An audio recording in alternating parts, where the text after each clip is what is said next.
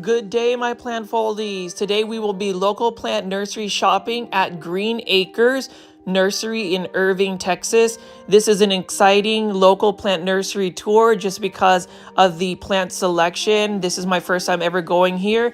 And as always, if you're new to my channel, please make sure you are subscribing to my channel and please hit the like button as well, as it really helps my channel out. But anyways, I am down in Irving, Texas, checking out Green Acres Nursery. I heard about this through a friend and I decided to go ahead and go down here to see what the clamor was in terms of how big this plant nursery is. I was told that they had a beautiful tropical area as well as an outdoor area. Today I'm just going to focus on just the indoor tropicals, but as you can see, right off the bat, there are so many plant supplies. We can see this cute little anthurium here on this little table. They've got patio supplies. They've got a lot of things, and this is just the indoor part for all of their plant supplies. It just reminds me more so of like a tractor area, tractor plant supply, but you can see that there are so many plant supplies that you can find. We've got starter nursery planters right over here, those little greenhouse things, and then we also have these jiffy pots to start your seeds out. We've got different types of soil, we've got rolling carts for larger plants, and we've got patio decorations. But it's really interesting that they have a variety of different types of soil. They've got lawn decorations, outdoor decorations, and as I walk toward the indoor nursery, we can also see that they have a planting bar. So I guess that if you pick up a plant, you can get them to plant it in a planter of your choice. I really like that a lot. I think it's really interesting. And then you can see that they have that those house plants right over here, which is where we're gonna go. We are now about to enter this paradise.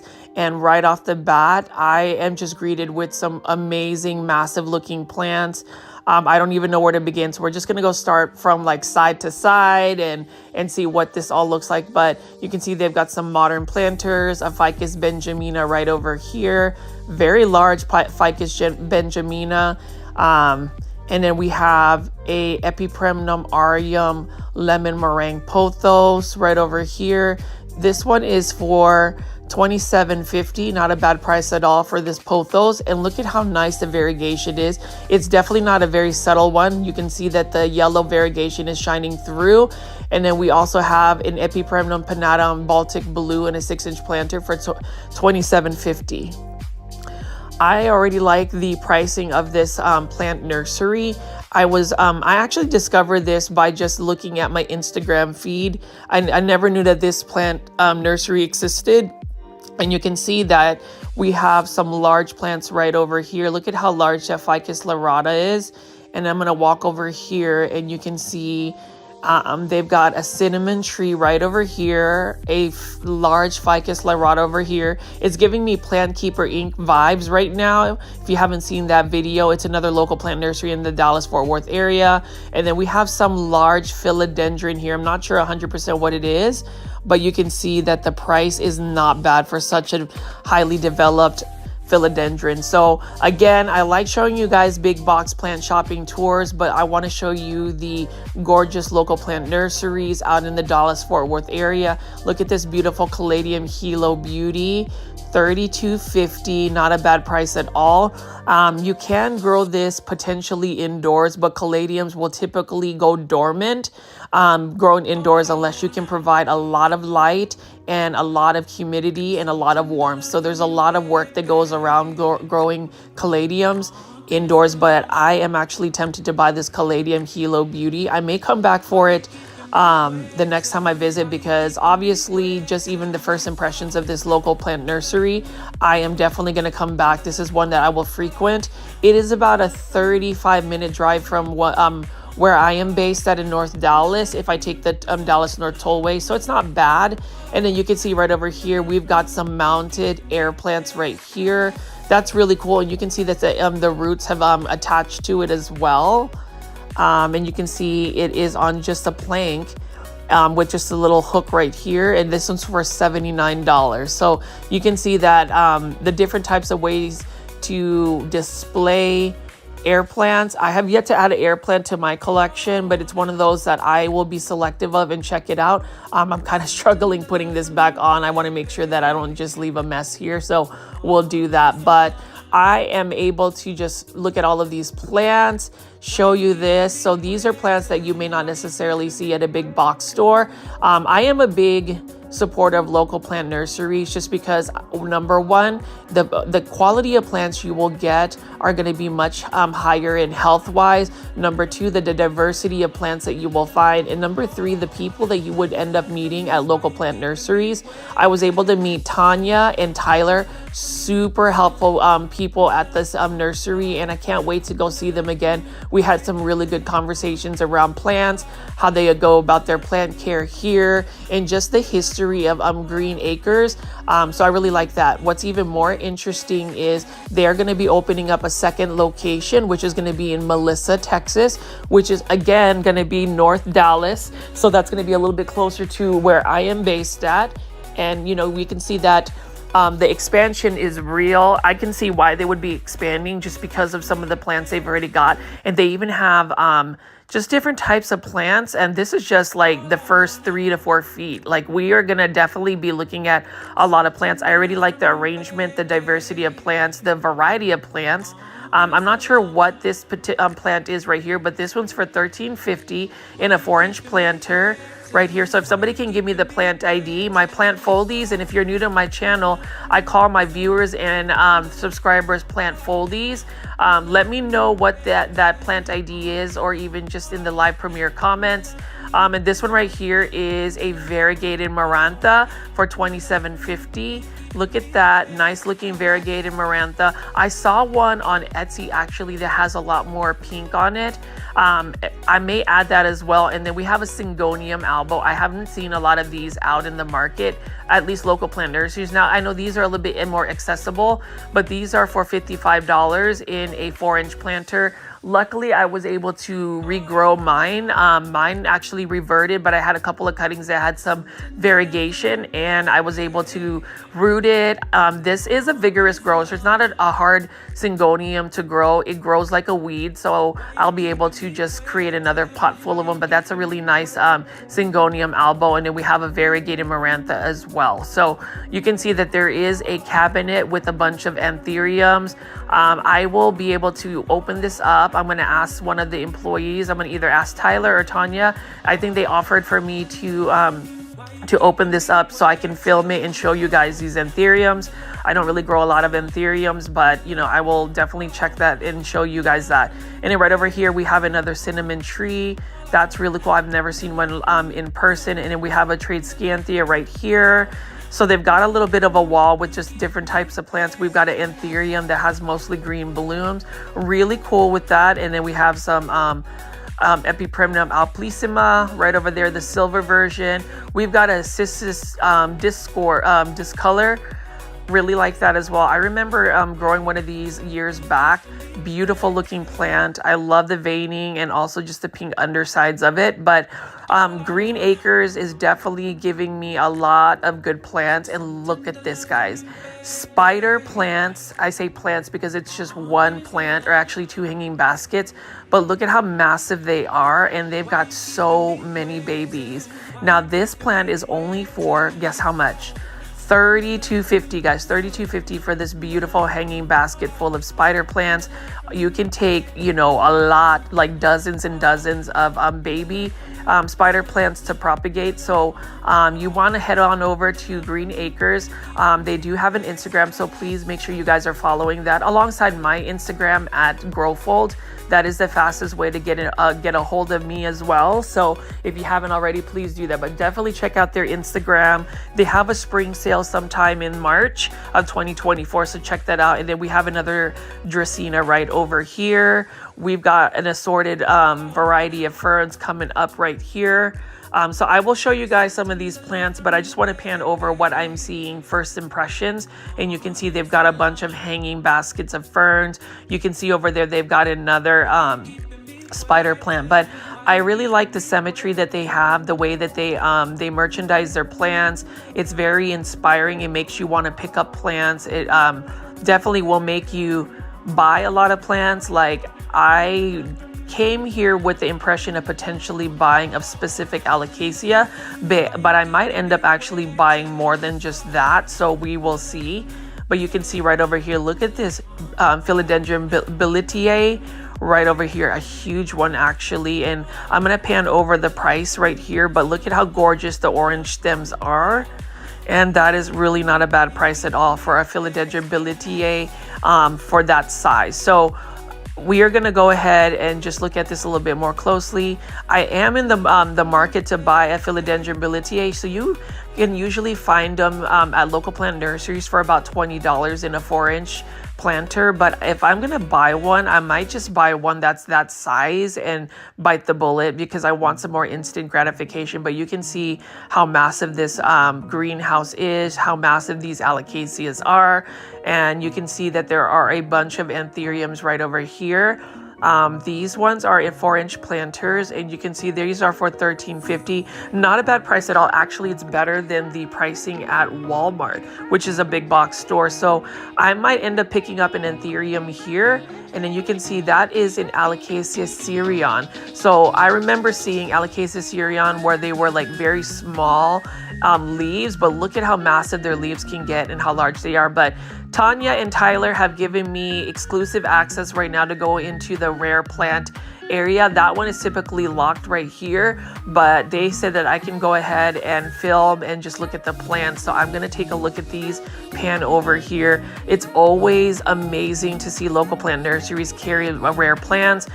Although it is unfortunate that they have to lock up rare plants, I can totally get it.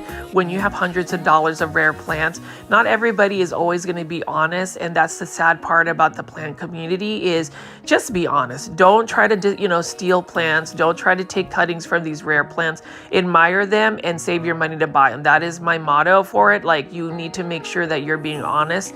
But that's the reality of the plant market. There are some dishonest people out there. And you can see right here though how they've been able to get all these rare plants. That is a Monstera dubia growing up a pole. And then I want to show you the pricing of this Philodendron Florida Ghost. Look at how large the leaves are. Look at how minty the leaves are. I love look at how large the leaves are. Now, again, with philodendron, if you grow them up a pole, a plank, they will maximize in their leaf size, and you'll actually see the true potential of their beauty. I think a lot of people are not aware of that, just because when you buy a house plant at a big box store, they're definitely not on totems like this. Like, these are philodendron pink princess, but as you notice, these philodendron pink princess are starting to get large in size because of the totem. These ones are for $100, but you can see that these philodendron pink princess, I don't think they're the tissue cultured versions that you would buy at a big box store. These ones may not be tissue cultured, so which means that they may be more of a hardy, more durable plant. And then right over here, gorgeous looking Monstera albo. These ones are for $200. Not a bad price at all for this large size of an albo. And the thing about it is the variegation is really nice. They've got a half moon variegation on all 3 leaves. And then we have a philodendron right here. Not 100% sure what it is. $37.50. It might be a philodendron sordiroy, but I'm not 100% sure. So just let me know in the plant comments. And look at this. Philodendron orange marmalade. This one's for $37.50. Nice looking variegation. Love that. It's got a neon yellow variegation with some subtle orange to it. I want to actually get one of those philodendron at some point. Not today, because I got to get my plant budget up. And then we've got some more Monstera Thai constellations right over here, a really large one. And then we've got another philodendron bilitiae. We've got some type of Schinsapsis growing up a totem, so that's really cool. We've got another philodendron brantianum growing over there as well on a plank, but that's a really cool Schinsapsis pictus growing over there. And we've got a philodendron micans growing up a totem as well, and those leaves are starting to get large. We've got a Monstera stadliana, or cobra as what Costa Farms calls it, on a totem, so those are starting to grow large. And then we've got a philodendron hederaceum cream splash. Really like that too. I love philodendron hederaceums just because they're really easy to grow. They can tolerate lower light conditions, very easy to propagate and multiply. But As you can see, we've got another Epipremnum giganteum variegata. This one is for $27.50. Actually might consider getting one of those as well. I just really like the variegation on the leaves. And then we got another Philodendron Bellitiae right over here. Gorgeous orange stems. And then I just love the large, narrow leaves that they have here. This would be a really good addition on like a high bookshelf or something of that nature, just for the plant styling. And as you can see, Green Acres has some amazing rare plants. I was told that they are still going to get some more rare plants, so that's really cool. And you can see right here, Monstera dubia, as it grows up a plant and attaches its aerial roots, the leaves get larger, and these can actually fenestrate as well, which is really exciting. It does require some more care, so I don't really have a Monstera dubia, but this Philodendron Florida Ghost is one that I just can't stop looking at. Look at how large the leaves are. It's holding its minty leaf color, and you can see even the new leaf unfurling is a very bright ghostly color, so I like that. Philodendron Ghost, Florida Ghost, I really like that a lot. And look at that, it's definitely got some ghostly vibes. Look at how light the leaves are as they come up, and this one is actually ready to unfurl. I just like how large the leaves are. I definitely want to get this philodendron. I had one before but ended up giving it to my friend Garen, who actually manages the Plant Keeper Incorporated plant nursery that's out in Dallas, downtown Dallas, Texas. So definitely check that out. And then we have a Philodendron Jose Buono. Nice looking philodendron. I love how large the leaves are. And this one actually is a very nice looking variegated one. The variegation is pretty good on that. And then we have another Philodendron Bellitiae. Now we have a Philodendron Thai Sunrise. I actually ended up getting one of these a long time ago, 2 to 3 years ago, at a local big box store called Lowe's. I ended up killing it, but it was actually being sold in a self-watering planter.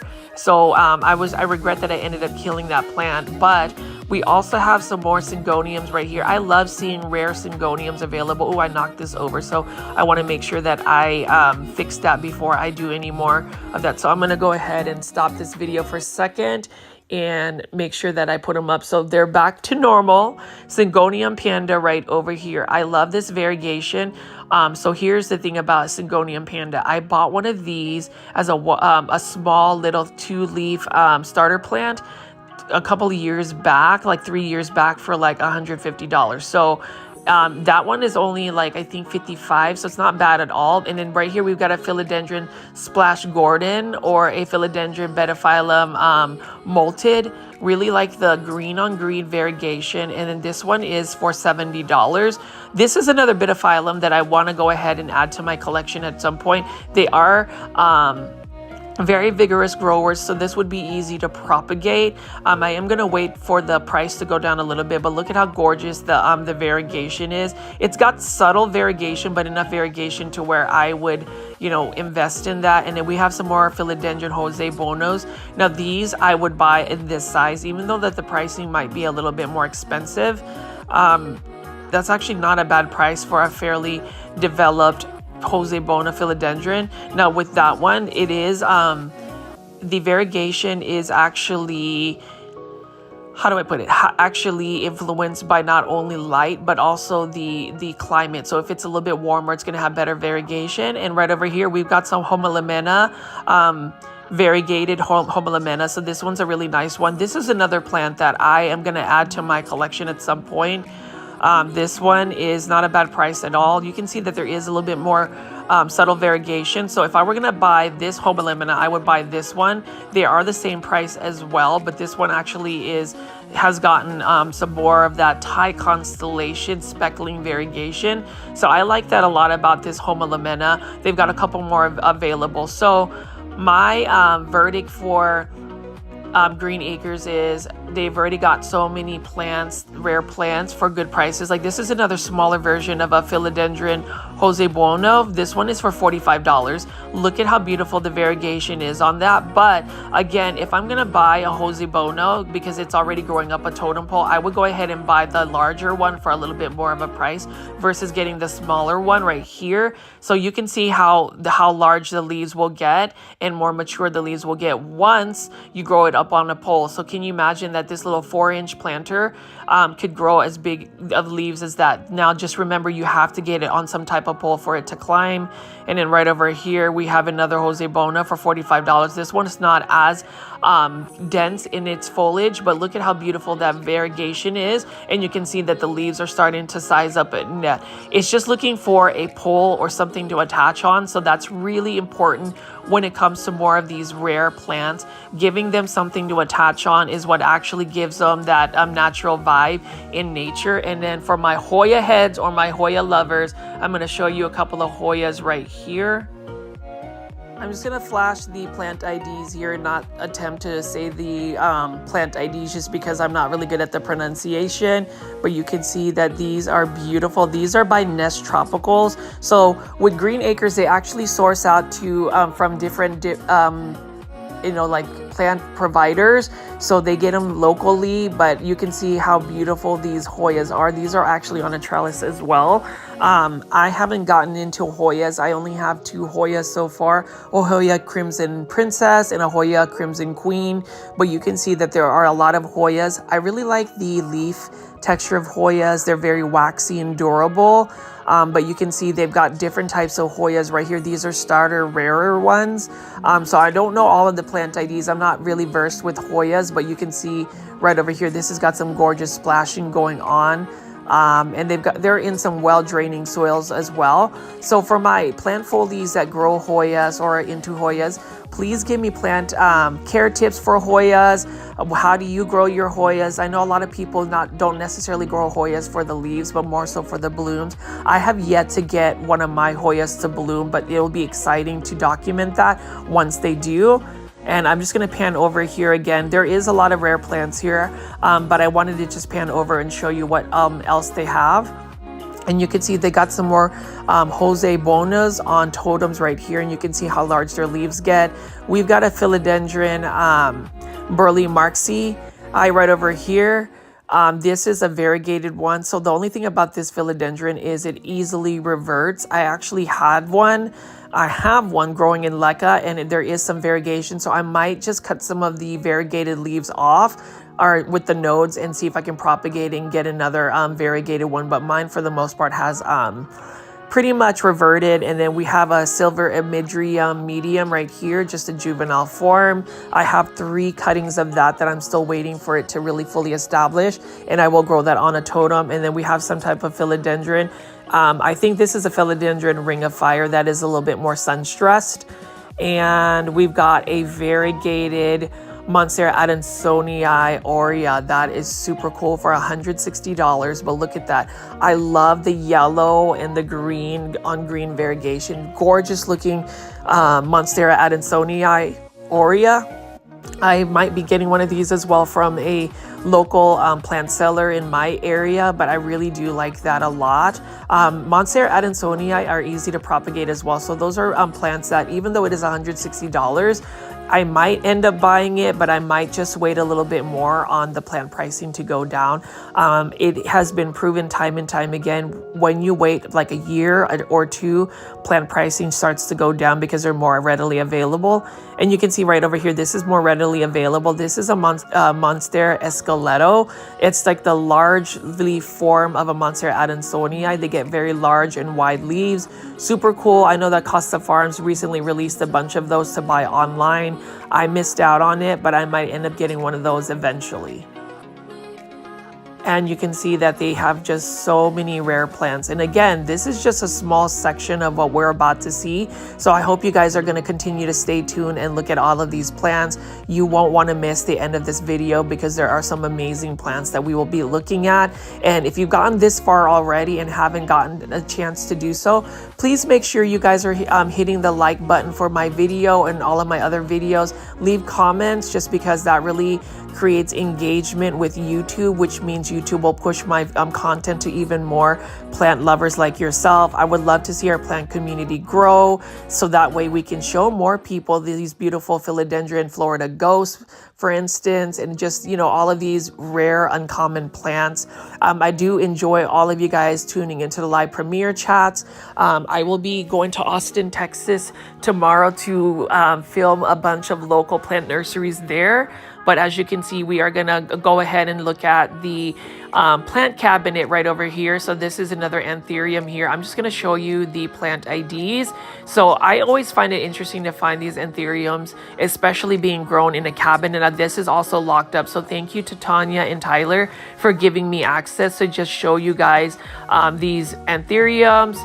I've never seen these in person, so it's really exciting for me as well to see all of these. These are for $30, for instance. I'm just going to show you the plant IDs on the actual plant versus putting them in the subtitles, but you can see how gorgeous this one is right here. These are by Woohoo Tropicals, which is basically a plant nursery seller out in Houston, Texas. I really like that they are sourced out. They've sourced out different types of plants from local Texas nurseries. And then this one right here, I actually would love to get this anthurium. This is a anthurium dock block, just because look at the veining and then just the satin finish on the leaves. Really like that a lot. Anthuriums don't really like me. They're a little bit more finicky of a plant. So a couple of things about anthuriums is you would definitely need high humidity. You probably need to grow it in a cabinet. Not only does it need high humidity, it also needs like a fan for like the air circulation to grow. Otherwise, they will also get mushy and just die. But I've never seen this. A Scindapsus jade satin variegated, $75. So I would love to get a hold of one of these, like even just a one leaf, one node cutting, or I might just bite the bullet and buy that one as well. That's not, honestly, that's not a bad price at all. And then right over here, we have another, this one is a Monstera Burley Marks Flame for $150. These are a hot commodity as well.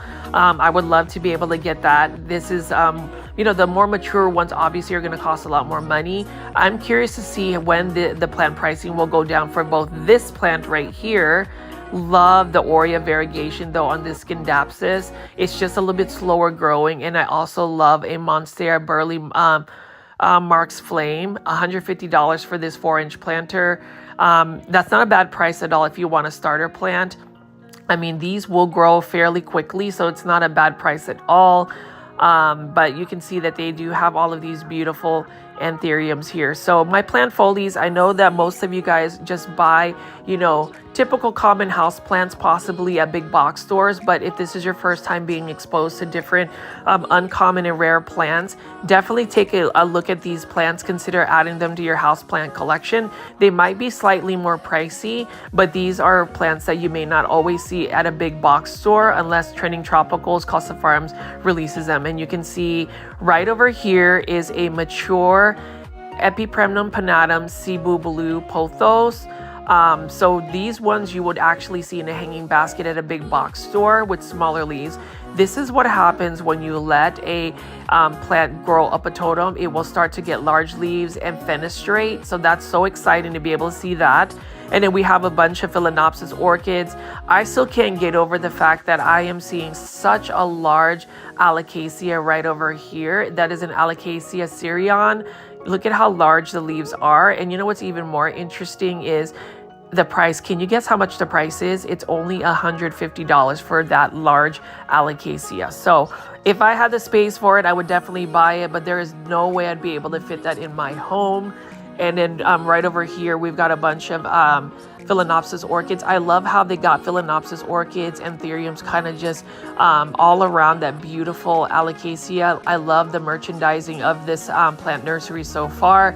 I noticed when I walked in, a lot of the plants are in different tables, but the plants are different species, or if they're not different, or not different species, similar species, and also the plant care tips are very similar. So that makes it easier for maybe people that are not as versed with the plant care. Their staff definitely will educate you about plant care tips, and they'll give you, they will steer you in the right direction of what type of plants you have. So I really like the level of service they have at Green Acres. Definitely a very approachable staff, and I love that a lot. I think not only is the quality of plants that you get at a plant nursery important, but also the level of service that you receive. So, in retail, if you have good service, you're going to get good, loyal customers, and I really like that a lot. I am going to definitely be one of those customers that will make the drive down here to see what kind of plants they have, because right off the bat, they've got rare plants, so that gives me some inspiration to save some money to get some more of these rare plants. And then we can also just look at the green foliage. I make these 1 hour plant shopping videos. This one's going to be a little bit longer, so I hope you guys stick around with me just so I could show you guys plants. Like sometimes going to a local plant nursery, it's all about that plant therapy. Just even looking at greenery and plants is really good for anybody's like mental health. So I'm so excited about that. Just to be able to share that with you. So I hope you guys get that vibe where you and I are just walking together at Green Acres and just enjoying the plants together. Obviously, leave some comments about what plants you like. If you think that I should buy this Caladium Halo right over here, just because look at how gorgeous the leaves are. I love that variegation. And then we have some more plants right over here. This one is for $25. I like that a lot. And we've got some bromeliads right over here. So, bromeliads, again, like I said, will appear anywhere. A big box store, a grocery store, a beautiful local plant nursery like this one. There's always going to be a bromeliad. And then right over here, look at this gorgeous Monstera Thai constellation that's just kind of like, randomly put here right next to that Epipremnum pinnatum Cebu blue. That's super cool. I love seeing fenestrated plants. I love mature plants like this. Monstera Thai constellations, it was 3 to 4 years ago that was a rare plant, and now you can really just see them at plant nurseries at a decent price. And you can see right over here at this first table, they've got a lot of Epipremnum, Arium, and then we also have this massive Philodendron Billetiae, and this one's actually in bloom. It's actually happy. So it'd be interesting. I've never tried to grow, aeroids or anything, philodendron from seed, but that might be something I would like to visit in the future. So let me know if you've done that before, because that would be interesting to see if I could grow them from seed. But you can see that there are lots and lots of philodendron right over here. And look at this really cool Japanese stoneware, $70. That's actually a good price for that lantern. I would love to add that to my Japanese garden outdoors. I have a Japanese garden that I'm growing. And then right over here, we have some Florida greens, Philodendron Florida greens. $9.75 is not a bad price at all for a 4-inch planter of Florida greens. And the thing about it is this is actually a fast, vigorous grower for a philodendron, especially since it's just all green. And then look at this. I actually might end up getting this plant for $20. We've got a Philodendron Melanochrysum. Really like that a lot. It reminds me basically of like a Philodendron micans, but just a larger leaf form that you can actually get even larger if you grow that on a totem pole, a moss pole. So that's another wish list plant that I might come back to and buy at Green Acres. And then another reason why I would encourage any local plant foldies that are in the Dallas-Fort Worth area to go to this plant nursery. Number one, obviously the staff like Tanya and Tyler are amazing. They are super friendly. But number two, for these rare uncommon plants, they are not only priced well, they are also super healthy. So instead of having to go to like an online plant shop and getting, buying plants, and then, you could get one for $20, but then you have to pay the shipping. you can choose your plant in person. So that is why I'm going to definitely make this one of my premier plant nurseries to buy uncommon plants. I would say their plant pricing is definitely fair, if not very cost effective for these rarer plants. Like that one right here is for $20. Now, I don't know what this particular philodendron is. It's interesting though, just because the leaves are a little bit more serrated. So if you know what this philodendron plant ideas, please leave that in the comments. I would love to know. But you can see that there was like philodendron gloriosums.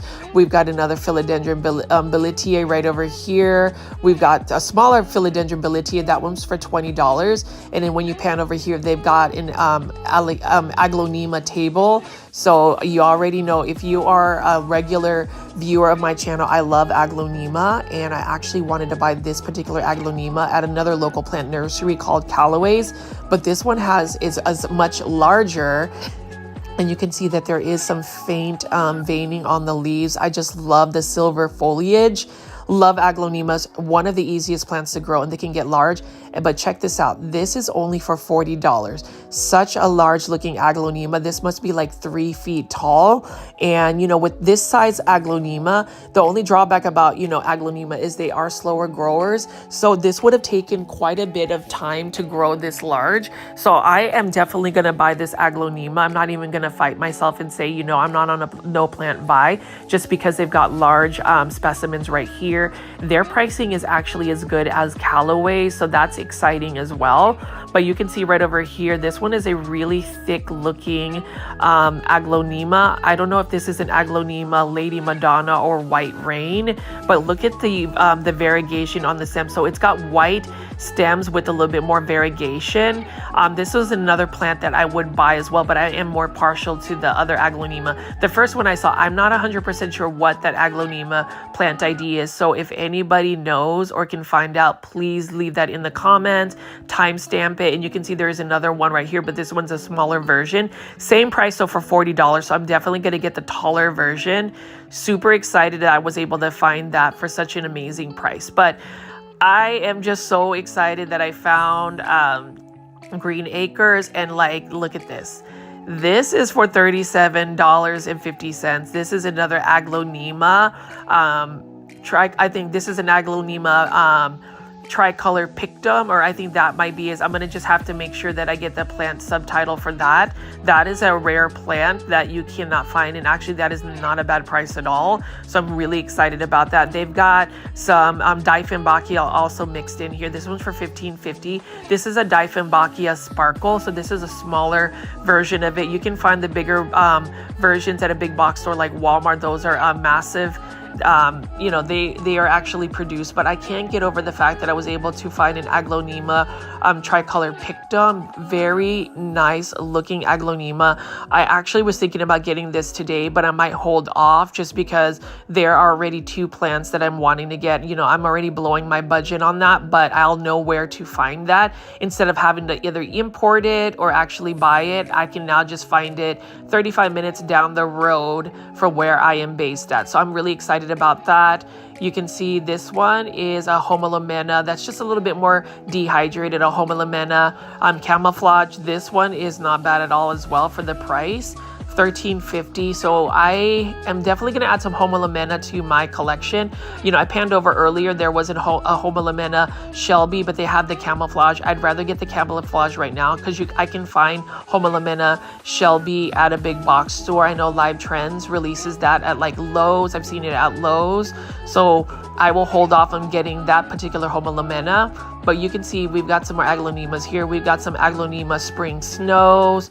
Beautiful looking aglonema, but you can see this one right here is a Homalomena camouflage. This one is for $13.50. Honestly, I should have just picked this one up. It's an easy to care for plant. Some people say they are finicky. You just need to make sure that you stay on top of the watering, and then just also the humidity levels are up to par. And then right over here, I'm not 100% sure what this aglonema is, but what I am 100% sure of is I love it, and this is for $20. Love pink plants. I love that aglonemas have a lot of varieties of plants, and look at how highly variegated these plants are. You know, what's even more exciting is aglaonemas are very low light tolerant plants. They can tolerate low light, but you won't get the best beauty out of it unless you give it bright indirect light. You can see right over here it looks like an aglaonema. This is a Dieffenbachia. So that one is a Dieffenbachia sparkle. And then right over here, we have another rare or uncommon Dieffenbachia. This is one I would actually add to my collection. This is a Dieffenbachia reflector for $20. This one would be a manageable size for me. I haven't really seen large versions of this being sold. That is another wish list plant that I would like to add. I like this Dieffenbachia not only because of the variegation, but the leaf texture. It's got a velvety tone to the leaf.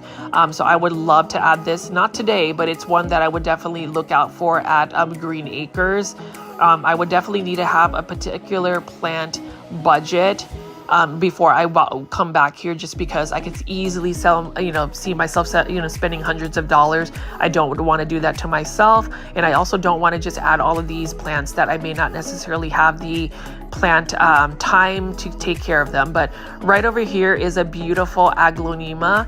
This one is for $27.50, not bad at all. This one is an aglaonema Etta Rose. I love aglaonema Etta Rose because it's got a pastel pink tone about it. Now, I did find this at Kroger for, I think, $13.99. So I may end up just getting that at Kroger versus getting it here. But nonetheless, it's a beautiful looking aglaonema. Love the pink on it. Again, my plant foldies and viewers watching this, if you haven't already, I would highly encourage growing aglaonemas. I think they are such an underrated plant. If you were to Google search hybrid aglaonemas, you will see a lot of Indonesian plant pages, Indonesian IG or Instagram pages that have such gorgeous varieties of aglaonemas.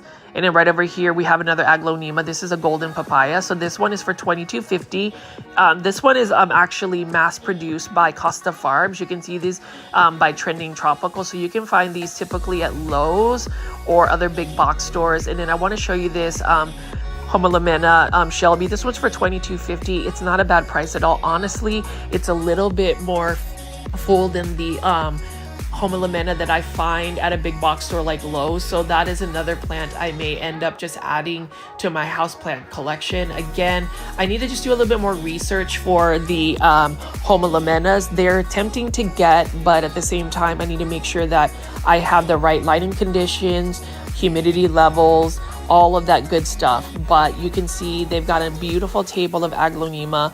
Really satisfied that they had that available for us to take a look at. And then you can see right over here, this is another Caladium Halo Beauty. Look at that. And just looking at it from the bottom view from their canopy, it's really nice. Love that a lot. It looks like they trimmed down some of the maybe older leaves, but what I like about Caladiums is they actually reproduce quickly. So you can get more bulbs and actually get more Caladium. I may end up buying this. This would be a plant that I would have to grow in, outdoors. They're just easier to grow. Same thing with Alocasia, but I think Caladiums are a lot more finicky and needy as compared to Alocasia. And then obviously right over here, they've got a beautiful Dracaena Lemon Surprise. This is one that you will always see at local nurseries as well, but it's another underrated plant. And then we've got a Philodendron Hederaceum Lemon Lime right over here. Look at how gorgeous that yellow leaf is. I love that, but this is what I came here for. This is, I believe, an Alocasia Nebula. So remember how I mentioned that I was thinking about getting an Alocasia Nebula at Walmart by Growers Bench for $17 something. Look at how large this Alocasia Nebula is, and can you imagine how much the price is over here? The price is only $45. So why spend $17.74 for a smaller plant when I can get a highly established, developed Alocasia at Green Acres? So that's the thing about supporting local plant nurseries. Sometimes they could be a little bit more pricey, but that I already had to put it in my cart. I wasn't going to let somebody take it. That is exactly why I wanted to go to this nursery, because I saw a picture of it, and I am glad that I was able to find it. And then right over here, this is my first time actually seeing this. We've got a hanging basket of Philodendron Betaphyllums. And then we've got other philodendrons right here, Hederaceums. And then we have some more Epipremnum pinnatums right here, variegated ones on totem. So we'll take a look at that, but I want to pan over here and show you guys all of the Epipremnum aureum or pothos. So the first one up, gorgeous looking yellow leaves. These ones are the neon pothos right here in a 4-inch planter. Not a bad price at all for it as well. I think it's for like $9.70. And then right over here, this one's actually very uncommon. And some people may like it, some people will not be into it. They may not pay for the price, but this is an Epipremnum aureum emerald or emerald pothos. So the thing about emerald pothos is, and this is for only $7.75, not bad at all. I actually might consider buying this, is emerald pothos. It's all about the subtlety. So global green pothos has more very, stark green on green variegation. You can see that, but you can see this is a little bit more subtle. Honestly, it's more of like a reverted enjoy, which is what we're going to be looking at right here. Enjoy though, pothos is one of my favorite pothos because I love, not only the price is not bad at all, $9.75 for this. You can see the green and white variegation contrast. It's very high. I like that a lot, but as compared to obviously the emerald pothos that has more subtle green variegation.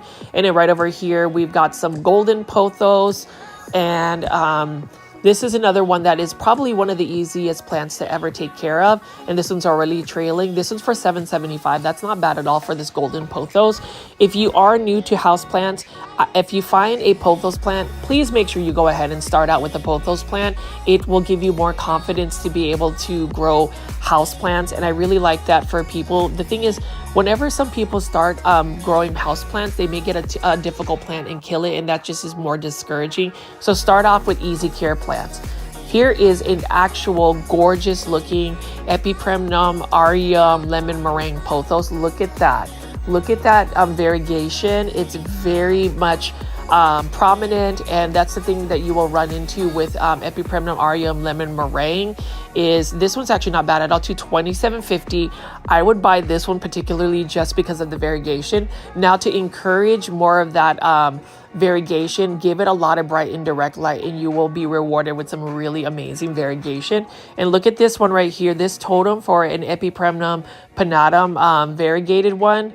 And it's already started to size up on its leaves. I have a bunch of cuttings of these that have actually been in water for a while. This one is for $55. Not bad at all. I would honestly buy it just because I like the look of it. And I could actually cut up some of those leaves that are already trailing down because it's already maxed out on the pole, but that's really cool. And then right over here, we have a Marble Queen pothos growing up a totem, and you can see that the leaves are starting to get large as well. Love the totem situations. I have one that I actually grew from cuttings, and they're growing up a pole, and they're starting to get large and lush as well. But that's the thing. Those hanging baskets, those starter plants that you see at a big box store, they don't ever really have them on totems, but when you grow them on totems, the leaves will start to get large, and I feel like they look more beautiful growing up a pole versus trailing. Like this one right here is an Epipremnum pinnatum Cebu Blue for $9.75. Not a bad price at all. Where I'm from the Philippines. These pretty much grow like weeds. They're from the island of Cebu. And you can see this is a mature version. This Epipremnum pinnatum right over there in the background is what it looks like in the wild when it's allowed to grow up a tree. And then this is what we see at a big box store, the juvenile form. So let me know in the comments what you think. Do you like the smaller version or do you love the beautiful fenestrations? Honestly, I love the big, beautiful fenestrations. I think they're gorgeous. And then this one right here is a Scindapsus Trubriae Moonlight. Beautiful looking one. And by the way, all of these plants that I just pulled up, guess where they were sourced from? They were sourced from Canada. So I have a lot of plant foldies from Canada or Canadian viewers that mention they don't have a lot of plants. Their plants are not available in big box stores, more so local plant nurseries. I am still baffled at the fact that I have all of these plants. This whole table has a bunch of plants that were sourced out from Canada. So I'm not sure if they're just hoarding it to send to Dallas, Texas or Irving, Texas. But that's just really interesting. A lot of these plants actually are sourced from Canada of all places. So they're not all from Florida, which is where you would assume most of these tropicals are. So I just find that interesting. Please leave in the comments what you think, why these plants are sourced out in Canada. But I thought of all of my Canadian plant foldies. Shout out to you guys. Thank you guys for always tuning into my live premiere chats and just engaging with me every single day. And then right over here, we've got a philodendron painted lady for $20. That is not a bad price at all. And the variegation is quite stunning for sure. As you can see, there's several other philodendron available here. We see another philodendron heteroraceum on a trellis, actually. Beautiful looking one. This is the Brazil, and you can see it is on a trellis. I haven't ever seen one of these before, but you can get one of these at Green Acres. So I really like the look of that. And that's the thing about plants and how you grow and display them. There are very different ways of displaying them. And then right over here, we've got another totem of some philodendron micans. Love the velvety leaves. And then we've got some squamiferum right here, some philodendron squamiferum. I have one growing, but these are nice and lush as well. So this is definitely a great rare uncommon haven to go to as far as a local plant nursery in the Dallas-Fort Worth area. Like right over here, we have a philodendron moonlight for $27.99. Nice looking philodendron moonlight. And I just like how they do have all of these plants bunched up together with similar care tips, similar lighting conditions. Really like that. And I was really happy to have met Tanya and Tyler. They were very accommodating, as well as just letting me film here. And you can see they've got fairy garden figures for a fairy garden. So I like this little setup right here. If you want like a miniature garden or just a fairy garden, here it is. And then over here, we've got a beautiful Ficus triangularis. Look at that. This is the variegated form. And you can see that it is absolutely stunning as well. This one is actually very lush and full. Sometimes with ficus, if they're not happy, they will definitely drop their leaves. And look at the price for this. This is for $69.50. Not a bad price at all, considering that it's already about 3.5 feet tall, growing up like a bamboo pole. But I love the variegation of this. I would love to add this to my plant collection, but I don't have nearly as much light to give it with any ficus plant. And I've said this on multiple videos, you've really got to give it some bright indirect light. This one can be very finicky as well, but I do love the variegation on it. And then right over here, we are still looking at some Epipremnum aureum. We've got some hanging baskets right over here. This one is a hanging basket of Monstera Peru. Look at this. It's super full, super lush. It's trailing, and it makes me want to buy this one as well. I don't have this plant in my houseplant collection. It's one that I am wanting to add. And then look at this full basket of Monstera celtipicana. A nice lush full one as well. And this one's for $32.50. Not a bad actual hanging basket full of Monstera celtipicana. I have one that is growing in a 3-inch potted up planter, but this one is a full-on hanging basket, and you can actually cut this up and get a lot of propagations. That is another plant that I love. It reminds me of like a pothos or even a heteroraceum, but it is a monstera. And obviously we want to look at this beautiful philodendron heteroraceum lemon lime, or philodendron heteroraceum neon, however you want to call it. Love the yellow neon leaves. Definitely can open up a bright space. And if you pan out over here, look at this. So gorgeous. And then right over here is a unique Phalaenopsis orchid on a trellis. You see how they have the blooms just on a circular trellis. I really like that a lot. What a unique way of displaying a Phalaenopsis orchid. And then we haven't even gotten a lot through the other tables, but you can see here, this is the Monstera table where they've got different types of Monstera. So we're going to take a look at this. We've got the classic Monstera deliciosa right over here.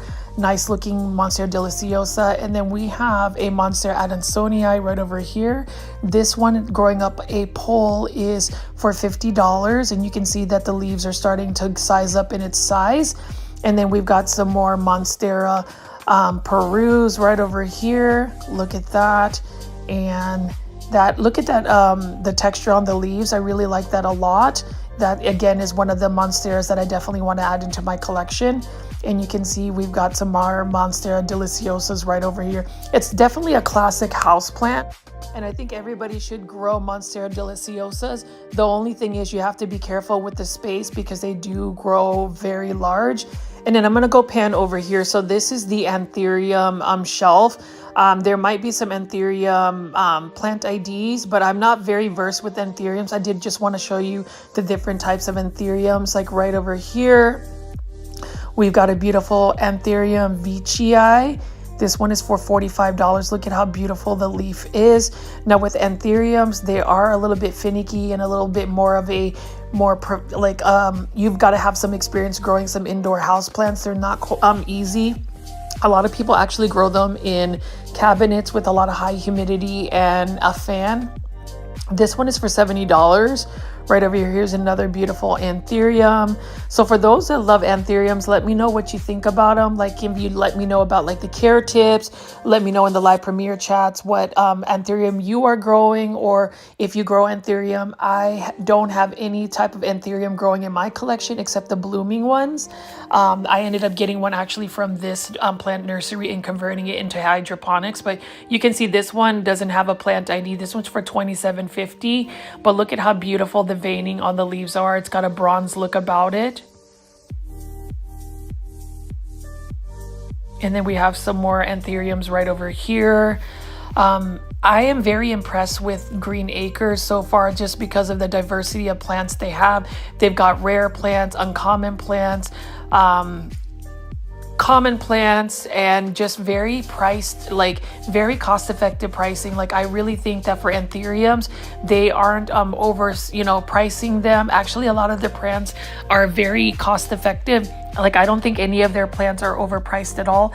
Honestly, I think that they are either underpriced for what I've seen at most local plant nurseries, which is actually really exciting, because you're getting healthy looking plants, but you're also getting healthy looking plants for a really good price. So if you are in the Dallas-Fort Worth area, I would highly recommend going to the Green Acres. And what's interesting is for my Canadian plant foldies, again, can you believe that a lot of these plants are actually sourced from Canada? So I know you Canadians have said that you don't have as many plants, but for some reason, this plant nursery has a lot of diverse plants available for us in the Dallas-Fort Worth area. So I feel very lucky, but you can see that there is a shelf full of like starter Anthuriums. I eventually may put Anthuriums into my houseplant collection. Again, it's more of just making sure I have the time and space to take care of them. And then right over here, we've got another table full of different types of plants with similar care tips. Now, these ones are what you call the 2-inch starter plants. So I'm just going to show you a couple of ones. We've got some Tradescanthia Nanook right over here. This one is for $3.50. Look at how cute that is.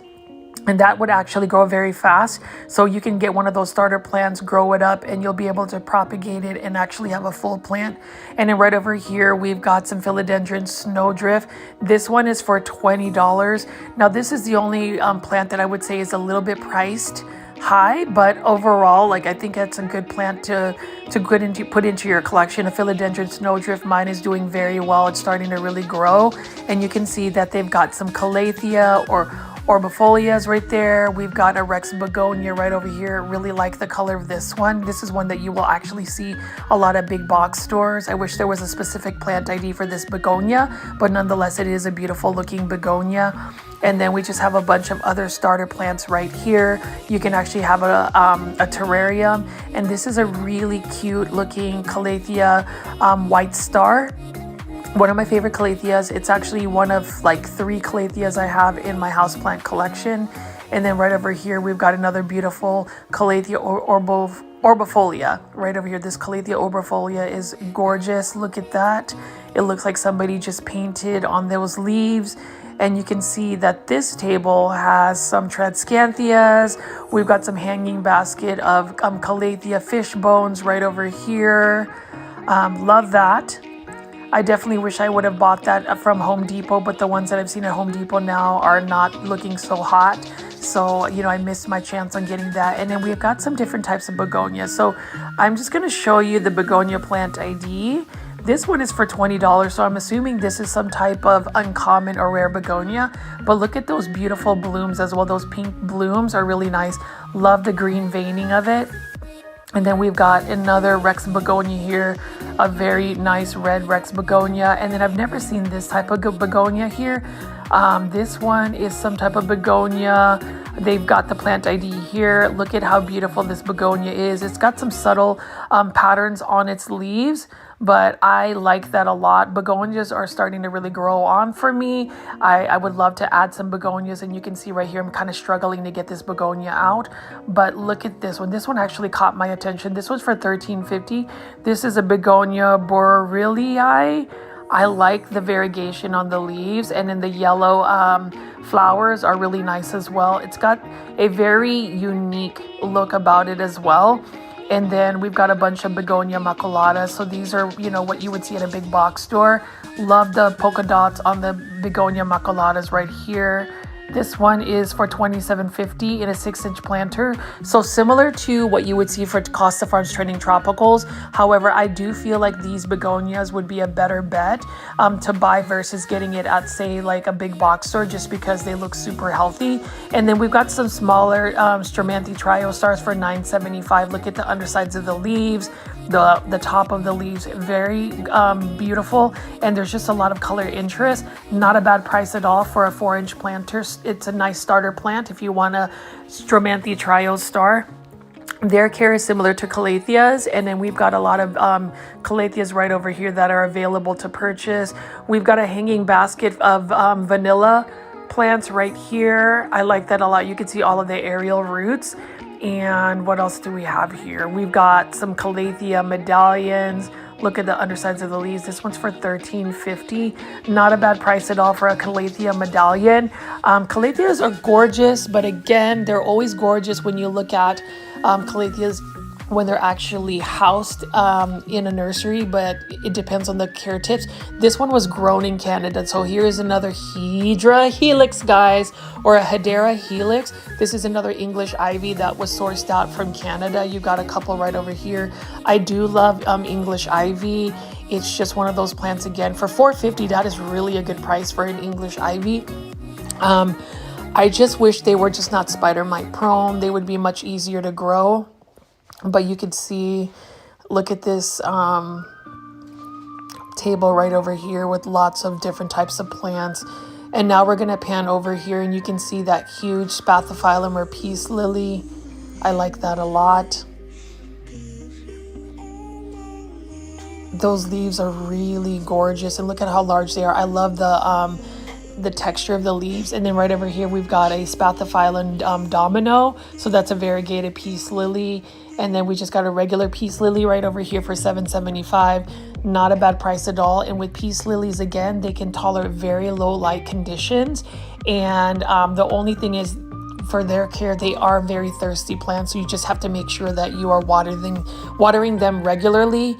And then we've got some more plants right here. So this is a whole section of just air plants, and they've got like air plants accessories, air plant planters. Like, look at how cute those containers are for air plants, and they've just got an assortment of air plants here. So if you're into air plants, Green Acres has it for you. You can hang them up, you know, put them on a shelf, and you can just choose from a variety of different types of air plants. They are labeled. Some of them start off as $4.50, but you can see there are plenty of air plants, but this is the one I really like, and I would love to add to my houseplant collection at some point.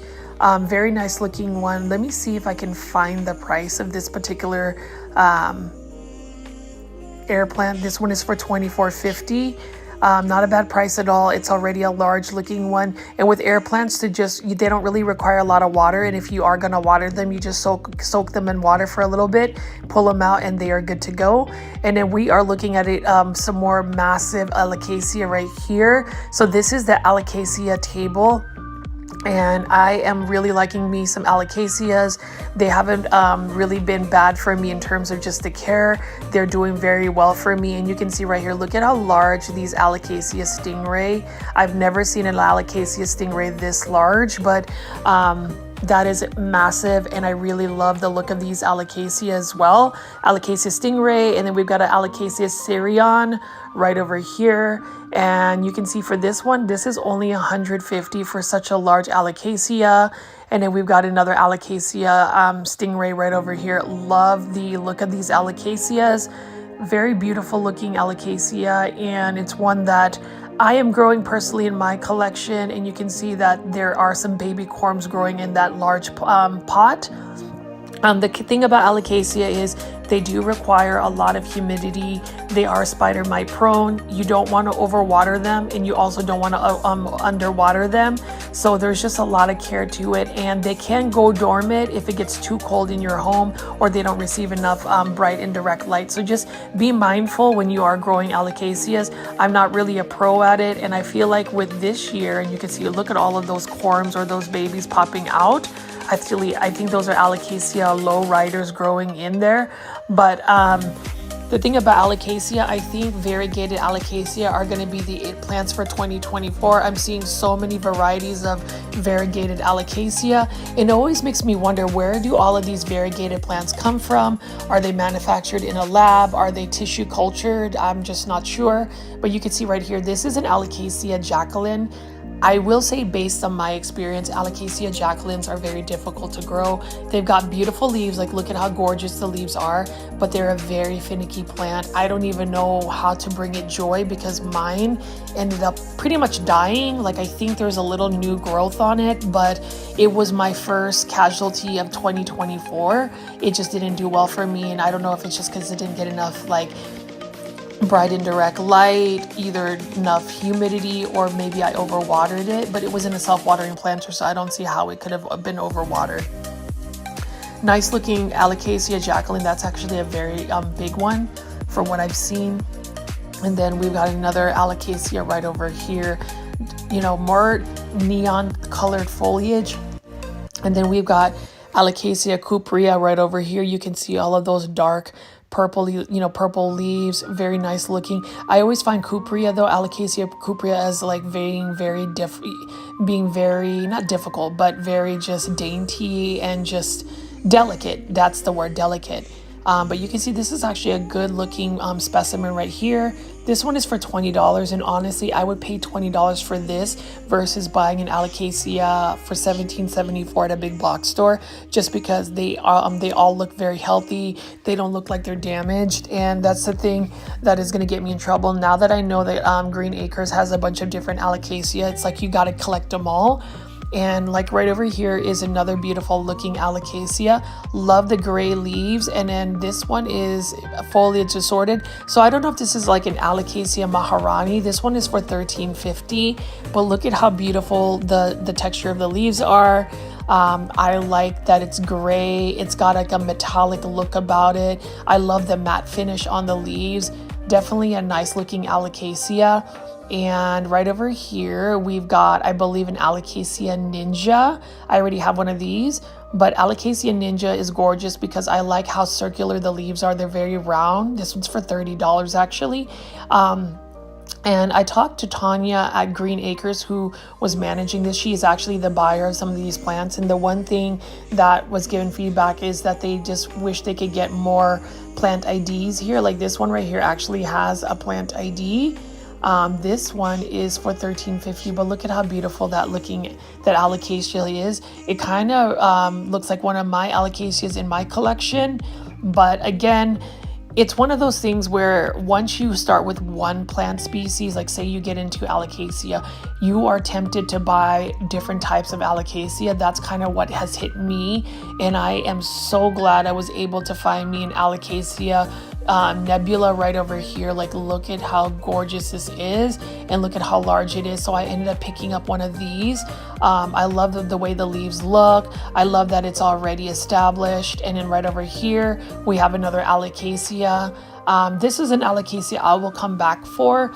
I need to get my alocasia room, aka my guest bedroom, in order, just because I've got quite a bit of alocasia there. I definitely want to make sure that the humidity levels remain high and I am able to get some more bright indirect light. Right now it is most of the alocasia are facing a north facing window, And then right over here, we've got some more Alocasia Mickey Mouse. Mine is doing okay. I ended up getting it from a local plant nursery called Famous in Oregon. And then right over here, we've got another Alocasia. I actually found that actually at Home Depot for a better price. Right over here, we've got the Alocasia Mickey Mouse. This one's for $20, but it is a nice looking Alocasia. The leaves remind me of like the stingray, but it's super cute as well. Love, love, love the variegation. Let me know, my plant foldies, if you've been able to grow Alocasia. Like, do you have an Alocasia Mickey Mouse? I think it's super cool. I love the variegation. It's not really as finicky as what people say. I think Alocasia, once they become a little bit more established, are not as difficult to grow. Now, this is one that I want to get. This is an Alocasia watsonii lightning. So this one's for $13.50. That is not a bad price at all. And you can see that the veining has like lightning. I love the look of it. And it's one that I am definitely going to come back for. For $13.50, that is not a bad price for the Alocasia. And the thing about Alocasia, my plant foldies, is they will reproduce and grow and propagate itself. They will be, you know, little babies that sprout that you can separate from the mother plant. Like, this is another Alocasia I like. I like that it's a dark foliage. This one is an Alocasia Anturo for $27.50. This is more of an uncommon Alocasia. I do like the texture of the leaves, but more so I love that it's a dark foliage plant.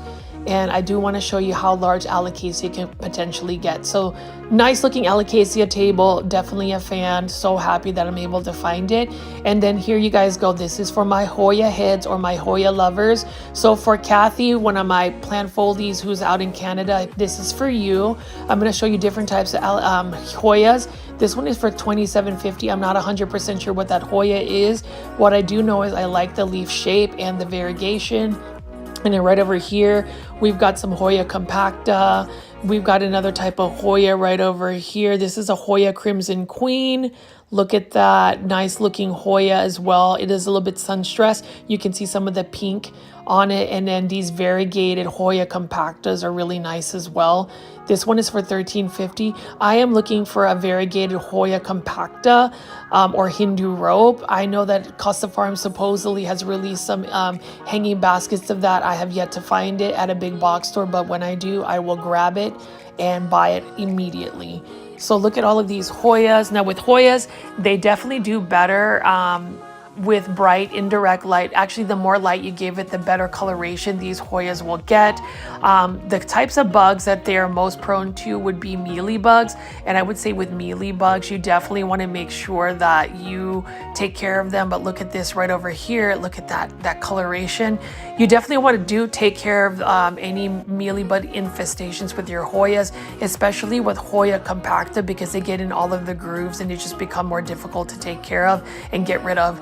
But you can see that Green Acres has a lot of Hoyas. And then we've also got some ZZ plants there.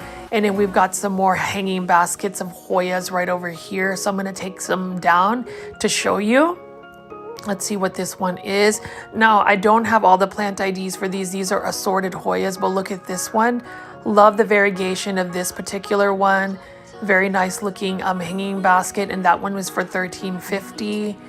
What else do we have right over here? Now look at this very full and lush Hoya hanging basket. I don't know what type of Hoya this is. All I know is look at how gorgeous the leaves are. And I love the maroon outlining of the waxy leaves. That I am a huge fan of that. And we've got some more Hoyas right over here.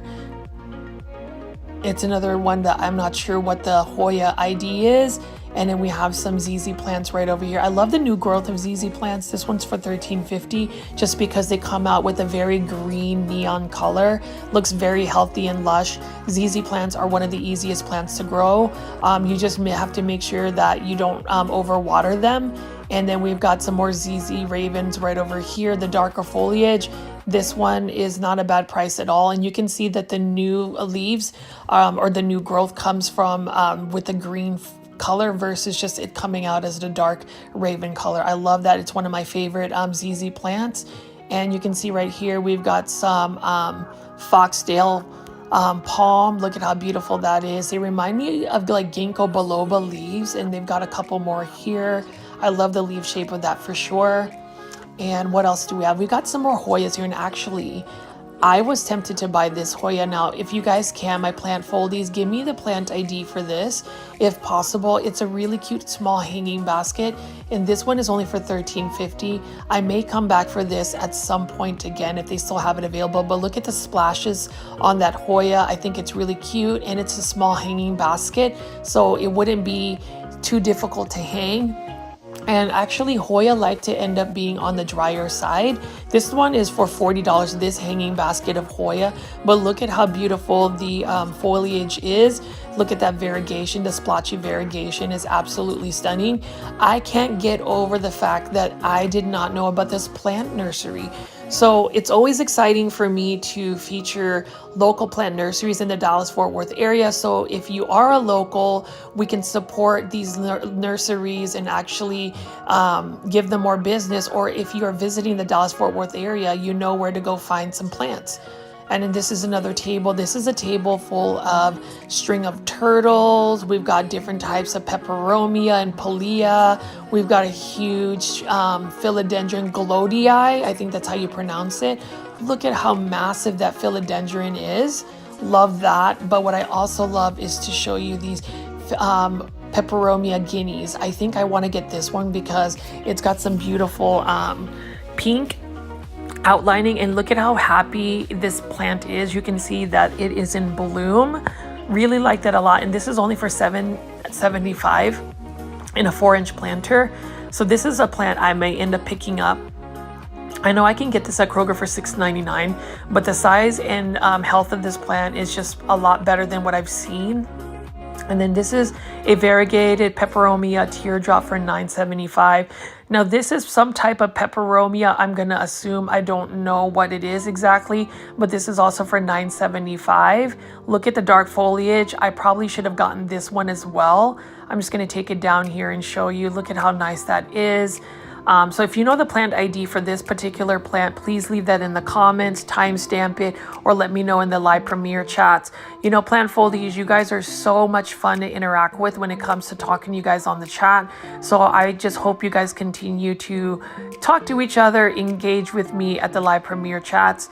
And then right over here, we've got a Syngonium batik growing up on a totem. I love that. I have some Syngonium batik as well as just regular Syngonium. I do love how lush and full this is. This is for $22.50. This is actually a better deal than say at Callaway's Nursery for the same price. And then we've got some more 4-inch planters right over here. This one is a Syngonium white butterfly right over here. Nice looking Syngonium white butterfly. It's already starting to trail, so you can probably propagate from it. And then this is a Syngonium Yano Cardi. This one is for $20. I have some of these growing in my collection as well. Nice looking Syngonium. It's one of the more unique looking Syngonium alongside like a Syngonium Chia Pens. But if you're going to spend $20, you might as well buy this large Syngonium right here. Look at how gorgeous this is on a pole, a totem pole. And for all of this, you can pay this price. It is not a bad price at all to get this much Syngonium. You can actually chop it up and propagate multiple ones, but this one's already a fairly established one growing up a totem, so I like that a lot. And you can see how gorgeous these plants are. Like, this plant nursery has such a good way of displaying their plants, and I love that they have similar plants that are you know, similar in care tips. Like this one is a Syngonium 3 Kings for $35.70. I have a lot of Syngonium 3 Kings. They're very easy to propagate actually. I continue to propagate them. I am definitely going to see about maybe giving them away or, you know, sending them to some of my subscribers. And then this one is a Syngonium Pink Perfection. Really nice looking Syngoniums. Again, Syngoniums are one of my favorite plants. They used to be my favorite plant until I realized that sometimes their care isn't as easy as I thought it would be. They are a little bit more prone to like spider mites and mealybugs, more so than I thought. But what I like about them is there's such a huge diversity of Syngoniums, and they are vigorous growers. Look at this one right here. We've got another Syngonium. And we've got some more Syngonium three kings. We've got some Syngonium milk confettis right over here. Lots of Syngoniums to look at for sure. And let's see what this Syngonium is right here. More Syngonium three kings. So I'll pan out over here and show you what else they have on this table. But look at that Philodendron glodii. That is massive.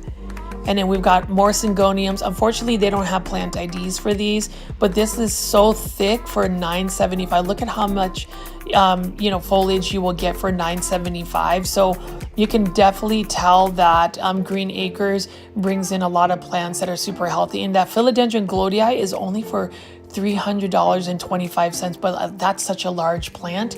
And then we've got a lot more peperomia ginnies. This one is actually super full. This one's for $9.75, but look at how full and lush this is, and look at that pink outlining across, all around along the leaves. Very nice looking peperomia. And then I think we have another peperomia obtusifolia variegata over there.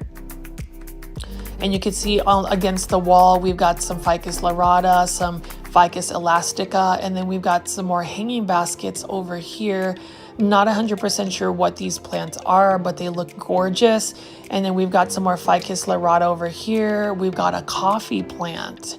This one is not a bad price at all. I do like the shine and the texture of the leaves of a coffee plant. And we've got a Ficus triangularis variegata. Now this is a Chiflera amato. So I've seen the larger forms, but this one is in a 6-inch planter. Love the leaves as well, very beautiful looking. And then we've got some Ficus elastica taniki right over there. We've got some more Ficus triangularis variegata. Now this is interesting. So here is a Ficus elastica moonshine or shiveriana. Look at that. I love the variegation of this particular Ficus elastica. It was one that was super expensive 2 to 3 years ago, where you got like a 1 leaf, 1 node cutting, and you'd have to spend like at least $100 if you were lucky. And then right over here, we've got a work of art that is a Ficus elastica taniki, more Ficus elastica, Ficus triangularis variegatas, and then we've got a whole table with some ponytail palms, different types of palms, and dracaenas. So that's interesting that they've got those 2 types of plants mixed in a table, but nonetheless, I love dracaenas. They're very underrated plants. Like right over here is a Dracaena marginata, but look at how wacky the branching has happened with this particular Dracaena marginata. Very nice looking Dracaena. And then we've got a Dracaena lemon lime or lemon surprise. This is for $22.50. Nice looking one. I love the colors of that particular Dracaena, and with that Dracaena, it can tolerate lower light conditions. And then my plant foldies, this seems to be one that you guys like. That is a Dracaena tornado or hurricane, however one you want to call it, and that one's for $15.50. This is the non-variegated version, but I do like the green on it. Nice looking Dracaena. And then we've got a Dracaena Florida Beauty. These are for $9.75. Not a bad price at all, honestly. Look at how beautiful the variegation is. That speckling on it. It's definitely a different look for a Dracaena, but nonetheless, it is in the Dracaena family. And you can see that there is an entire table just dedicated to that. And I haven't seen this often at a big box store. They used to be offered at Lowe's. This is a Dracaena Song of India for $15.50. This is one of the more difficult Dracaenas to grow because it really requires a lot of bright indirect light. If it doesn't get that, it will definitely shed its leaves. It's happened to me before, actually. And I'm going to pan out over here. And now we're going to walk over here where they have their clearance price plants, or plants that need a little bit more tender love and joy. These are Amydrium silver mediums. These are for $18.75. They are half off now, I believe. Nice looking Amydriums. I actually think that they're Scindapsus when you think about it, but they actually fenestrate as they grow older. And then this one right here is a Philodendron White Princess. Nice looking variegation. We've got some Tradescanthia here, some Cyclamen, some more Sansevieria. We've got some Philodendron Pink Princess for $14.25. And these are all priced as marked. So we're just going to pass by a couple of these like clearance plants. You can see there's another philodendron glodii, I believe that's what it is. And we've got some succulent cacti plants. We've got a bunch of plants right over here, variegated succulents. I really like that a lot. And when we talk about just diversity of plants and plant content, I'm glad that I'm able to show you different types of plants. Like these are beautiful jades, and we've got different types of euphorbia, cacti. Again, I'm not as versed in them, but I did want to show you some cacti. One cacti that I find very fascinating would be these barrel cactus. Look at these right there. And then these are so precious. Look at how fuzzy those cactus look like, but look at how prickly those ones are. And then we've got some Epipremnum pinnatum Cebu blue pothos. I love me some Epipremnum pinnatum Cebu blue. You can't go wrong with that. And then we've got a bunch of modern looking planters. So this is kind of more of my vibe. I like clean lines, very matte finishes. They look super cool. And then these are some variegated devil's backbone for $15.50. Very easy to propagate as well. I would definitely add that into my collection. I like the look of it. And then we've got some more assorted succulents right over there. What else do we have? Now we have a whole table of Sansevieria, or what you would call snake plants. Now, I don't know all of the plant IDs of these snake plants, but what I do know is I like these types of snake plants, the ones with a thicker, like starfish looking Sansevieria versus the trifasciata. I think that's what you would call it, the typical snake plants right here. There are a lot to choose from. A lot of people say that snake plants are easy to care for. I think they're easy to care for because they can tolerate lower light conditions, but the watering can sometimes be a little bit more tricky. And I'm just going to walk over here again and show you some more of the Alocasia. This is an Alocasia silver dragon right next to the Alocasia Mickey Mouse. I like this one as well. This is an Alocasia Sarion. That is the juvenile form of what you would see. The bigger one is right up here. Look at that. That's how large they could get. And that's the thing about plants. You know, whenever we go big box store plant shopping, we end up with like starter plants like this. But over time, they mature and grow. I am curious to see how large like a Alocasia Ninja would be and an Alocasia Watsonii Lightning, how large that these Alocasia would get. And then obviously look at how large that philodendron glodii is. And then there's just so many different tables and shelves full of plants. I love that Green Acres is very spacious. There's just a lot of plants to choose from, and they're super healthy. I did want to pan over here again and just show you a little bit close-ups on the Phalaenopsis orchids, and then just how much they cost. So that's the price for those orchids. It makes you want to get orchids. This whole nursery greenhouse actually gives you like tropical vibes, which is what I love. And I can catch myself coming over to Irving a little bit more frequent just to go see these plants.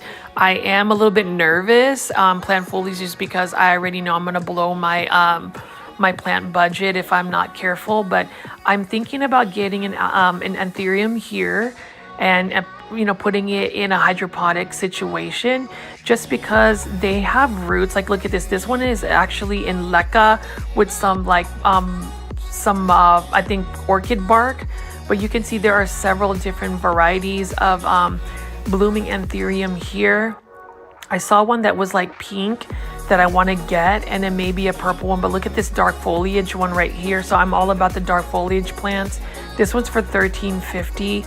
I am thinking about getting a couple of anthurium and actually putting them in hydroponic situations, because when you look at their roots closely, they're very thick. They almost remind me of aglaonema roots, and I just think that that would be a cool addition to how I would display my plants indoors. And look, they've got a couple of indoor azalea or Azalea semcii. This one is for $13.50. That's not bad at all for these indoor azaleas. I've got 3 so far, and I got them for such good prices. I'm hoping that I can grow them successfully indoors and perhaps propagate them.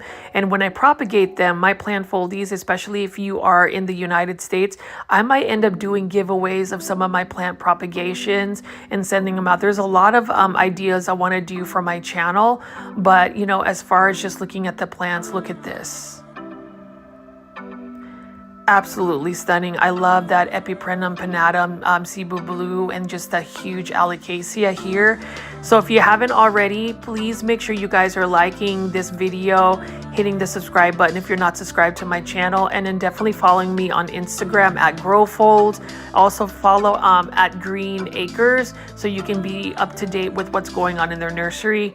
And then finally, I just want to show you this Tredscanthia here. This one I don't often see, but look at how beautiful the variegation is on this Tredscanthia. I definitely want to get this type of Tredscanthia versus just a regular purple one. I love the Nanook, but look at how beautiful the variegation is on this. This would be very easy to propagate. I actually have a Tredscanthia that I've been propagating and getting fuller. It's growing in Leca. And I just want to go walk over here and just show you some more of these beautiful plants. Look at that. Look at that Philodendron Billetia, however you pronounce it. And they just started watering these. And we've got some Philodendron gloriosums right over here. Now we're back indoors. I just wanted to show you some of their planters. Love these grape pots. It's more of my vibe. I love these spherical cylinder pots as well. Look at that. I have a couple of them in my collection. I actually have those specific ones, and that's really the kind of planters and look I like. I love neutral planters. Look at these right over here, the grays.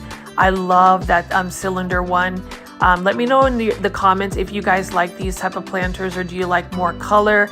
And I did want to walk over here and just show you the plant bar, and then you know, we'll be ending this video soon, but you can see that they've got a Philodendron silver sword right over here.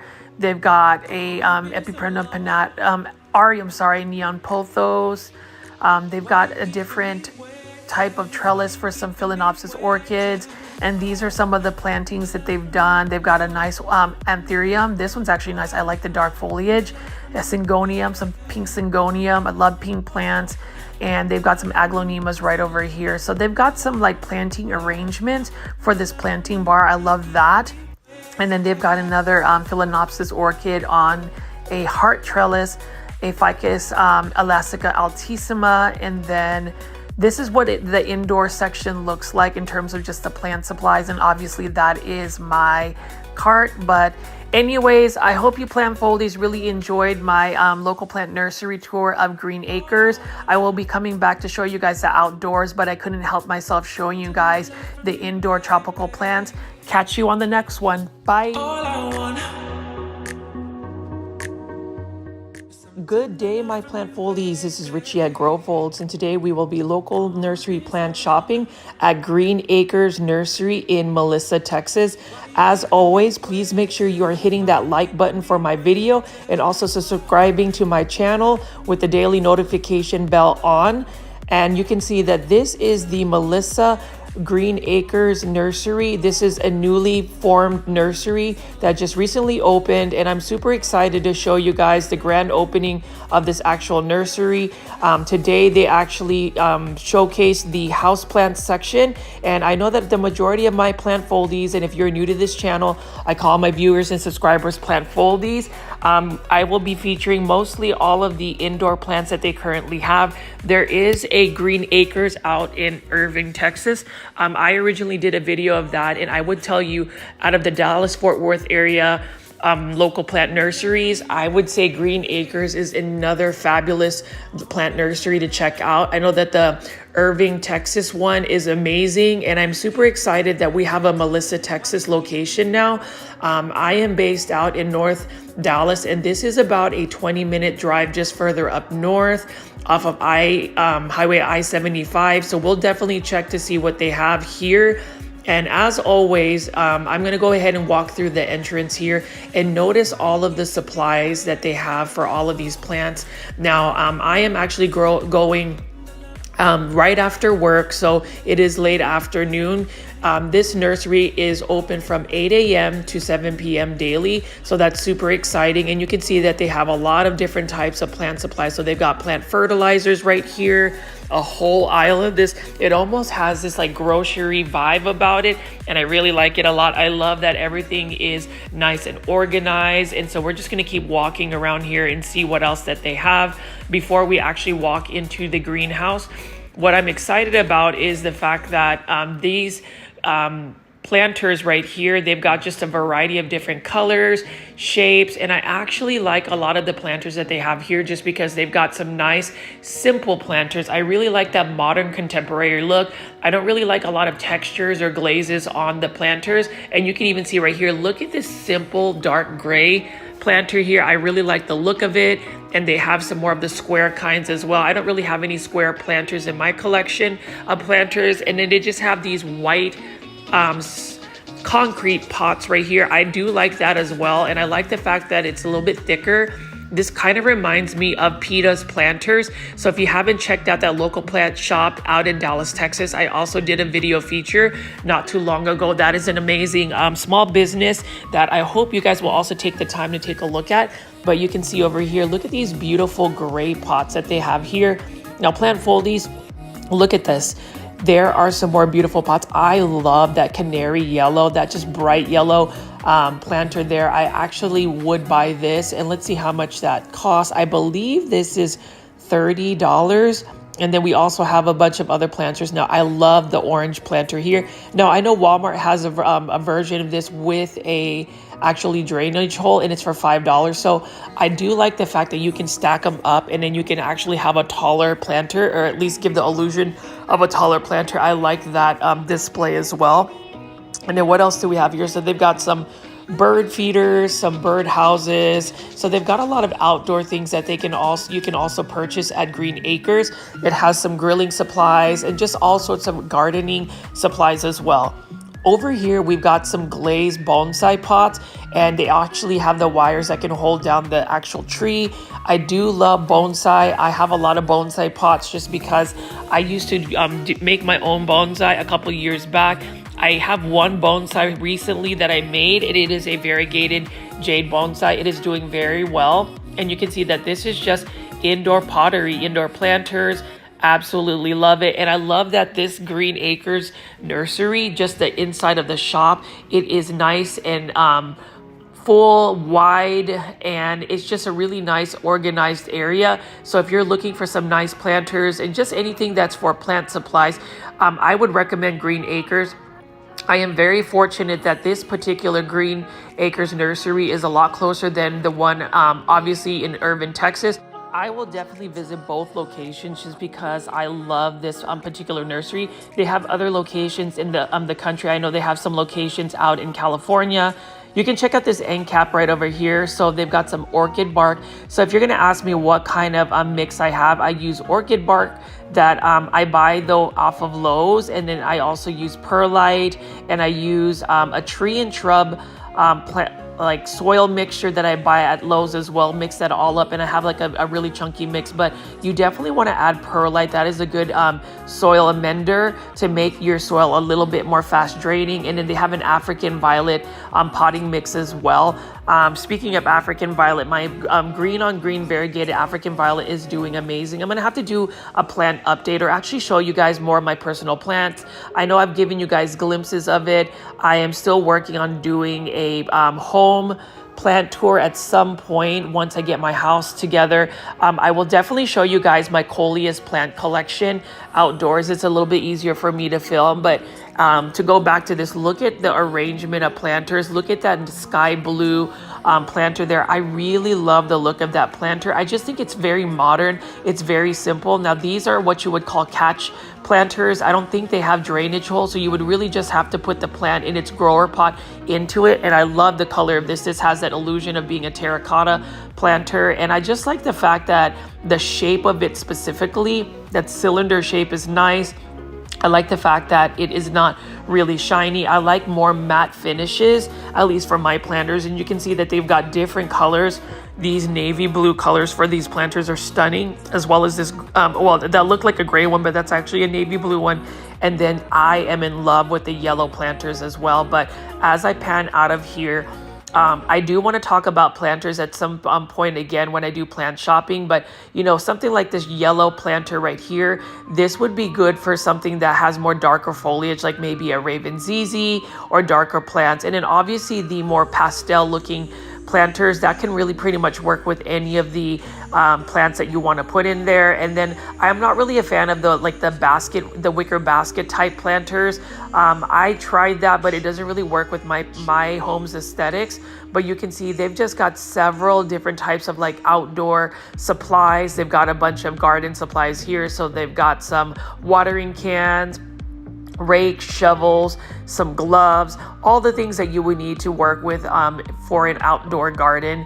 Anyways, the main event is what I came for, and this is the houseplants or the tropical plants section. So what I'm super excited about is to show you this. Now I will, warn you guys now. This may not be as full of a plant nursery as compared to the Irving, Texas Green Acres, but I am so excited to see that they have tropical plants and they have some rare and uncommon ones here. So as you can see from what the staff has told me, they just got their tropical plants this past Tuesday. And so when I filmed this was actually Saturday late afternoon, and you can see that they already have a lot of these arranged. I am expecting that this nursery, this indoor section, will get full as the days and months go by, and I am going to be here to film it and just give you guys some live updates. But as I've said before, and if you haven't seen my Green Acres video from the Irving, Texas one, definitely check that out. It is about an hour and a half long video just to see, show you all the different types of plants here. But I am glad that there's not nearly as many people shopping this area. I came really late. Apparently, based on what the staff was saying, they were super busy earlier today since it is their grand opening relaunch. So I'm super excited that I came at a pretty opportune time. But you can see that they're still setting up their tables. They've got quite a bit of plants, and I'm going to definitely show that. I'm going to try not to get people in the videos, but it is a little bit difficult to get these shots of people. So whenever I do my plant shopping videos, I try my very best to respect people's privacies. I know some people may not be into getting to being even cameos for plant shopping videos, so I'll do my best. But I'm gonna walk over here and show you this beautiful living wall, so you can see that it is shaped like a heart, and I love living walls. So that is something that I might even try to play with in my home. This gives me some inspiration to possibly hook a bunch of plants and just have that set up for one of my walls. I can actually imagine it. And you can see that they have just several different plants here. They've got a little bench. So this could be more of like a photo op area. I do love the fact that they have this as a focal point, or one of the focal points for this indoor plant nursery. So I met Parker and talked to Parker, who happens to be the person that is in charge of the indoor houseplant area. Super excited to have met him just because he was super friendly. And I can say that the staff at Green Acres, they have some great customer service, and that's what I love, is because even as I was walking around this location, and even the Irving, Texas location, I remember meeting Tanya out there. They were very accommodating, just very welcoming, and they asked me if I needed any help. They answered all of my questions. So if you are somebody that lives out in the Dallas-Fort Worth area, or if you're traveling to Dallas and you are going up to, say, Oklahoma, you can stop by Green Acres and Melissa and check this beautiful nursery out. They have a massive outdoor section, so I'm actually going to do a video later this Tuesday to feature just the outdoor section, because I already know that this video is going to be a little bit lengthy. I think it's going to be more than an hour, so I hope all of my plant foldies will stick around. And if you're just watching my videos for the first time, please make sure that you subscribe to my channel with the notification bell on. I premiere all of my plant shopping videos daily around 7 p.m. Central Standard Time with the live premiere chat, and I would love for you guys to say hello if this is your first time watching this video during a live premiere. As you can see here, we've got a beautiful Sansevieria plant. I don't know specifically the plant ID. It kind of escapes me. I think it might be a Sayuri, but look at how beautiful this bromeliad is right here. Love that purple as well. So I don't really see a lot of purple bromeliads. That's really cool. And then obviously they have another bromeliad right over here. This is a pink one. I'm going to lift it up, see how much it costs. $22.50. Not a bad price for a bromeliad. And I have just one bromeliad. It's not nearly as bright. I don't have the pink colors on it, but I did get it on sale for $2.45. So I was really excited about that. I ended up buying that at Kroger. But anyways, I always say, shop at local plant nurseries, support local businesses. Super cool that Green Acres is now available way up north, because I do live out in the North Dallas area, and this is pretty accessible to me. I will say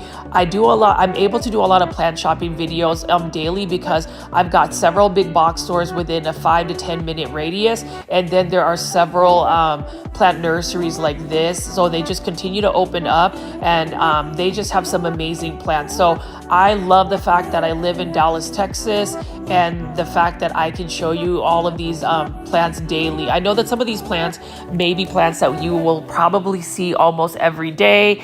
I hope you guys don't get tired of my content. I really just like talking about plants. I find it relaxing. I find the editing process of showing videos like this just to highlight plant nurseries, so you guys have more awareness of what kind of plant nurseries we have out in the Dallas-Fort Worth area. But I am gonna walk over here and notice that it's not as full, which means that they can actually have even more tables full of plants. I will be interested to see how many more plants that they get shipped. I know that the Green Acres Melissa location has been open for about more than a month, but they finally did the ground opening just because they got their indoor section together. And that's really what I know most of you viewers that watch my channel, you guys want to see more of the indoor plants. So I'm going to really try my best. However, I do like all plants. So you will also see some of the outdoor plants. I'm going to do a separate video for that.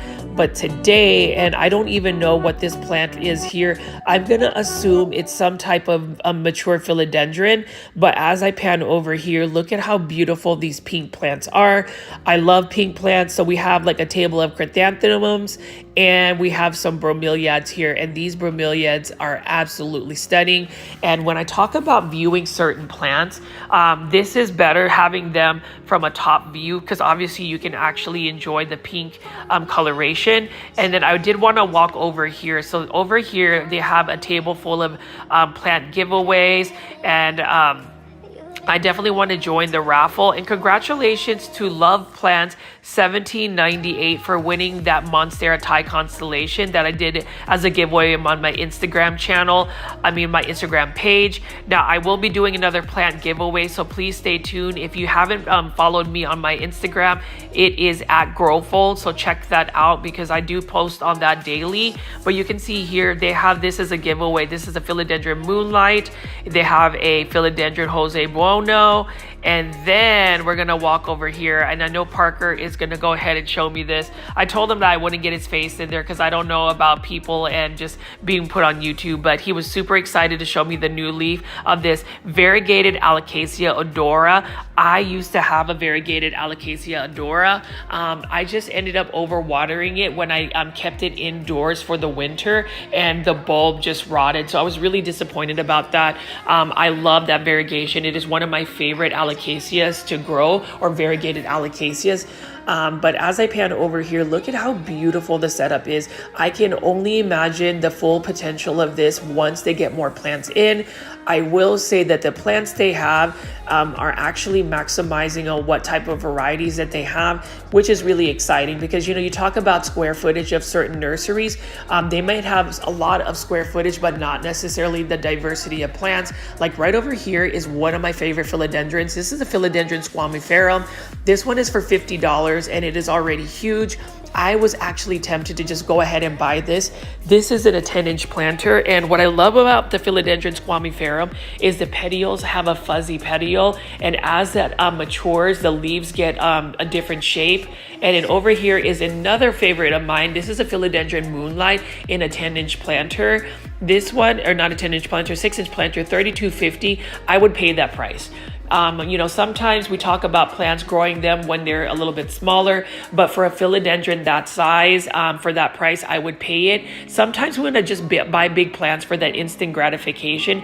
I understand that, the art of growing plants is to grow them, but sometimes I want to already have a big plant like that, and that's super exciting to see. We have a philodendron moonlight. I love yellow neon plants as much as I love dark foliage plants.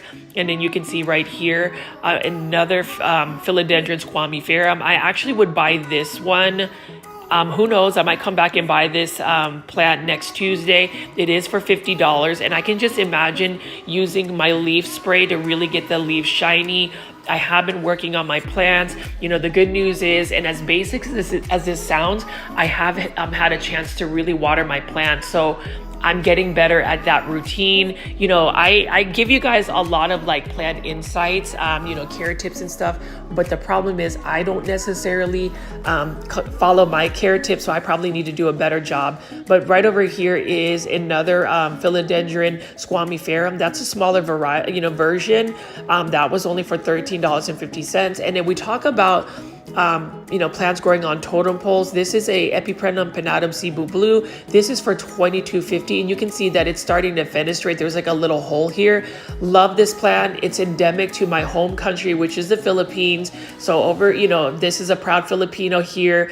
Mabuhay, and if you are Filipino or kababayan, please leave comments in Tagalog. I will respond to you as well in Tagalog. So check that out, so definitely let me know. And then over here, we've got a philodendron Birkin. Now this philodendron Birkin for $9.99 isn't nearly as variegated. Needless to say, the variegation, it might come there. I'm not sure about philodendron Birkin's variegation on whether it's influenced by light or the initial genetics. But here we have another beautiful Scindapsus truebertii moonlight. And then we have a philodendron silver sword here. Love this, and it's only for $22.50.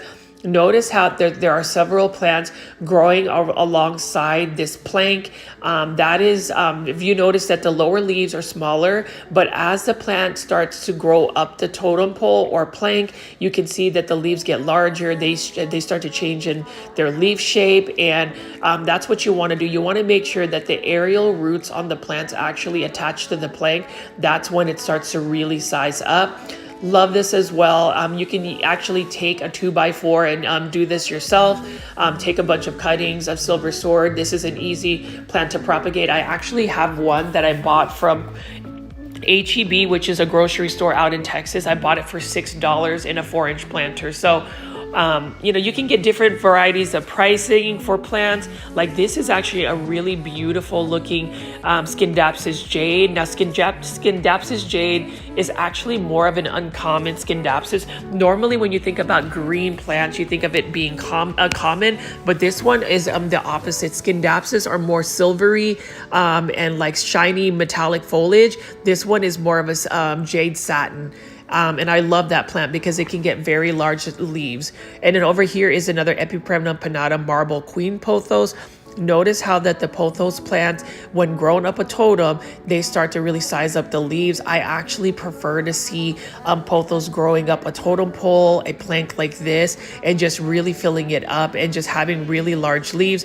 I love that this marble queen is already getting some larger leaves, and look at that variegation there. Now there are some really deep green foliage, but you want a mixture or a balanced plant when it comes to variegation. I know some of us will be really into highly variegated plants. The problem is highly variegated plants may not be very stable in terms of its health because the variegation or the white parts or the colored parts don't really carry chlorophyll, and you really need that for the plant to feed itself and to be able to photosynthesize. So there is a give and take. I know that there is just more of a big push for variegation, but know that you want to have some green in your plant, or at least enough to where the plant can sustain itself.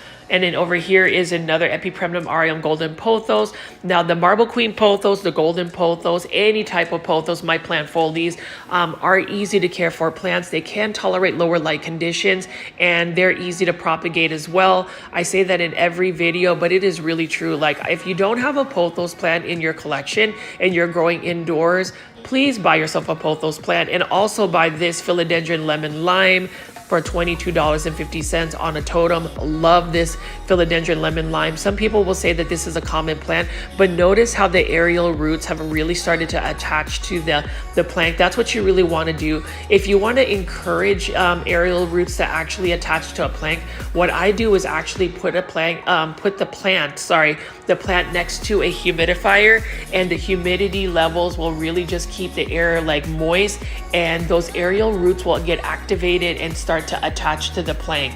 That's one way that I've been able to get my plants to attach to like a pole or something of that nature. And then over here, we've got a Rhaphidophora discurva, beautiful plant. They call this the dragon tails plant.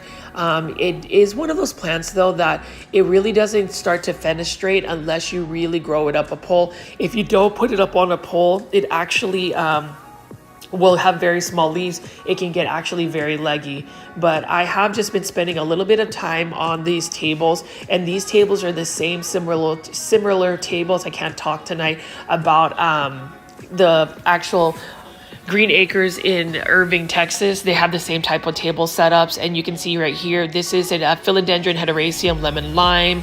Look at how beautiful that yellow is, and you know, this is one of my favorite plants to grow as well. It is a common plant, but it is a plant that is just absolutely stunning to me. And then right over here, let's take a look at what we have here. This is an Epipremnum pinnatum Cebu blue pothos. Again, this is notice how that the leaves on the one that was growing on a totem had larger leaves. This one is smaller just because it's in its juvenile form. And what's really interesting is you can grow this Cebu blue pothos up like a very tall tree, and it will actually fenestrate and split its leaves. It's super cool. The blue, or that blue tone, you can only get that tone if you give it more bright indirect light. So just remember to do that. And then also this philodendron hederaceum, just a green version. It's got larger leaves. I love the heart-shaped leaves. It's another easy to care for plant. So these philodendron hederaceums are very similar to the Epipremnum aureums or pothos. They have similar growth tendencies and growth habits, so I think that's cool. And then over here we've got a philodendron Birkin, again another philodendron hederaceum, although people will also call this a philodendron cordatum. So plant folies or any viewers that are watching this, and that's only for $5.75. Awesome price for that, for an easy care plant. Will you let me know the difference between a philodendron cordatum and a hederaceum? And then over here is a philodendron silver sword for $32.50. Not a bad price at all, considering you get plenty of plants, and these are already growing up some type of support. I'm going to take this down and show you this. Like, look at that. Wow. And look at how the leaf changes more into like a triangular form. I am glad that I actually have the silver sword in my collection as well. It's currently growing outside, and it actually gets a lot of sun, and it's not burning. I will be repotting it soon, maybe this weekend, coming weekend. When I have a little bit of time, I might put it on a pole and put it in a planter that is just going to be simple, and I'll still grow it outside. Actually, a trick to getting a lot of your indoor plants to size up or grow faster is to actually grow them outside during the spring and summer. I've noticed that, you know, plants just grow at a faster rate when they're outside. I don't know if it's just because it's out in fresh air, or if there's just more readily available like light, but that's just one way to get your plants to really accelerate its growth. And then again, I'm going to show you this philodendron. I say philodendron. This is a Scindapsus Trubai Moonlight. Sometimes I get my plant IDs mixed up because I am literally coming off of work. I am a little bit tired, but I also just see all of these plants daily, and it's just sometimes I just kind of mix up the plant ID, so bear with me. But you can see we got the Scindapsus Trubai Moonlight right next to the Scindapsus Jade Satin. Love both plants. I need to probably buy them from Green Acres just because they have some really good quality plants. And that's the thing about going to a local plant nursery. You get higher quality plants pest-free plants, or if there are pests, they're very minimal. Now, like I've talked about before, whenever you buy a plant just anywhere, whether it's a big box store, well, especially a big box store, or a local plant nursery like Green Acres, my suggestion is to make sure you're spraying down the plant, whether it's with an insecticidal soap or some neem oil spray. I have my own DIY neem oil spray that I use. I spray the plant down, like I spray the tops of the plant, the bottom of the leaves, the stems, in between the nodes, and also the surface of the pot, the surface of the soil and the bottom of the pot. And then I quarantine that plant for about 2 to 3 weeks before I actually add it into my plant room or my plant collection, just to prevent pests. And I know that is a lot, but when you think about it, and I say this in every single video, pests are the demise of plant collections. It can really take out a plant collection that you have spent a lot of time, a lot of money investing in. And that's the last thing you want to do, is take one plant with some type of hitchhiker pest, and all of a sudden you are struggling to get rid of the pest. But as I pan out away from here, we've got some more tables. And I will say with Green Acres, they have such a phenomenal way of organizing their plants. I have to hand it to the staff. And I will say that this is a nursery that I would highly recommend. Definitely want to give it 5 stars on like a Google review, but just the quality of plants and the amount of plants that they will carry, especially the outdoor plant. The outdoor section of the Melissa location, it's stellar. I am excited to show you guys that. But today, you know, obviously I'm showing you guys these indoor plants. Like this is a Philodendron Hederaceum Brazil, another plant that is common but easy to grow. It is another plant that is underrated. I think people should be growing that. And then you can see we've got a lot of Epipremnum aureum enjoys here. Another favorite of mine. Look at how beautiful the variegation is. And with the enjoy pothos, at least for me, and this is for $9.75, I would say that this pothos really keeps its variegation. It doesn't really revert. Even if you give it lower light conditions, it may not be as white, but it will definitely not revert all the way to green. I haven't seen that. And as I pan over here, I am just in awe, and I am actually happy. I really didn't plan on leaving work. You know, I worked a 10-hour shift at work and then drove out to Green Acres just because I couldn't wait till Tuesday just to see the indoor tropical plants that they have. And I'm so excited to have been able to make it here. You can see that is a beautiful Philodendron Silver Sword. Philodendron Silver Sword used to be quite expensive. So now, you know, with plant pricing going down a little bit, or at least being more affordable, I love the fact that these plants are more readily available for just a common person like me who just loves plants. You know, I say this all the time, like even this Philodendron Hederaceum Brazil, you know, you can go to like this plant nursery and that's for $15.50 for a 6-inch planter. Really good price, really healthy looking plant, beautiful plant. And I am gonna buy this eventually, maybe on Tuesday at this location, because I love Scindapsus Jade Satin. I have just one that I got from a friend, but I don't have a full like plant like this. And then look at their Scindapsus Trubii Moonlight. So the only drawback about any Scindapsus is when you compare it to like a pothos plant, their growth habits tend to be a little bit slower. I have yet to really see any type of Scindapsus trailing. Every time I go to like a big box store or a local plant nursery, I don't see like full hanging baskets of Scindapsus versus like, you know, Philodendron Hederaceums or, you know, pothos plants like this right here. Beautiful Epipremnum aureum global green pothos. This one is not a bad price at all as well. And you can see that green on green variegation is pretty pronounced. With this particular plant, the variegation on this global green pothos is influenced by the amount of light you give it. If you give it less light, it will be more green and less variegated. And actually with this golden pothos, this one is for $15.50. Another beautiful golden pothos. This one is trailing again. I'm gonna go venture to say that the majority of people that get into plants probably started out with a golden pothos. That was one of my first house plants that I ever got. I actually got a Syngonium as my first house plant, Syngonium white butterfly, that I grew in a bathroom without any windows, and for some reason it worked. But as you can see here, This is a plant I will always repeat myself. Please buy this plant. Get yourself a golden pothos. Get yourself a pothos plant. It is an easy plant. Buy it at the Melissa Green Acres location if you're in the Dallas-Fort Worth area, because that is such an easy plant to grow. And then over here, we've got another Scindapsus. I'm not 100% sure what Scindapsus, but this one is a beautiful one. And what I like about Scindapsus is when it needs to be watered, the leaves start to curl up a little bit, and that shows that it's a little thirsty. Again, it is a beautiful plant to either grow up a totem pole or just let it trail down. It is a nice, beautiful silver plant. I love silver plants as well. And then you can just see all of those totem plants. And as I pan away, look at that. It's just beautiful here. You don't want my heart, you don't want my love, you just want me crying over you, and I'm thinking about you. So the Green Acres location out in Irving had a cage where they had all of their rare and uncommon plants. So clearly this is going to be the rare and uncommon section. They're still filling it up, but we're just going to take a peek of what plants they already have over here. This is what excites me to go to the Melissa location of Green Acres, is just because I'm going to see just develop more, and they're going to get more restocks, and I'm going to be here for it to document it and share with my plant foley community what plants they have available here. And you can see here, this is a large Monstera esqueleto. Monstera esqueleto is basically a giant form of Monstera Adansonia. Look at how large the leaves are. Look at that. That is so stunning. And then we have a philodendron Jose Bono right over here growing on a totem. This is for $145.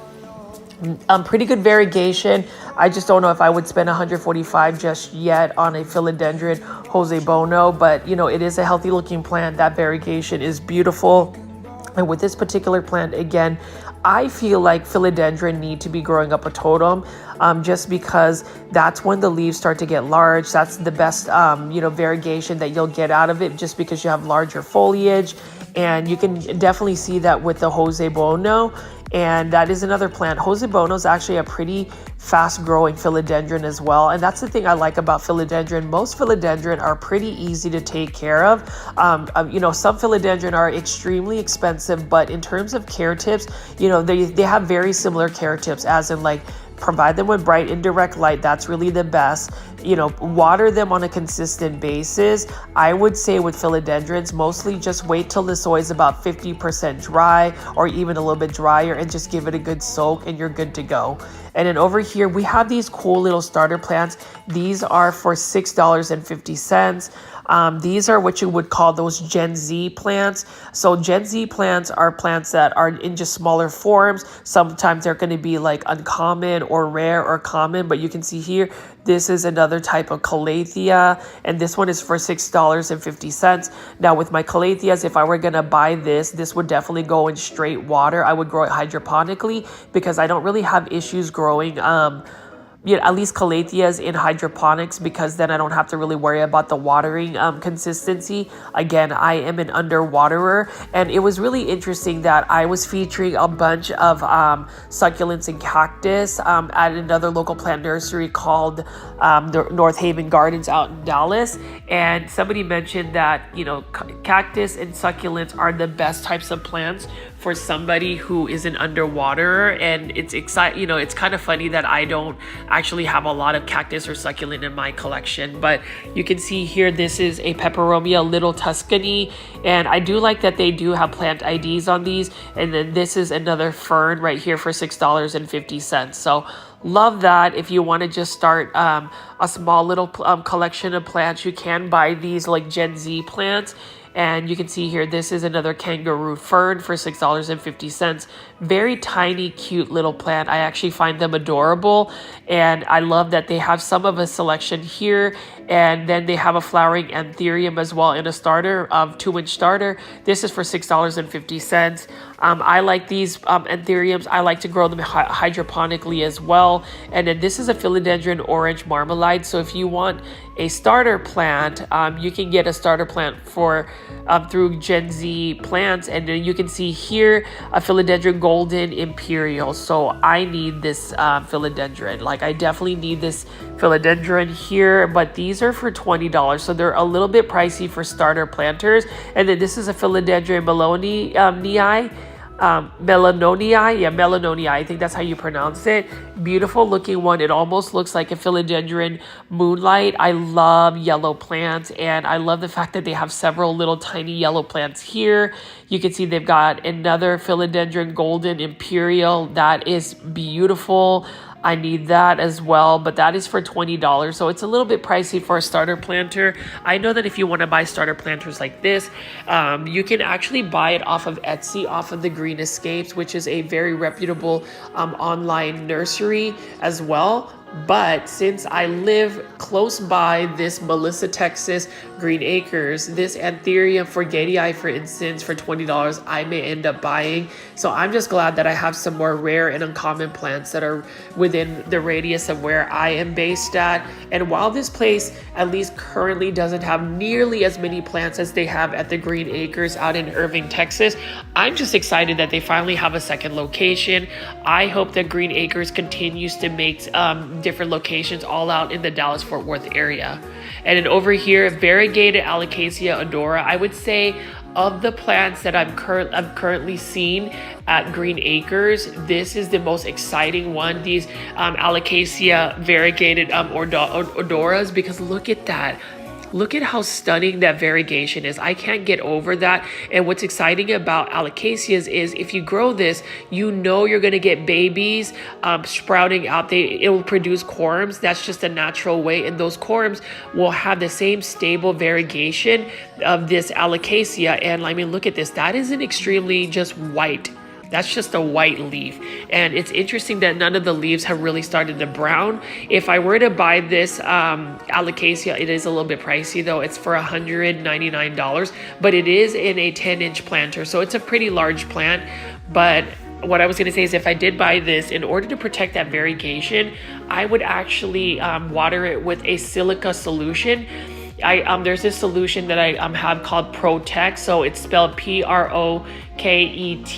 You can buy that on Amazon. And for your variegated plants, I've noticed that they are more heat resistant. Their variegation doesn't really brown up and crisp. And it's a very affordable solution that I use on my variegated plants. I also use it for my Japanese maples, just because Japanese maples will burn when it gets a little hot or if it gets too much sun. But I noticed that there's less burning when I water with that Protect solution. But anyways, let me get off of that ramble and show you more of these plants. This is a beautiful philodendron gloriosum. Love the velvety textures on the philodendron gloriosum. Now, I've been seeing some philodendron gloriosum showing up at big box stores, but the Green Acres location has it readily available. And these are a pretty good size for 6-inch planters of philodendron gloriosum.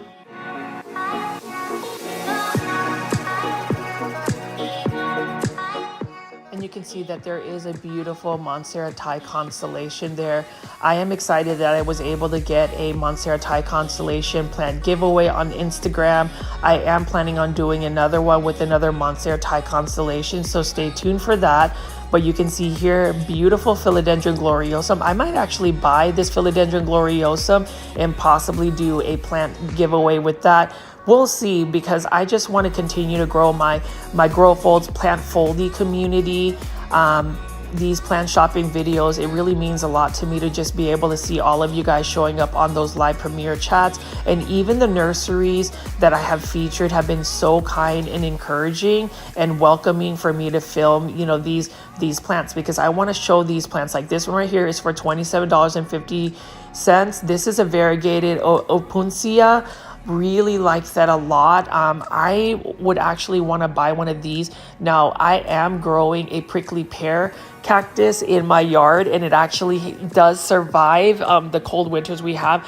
My grow zone is 8B, but I would be curious to see if I could grow a variegated opuntia out in the landscape. Now, this cactus, I'm not 100% sure what it is, but I love the ghostly look it has. If you know the plant ID for that particular cactus, please let me know. I am assuming that it's uncommon or rare just based on it being in this little section where it's like locked up. They actually have it open for the public to just see.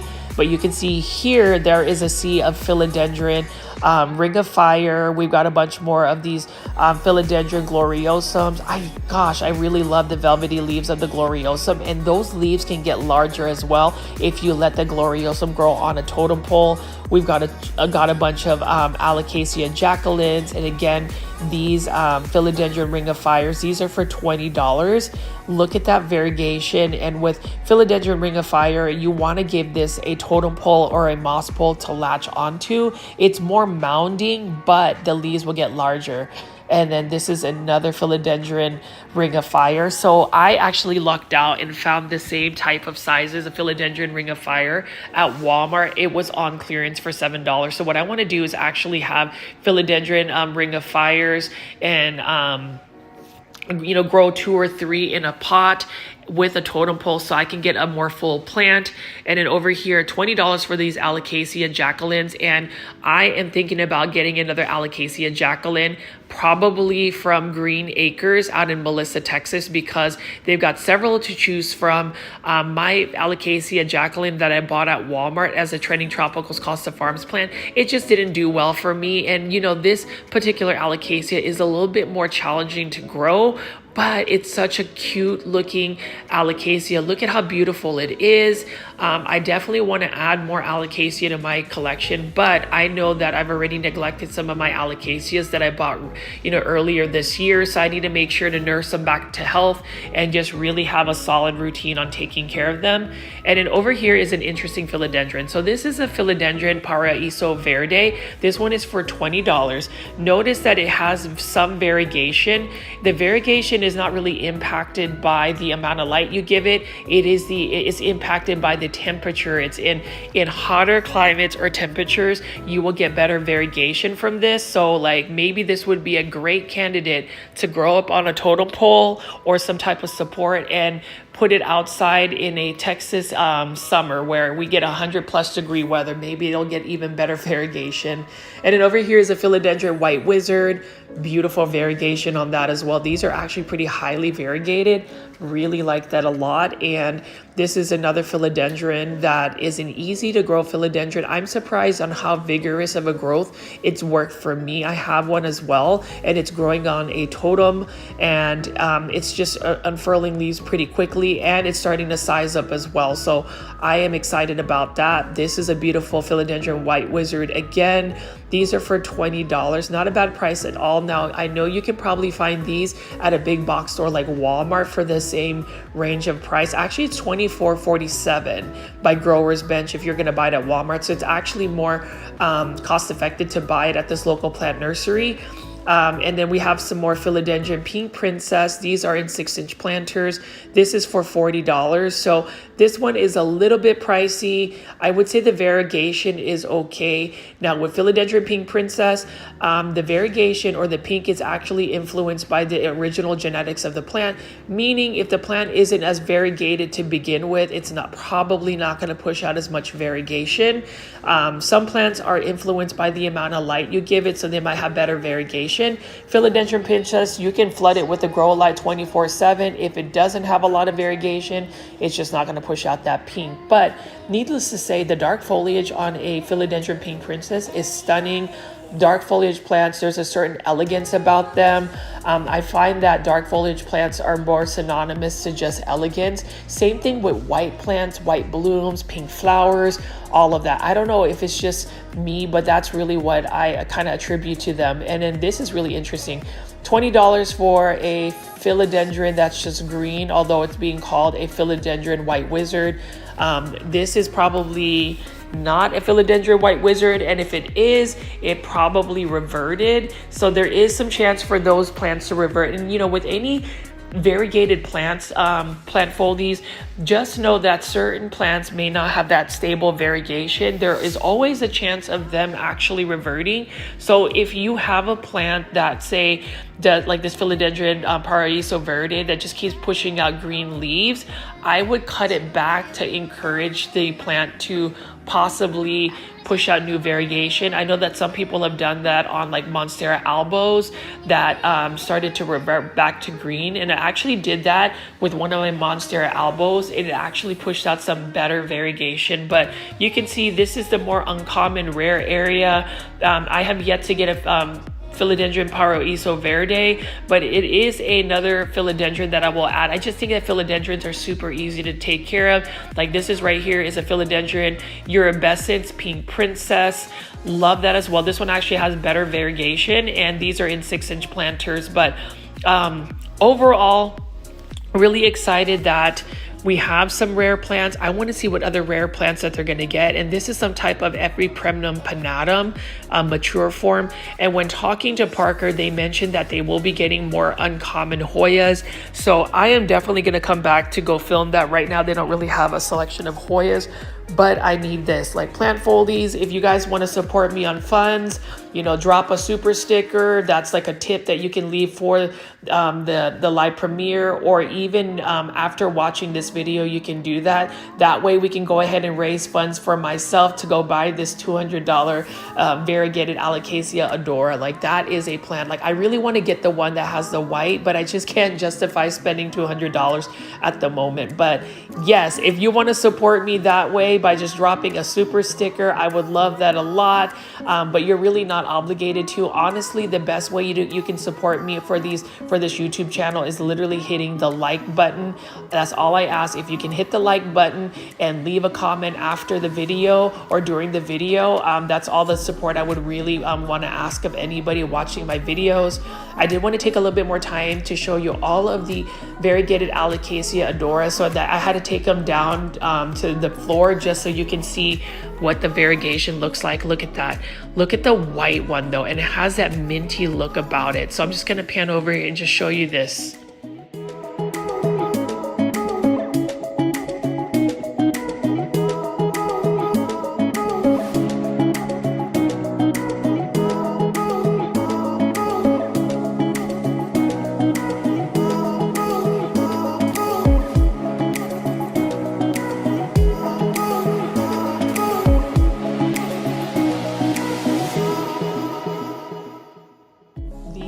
Variegated leaves on this Alocasia, and this one actually has little babies growing out of it. So if you guys are going to help me, you know, get some funds for that, that would be awesome. I am definitely going to need to save my money in order to spend $200 for that. But we're back out, and I'm looking at these large Ficus lyrata. They're about 18 feet tall.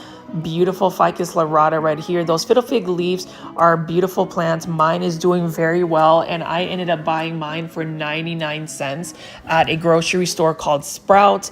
It has pushed out new leaf. Now with Ficus lyrata or fiddle fig leaf, actually with just Ficus in general, they like consistency. And what I mean by consistency is they definitely like a lot of light, bright indirect light, or just full sun for some of these. Like my Ficus elastica or rubber tree plants are growing outside in full sun, and it's just helping them grow at a faster rate. But I also have a Ficus Audrey that I've severely neglected that's even bigger than this. And I remember buying it at Walmart for as a 6-inch planter, and it has grown into a full-blown tree. I just need to trim it back, repot it, and then put it out, like either in a little bit of shade or just put it out in sun and see if it'll just grow back into like a nice bushy plant.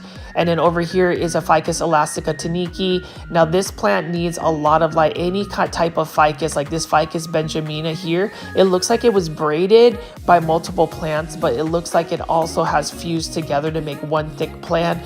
That's pretty cool. But Ficus benjamina, that is considered an indoor tree, but the thing about it is it doesn't do as well indoors unless you have a lot of light. It will literally shed its leaves all the time until it actually is happy.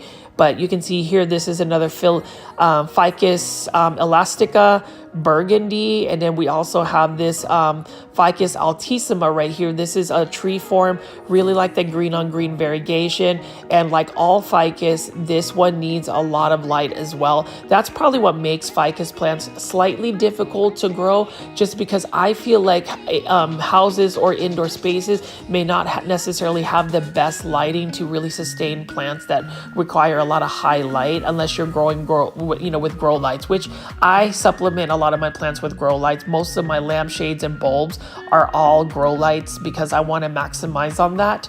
But as you can see here, even more plants. So these are Schefflera plants or umbrella tree plants. Love this. This is only for $15.50. It's starting to get woody at the base, so that's really nice. So it's more of a mature plant. I like the shape of a Schefflera. I think it's a really nice looking plant. This one is an easy to care for plant. And this one right here is only... That's not a bad price at all, $25.50. So a slight price difference, but you get a larger Schefflera. So this is just a green form. I actually have one that is a highly variegated form.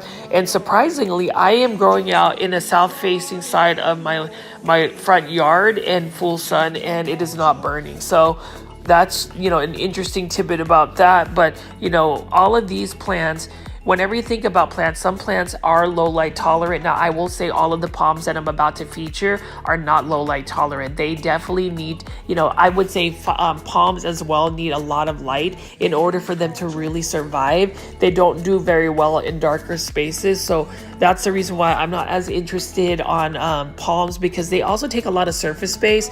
But I want to show you this. So look at how beautiful this Dracaena marginata is. Look at that. Love that, like, maroon, pink, cream variegation, and even the texture of the leaves.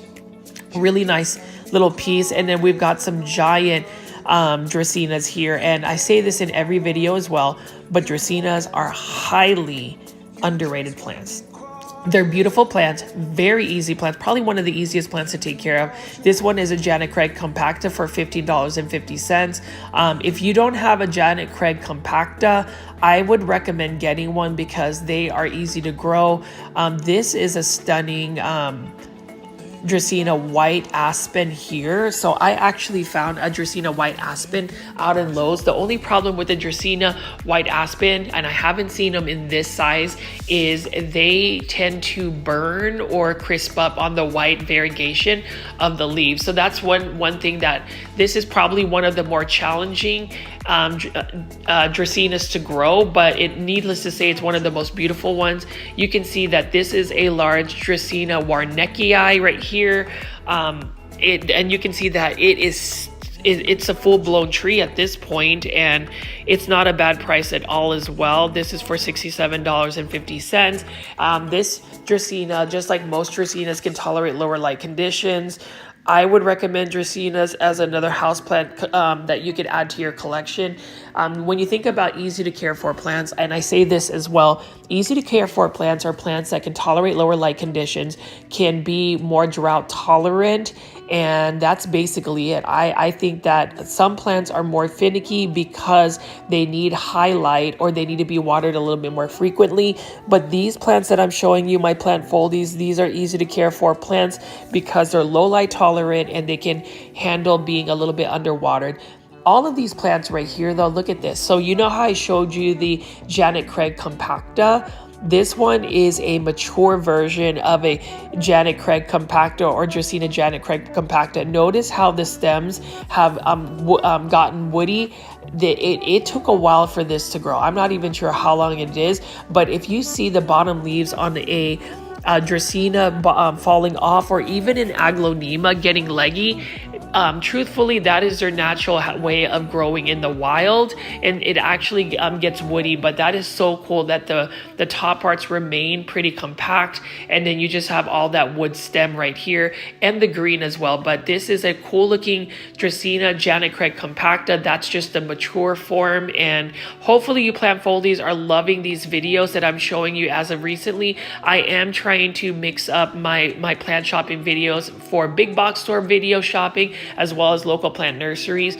I am just excited that I'm able to actually highlight the Melissa, Texas Green Acres. I love Green Acres. I remember visiting the Irving section, and I spent a good almost 2 hours in the indoor section just filming and talking to the staff. Tanya out in the Irving Green Acres location was super cool. I hope to see her sometime, but it was really nice to meet Parker out here. So I'll have another person to talk to about plants because I am such a big plant nerd. Plant foldies, you know, we talk about this during our live premiere chats, but I do a lot of 1 hour plus plant shopping videos. I try to give you guys longer content because I definitely want to have a little bit more time for all of us to interact live time during the chats. I am working on trying to get a Facebook group for grow folds created, as well as planning for my vacation out to the Philippines. I fly out on June 27th and I will be gone for about 18 days.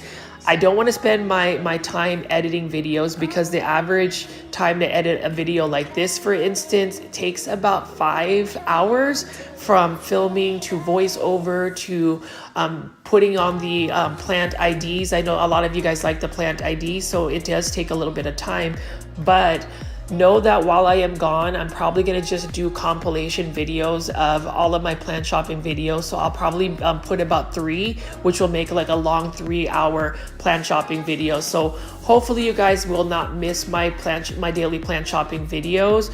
I will be filming a lot of plant shops though in the Philippines. So, you know, that's something to look forward to. It's only a couple of weeks from now. It's another 5 weeks. So I still have a little bit of time to maybe get some more content out. But anyways, let me stop rambling about that and just talk about the plants at Green Acres. So you can see all of these Sansevieria right here, or snake plants, are for $9.75. Low light tolerant plants, even that Raven ZZ plant is a low light tolerant plant.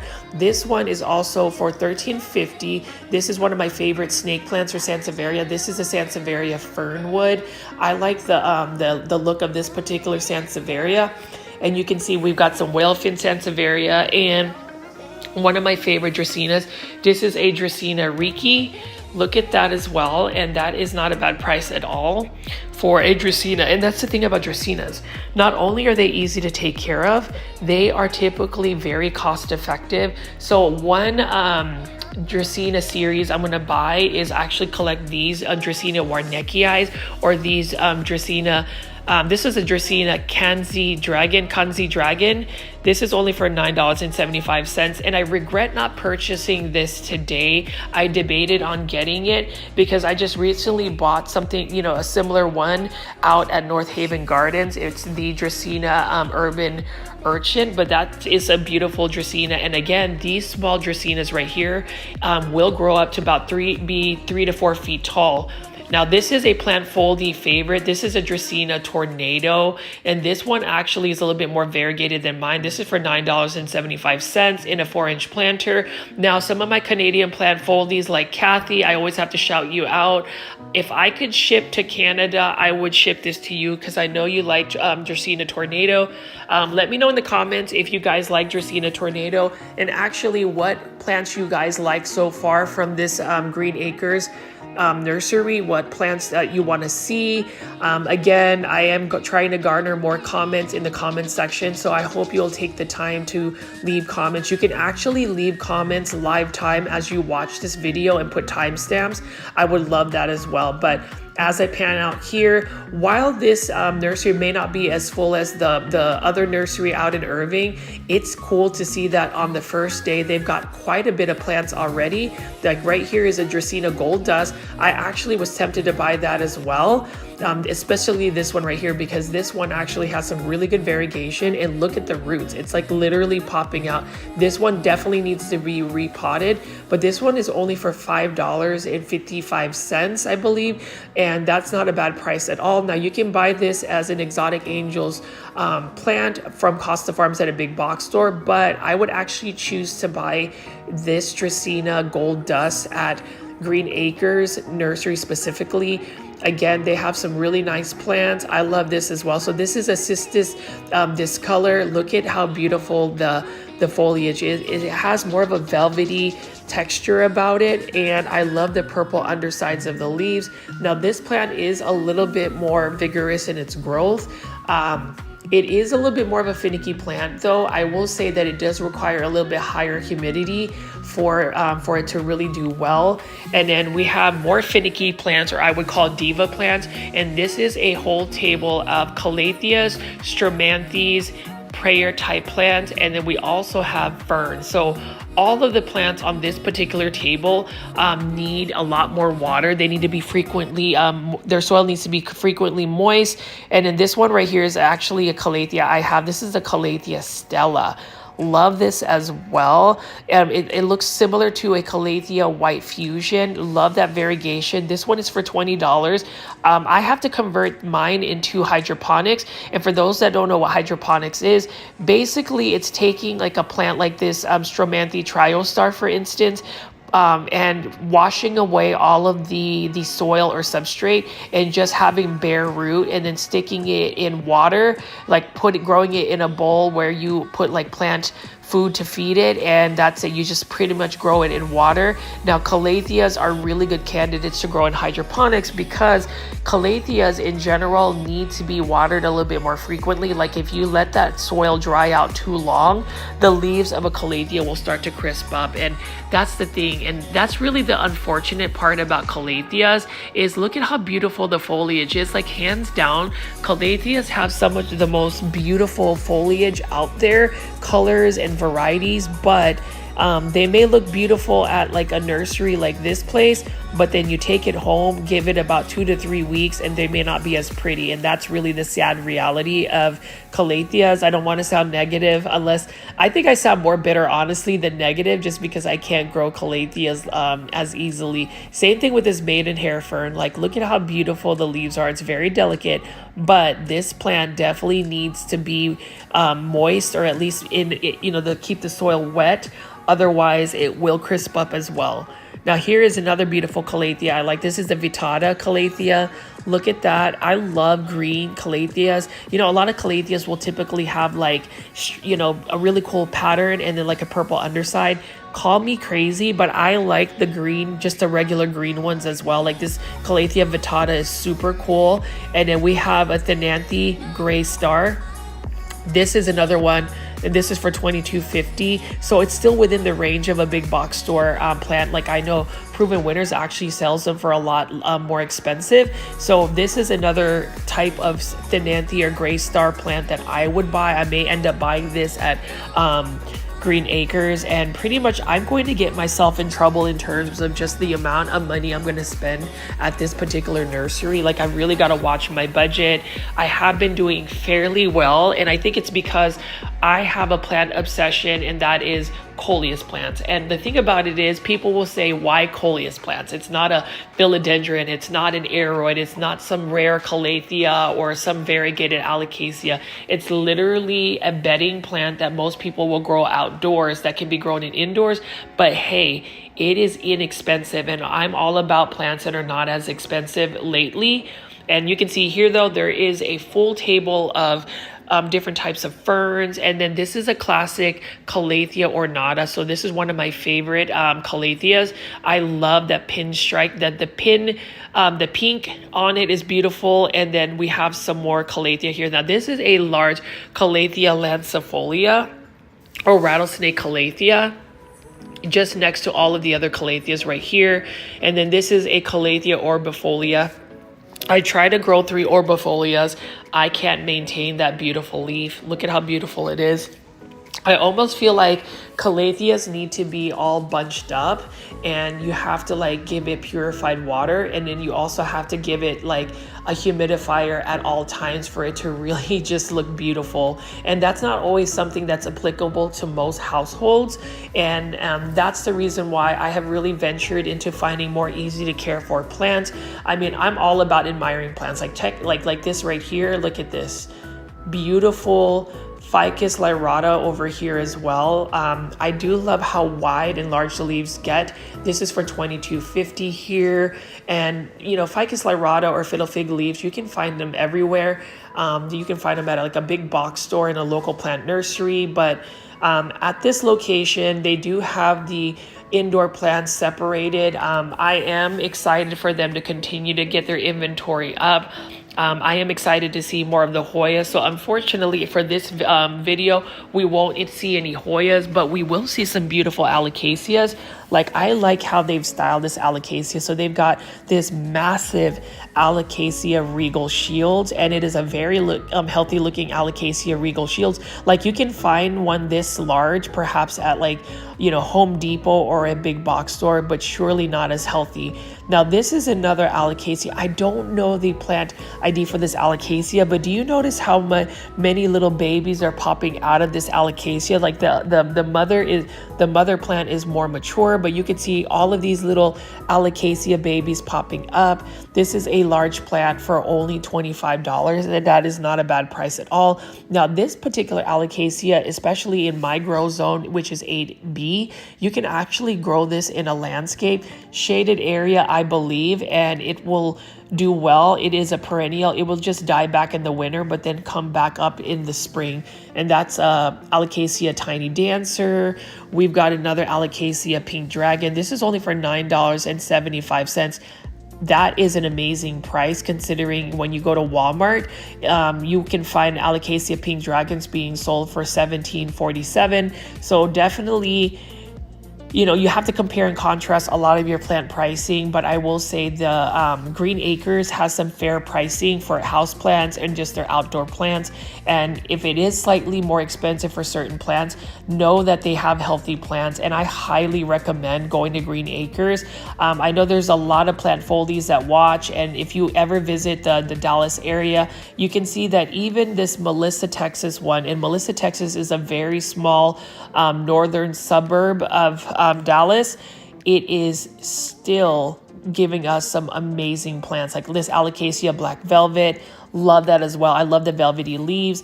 I just wish for Alocasia they were not as like spider mite prone. You know, a lot of people will say Alocasia don't like me. Totally get it. They're just a challenging plant.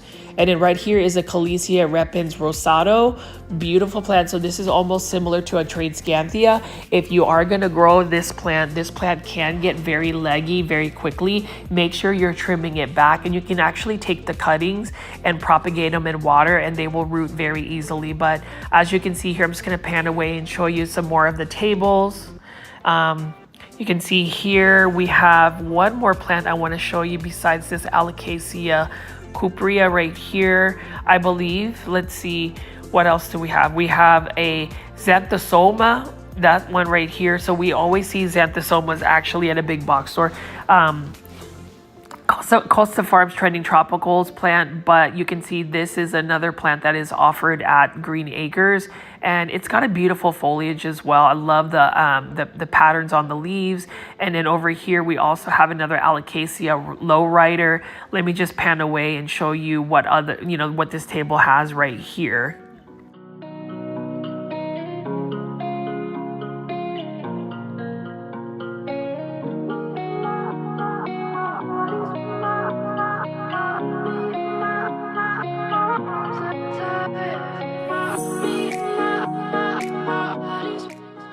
This Alocasia has about 3 other baby plants growing out of it, so you're actually paying, you're actually getting 4 plants for the price of 1.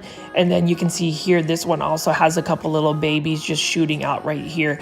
I did collect some Alocasia corms from my Alocasia calculata, and one of the 4 pots that I actually planted actually is starting to sprout a new Alocasia, so that's exciting. And then over here is just another tiny table. I wouldn't say tiny, but just a bunch of like plants that are a little bit smaller. This one is a Pilea peperomoides, or a Chinese money tree plant. This one is for $9.75. It's another plant that actually shoots out little babies, so you can constantly harvest those babies and make new plants. And then over here we've got an aluminum plant, or a Pilea plant. Love the texture of this plant. This one is for $9.75. And then we've got some type of peperomia that I'm not 100% sure what the plant ID is. So plant foldies, as always, if you know the plant ID, please leave that in the comments section. Really want to know what your thoughts are. And I I actually want to know your thoughts about this peperomia watermelon. So I was able to get a variegated form of it, the peperomia gold dust, and it is beautiful. But just even the watermelon shape and the look about it is so cute. And then over here we got a Palea mollis. That's not a bad price at all as well. I love the texture of these leaves. Now this particular Palea does require more humidity as well. You also want to make sure that you are watering it a little bit more frequently. You want to keep the soil moist. Obviously you don't want to let it sit in water, otherwise you'll get root rot. But you can see this is another table at the Green Acres location out in Melissa, Texas. And then this is for $13.50, but this is a beautiful variegated Hoya compacta. Actually, it's not variegated, sorry.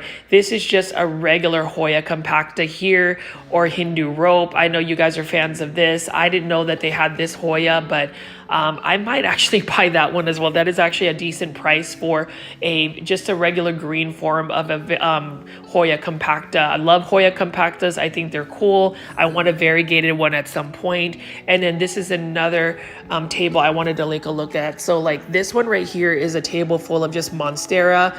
This one is an Amydrium silver. So the thing about Amydrium silver is it does have some fenestrations here. This is for $32.50, but really once you let it trail, it actually starts to shoot more runners. So you want to actually grow it up a totem pole or a plank.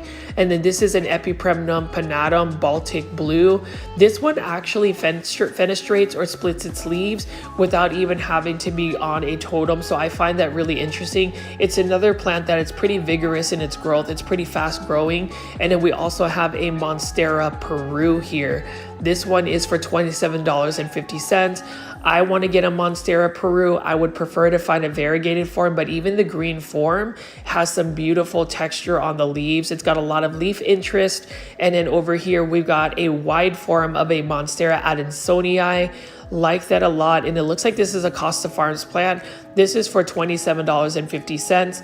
I haven't had the best luck growing Monstera Adansonii long term. I don't know what type of care tips I'm doing wrong, but I haven't been able to really grow that successfully. And that goes to another subject about certain plants. We might follow the care tips, but they just don't end up loving us back. I mean, it's kind of like similar to when I try to grow Hydra helix, or what I would call, for my newer viewers, the correct way to say it is Hedera helix, which is an English ivy. I mean, I would love to be able to grow English ivies, but they just don't grow for me no matter how hard I try. So I'm actually curious to see if there are any problematic plants that you guys actually have. I'd love to hear that in the comments as well. And you can see all of the little cute air plants they have here. So these are not fake plants. These are actually legitimate, plants that are for, like living. These air plants, the way you would take care of them is, in order for them to be watered, you just have to soak them in water, but pull them out, let them dry out, and they're good to go. Now they have these like stations here where you can see your planter with, your planter that you want to pick, and you just stick the plant in there. That's what you call a catch pot. And you can see they've got several examples of these Alocasia cupreas. We've got a bromeliad in that planter that actually works very well. And when you think about a catch pot plus a grower pot, the grower pot is actually the pot you originally buy with the plant growing, and you just drop it in there. You don't necessarily have to like repot the plant in a planter.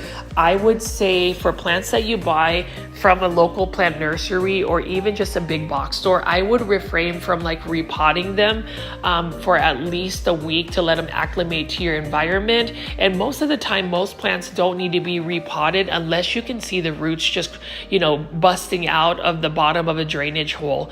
And then these are my favorite planters that Green Acres out in Melissa offered. These teal and gray planters. Love the matte finish. The navy blue is stunning. I actually want the yellow planter. I also want this Philodendron squamiferum. This one is for $50. And look at how large that leaf is. Love the fuzzy petioles. It's another very interesting plant. It's another plant that's actually easy to propagate from cuttings. You can actually take a cutting, stick it in water, and it will root.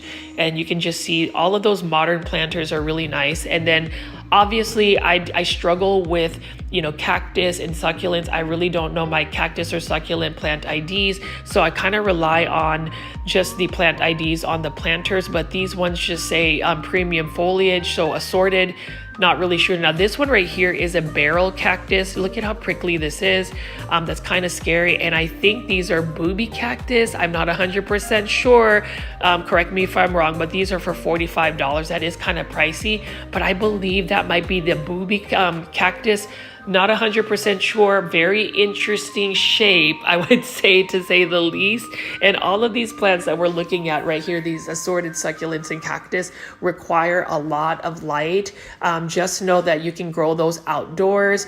And these are actually different types of echeverias for $9.75. Not a bad price at all. And you can actually do like an echeveria arrangement. I've always been a fan of this particular one. I think that's like the Pearly Banvan. And you already know that this cannot be a grow fold plant shopping video unless I look for coleus. So I snuck outside real quick just to show you that I found a new coleus plant.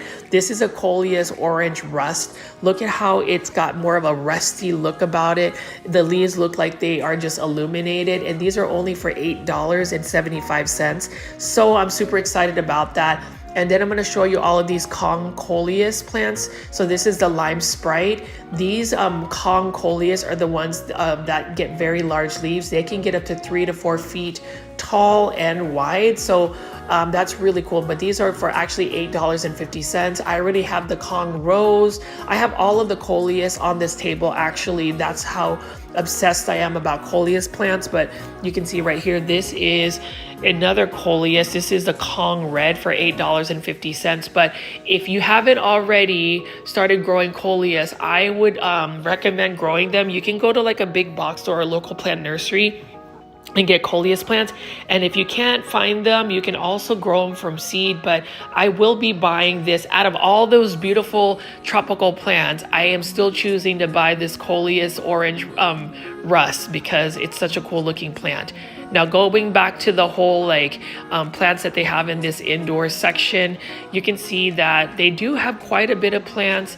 I am excited to see what other plants that they have that they will eventually add. I forgot to ask Parker how many trucks that they're going to be getting or how frequent they will be restocked or even stocked for plants. I am confident with that. But one thing I am really excited about is possibly winning that variegated Alocasia odora. I really want that. I put my name in the drawing. So maybe I'll get lucky. And then here is a Ficus triangularis here, another ficus plant that I like. That one I actually converted into a bonsai as well, and it is doing very well for me outdoors. And then we've got a Schefflera plant, some money tree plants or Pachira aquatica. That's another plant that I would like. That one is for $50.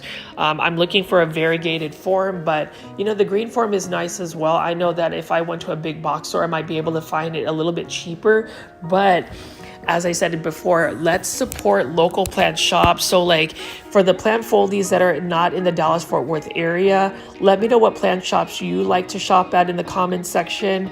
And check this out. So I didn't expect to see this. This is a Dieffenbachia Cool Beauty. This is a pretty rare Dieffenbachia, and I believe this is for like $30 or close to $30. I got lucky finding a Trending Tropicals one at Kroger for $16.99. Same plant, same size, 6-inch planter. But for those that are looking for this elusive Dieffenbachia Cool Beauty, here it is at the Green Acres out in Melissa, Texas. Now with Dieffenbachia, they are a bit of a challenging plant. You have to make sure you are providing it with a lot of light, bright indirect light. I'm actually growing my Dieffenbachia outdoors, and they're doing very well for me because Dieffenbachia tend to just be a little bit more spider mite prone. This one is another Aglonema. This is another Aglonema Silver Bay, a common Aglonema, and I will say Aglonemas in general, you need to grow these as well. This one is for $22.50. This is an Aglonema BJ Friedman. And with Aglonemas, the reason why I say you should grow one in your houseplant collection is literally they are very drought tolerant. Like you don't have to water them nearly as much. They can tolerate lower light conditions, and they have such beautiful foliage. Like they have of different varieties of different colors. Like this one right here is only for $15.50. Beautiful Aglonema Maria. Love that as well. And you know, the aglaonemas come in many shapes, sizes, and forms. I think that in the United States, we only are accustomed to seeing, like, say, this aglaonema red siam, but in Indonesia and Thailand, they actually hybridize these aglaonemas to really have some beautiful pink colors, orange colors, almost yellow colors, red colors. It's really stunning. And then over here, I find this interesting. So this is for $9.75. This is an aglaonema leprechaun. So I don't know what an aglaonema leprechaun, what makes it different versus an aglaonema silver bay. They look very similar. And, you know, I would say they're also, you know, the common thing is they are beautiful plants. I love the silver foliage.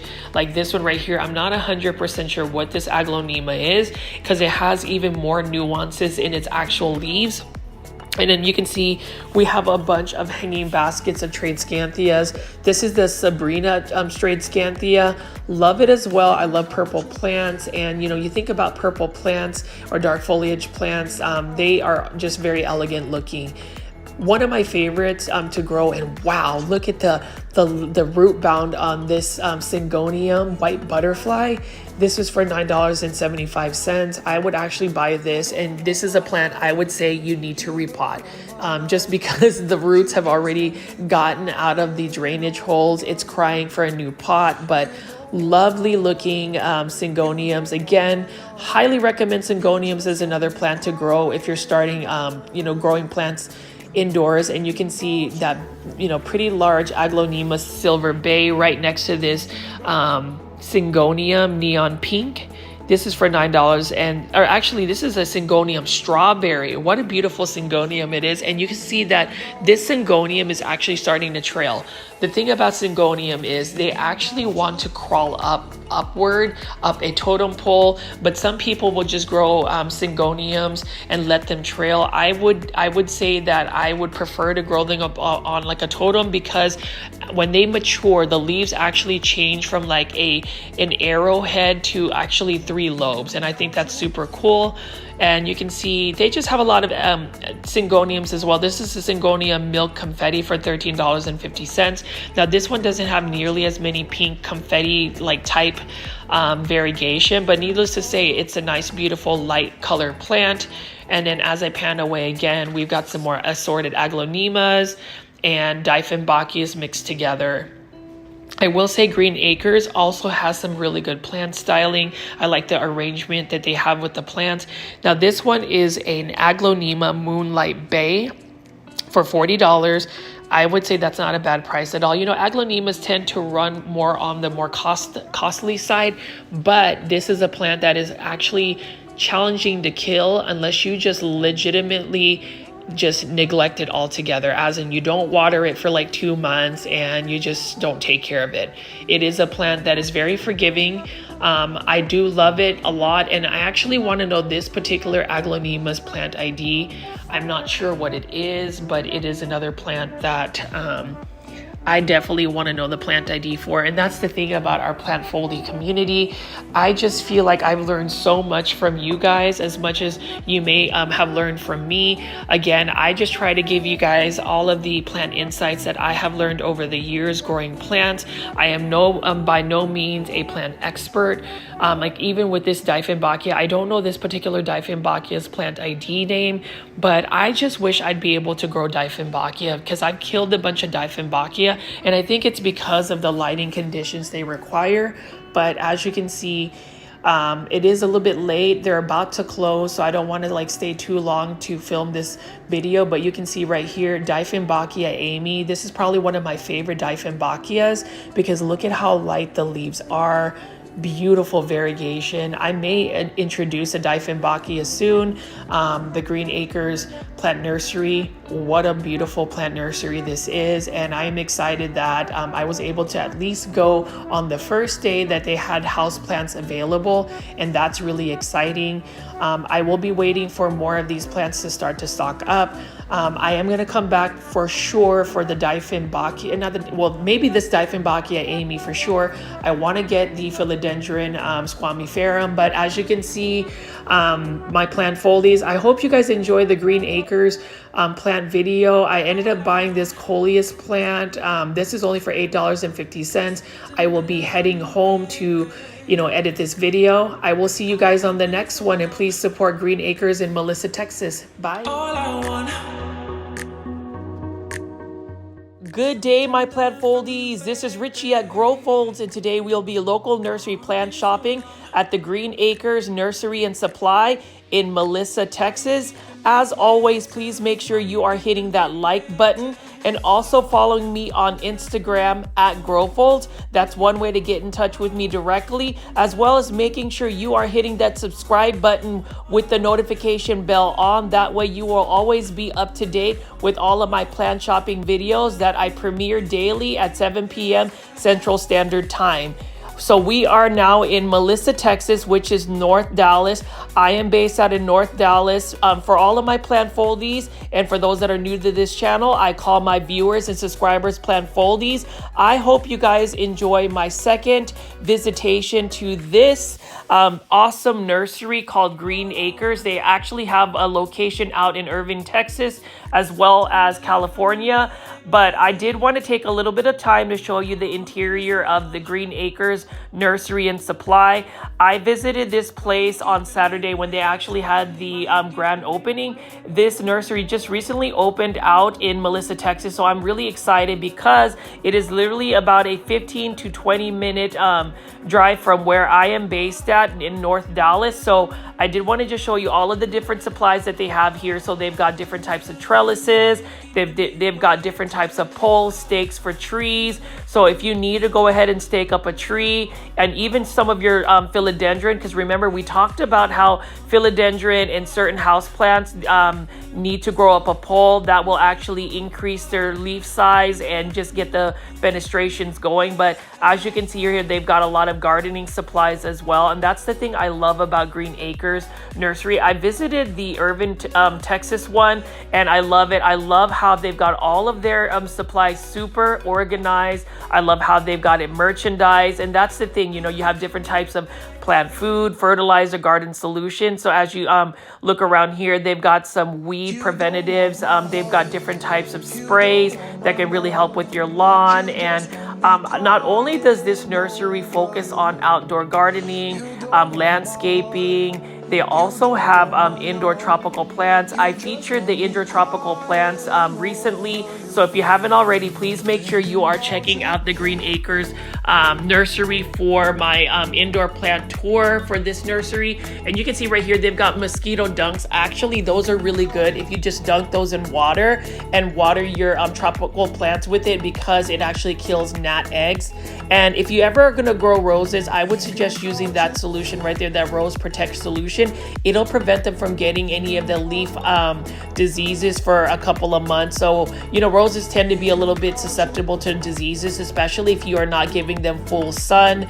But, we can talk about the care tips a little bit later on that. But as you can see, they've got irrigation, they've got landscape supplies, they've got all sorts of supplies here. And I wanted to make sure that I went here on a Tuesday morning where there wasn't nearly as many people walking around. You guys already know that whenever I do my plant shopping videos, I want to be respectful to the people that are shopping. I try not to get people in my plant shopping videos. And what's really exciting is I am so thankful that Paige, one of the marketing people that are in charge of the Green Acres marketing, we've been able to get in touch with each other. I'm so thankful that I've been able to correspond with her via the Green Acres Instagram. They gave me a little present. And I'm so thankful that you guys really appreciate my Green Acres plant shopping videos. My intent to get a lot of these plant shopping videos, especially for local plant nurseries out in the Dallas-Fort Worth area, is to really create some awareness for all of the wonderful nurseries. I know that I do a lot of big box store plant shopping videos, and I will say, plant foldies, the majority of you guys have found me through the YouTube algorithm by big box store plant shopping videos, but I did want to highlight a lot of these local plant nurseries such as Green Acres. I did want to show you my mix. So I typically get orchid bark mix, perlite, and you know, this is not a bad price at all for the perlite. And I also just get a regular potting mix, and then I just mix all of that soil up to make my soil a little bit more chunky for a lot of my indoor tropical plants, and even some of my outdoor plants that I'm growing. I know that I mix more orchid bark and perlite just so I can have more of a chunky mix. I like fast draining soil just because then you kind of prevent the what am I trying to say? You prevent root rot because you have fast draining soil. I did want to highlight these planters. So on my other video from Green Acres and Plant Foldies, or anybody watching this video, please make sure you are checking out my Green Acres videos. They are pretty in-depth and detailed about all of the plants that they feature. I did feature some of the planters, but I want to show you some of my aesthetics. So I really like these German terracotta planters. I love that gray matte finish about it. And these are priced very well. I love how it's just got a neutral color, and that's really the plant aesthetic I like. I like very modern contemporary planters. Some people might appreciate, you know, shiny glazes or a little bit more texture, but honestly, I like simplicity. I want the planter to just be more of an accessory and let the plant really shine. Sometimes planters can be a little bit more extravagant and it can take away from the plant's natural aesthetic. So I really like that. I also like these orchid type planters, these shallow or azalea planters. So these are called azalea planters. I like that they're a little bit more shallow and wide. Those would really make great planters for like succulents and cactus. I've been getting into that, but you can see all of these beautiful planters. I have this one actually, and what I do is these tall planters, whenever I have a leggy plant such as an aglaonema, I tend to just plant the plant further down a tall plant, and that actually helps create the illusion that the plant isn't as leggy. And then, you know, with those leggy stems, they typically will root out of those nodes. So as I pan away from here, you can see that Green Acres has a bunch of different types of planters. These happen to be some of my favorite ones. I love the deep gray tone about it, as well as the terracotta, which I'll get to. But as you can see here, they've got some nice drainage holes. Now for these types of planters, like terracotta planters, before I get into all of the plants, and I really want to highlight all of the outdoor plants today, just know that whenever you're using terracotta pots like this, they're really good for people that overwater, because terracotta will actually suck out the moisture, so they don't really retain the moisture as much as, say, a plastic pot. Now for those that are underwaterers, or somebody like me who doesn't really water their plants as frequently as possible, you know, plastic planters that hold more moisture is probably a better look for me. But honestly, I love these terracotta planters, and you can see they even have like clay feet right here. So Green Acres, I will say, is one of the best plant nurseries out in the Dallas-Fort Worth area. It's super exciting that they have a second location created in Melissa, Texas, and that is just north of Dallas. If you get on I-75, Highway I-75, for those that live in Texas, you already know that is just you know, further toward like Oklahoma. But I love that, you know, they are more on the outskirts. There is really a Buc-ee's right next to them as well. So, you know, you can go plant shopping, but before you do that, you can possibly just go to Buc-ee's, which is literally 2 minutes further down the road. So I like that, and I ended up getting some snacks as well. But you know, today I was just really excited to be able to go over here and feature these planters again. Like, I love these modern planters. I'm going to go ahead and pull some of these planters up. You know, it is all about merchandising and keeping things organized. So I'm going to go ahead and show you that these are beautiful planters that have a nice matte finish. I like matte finish planters. My favorite planter right now of all of this would be either the yellow or the navy blue. Beautiful colors. I can really see myself planting certain plants in those. And you know, when you think about these modern matte finish planters, some people might find them a little bit pricey, but honestly, I think that quality planters tend to be on the higher end. And you know, for me, I would rather invest more money into like very stylish planters like this right here. Love this. I love that you can like pretty much stack two together to give the illusion of a taller planter. Now these don't actually have drainage holes, but Again, you can always get a diamond drill and just drill your own drainage holes, or better yet, just keep the plant in its catch pot. But as you can see right here, I love how it's a wide open space. The actual interior of Green Acres has a very modern feel. I love that it's got tall ceilings, and then they've just got different types of supplies. So like they've got specialty soil. So a lot of soils that you can amend, you can put some different amendments. And then they've got a bunch of different types of seeds. I have been able to successfully grow a lot of seeds in the past. I've grown zinnia seeds, marigold seeds, flowering seeds, and most recently coleus seeds, which has become my plant obsession of the moment. I love coleus plants. Any type of new coleus that I find at a big box store or a local plant nursery, I will definitely buy it, even if I am on a supposed like no plant buy.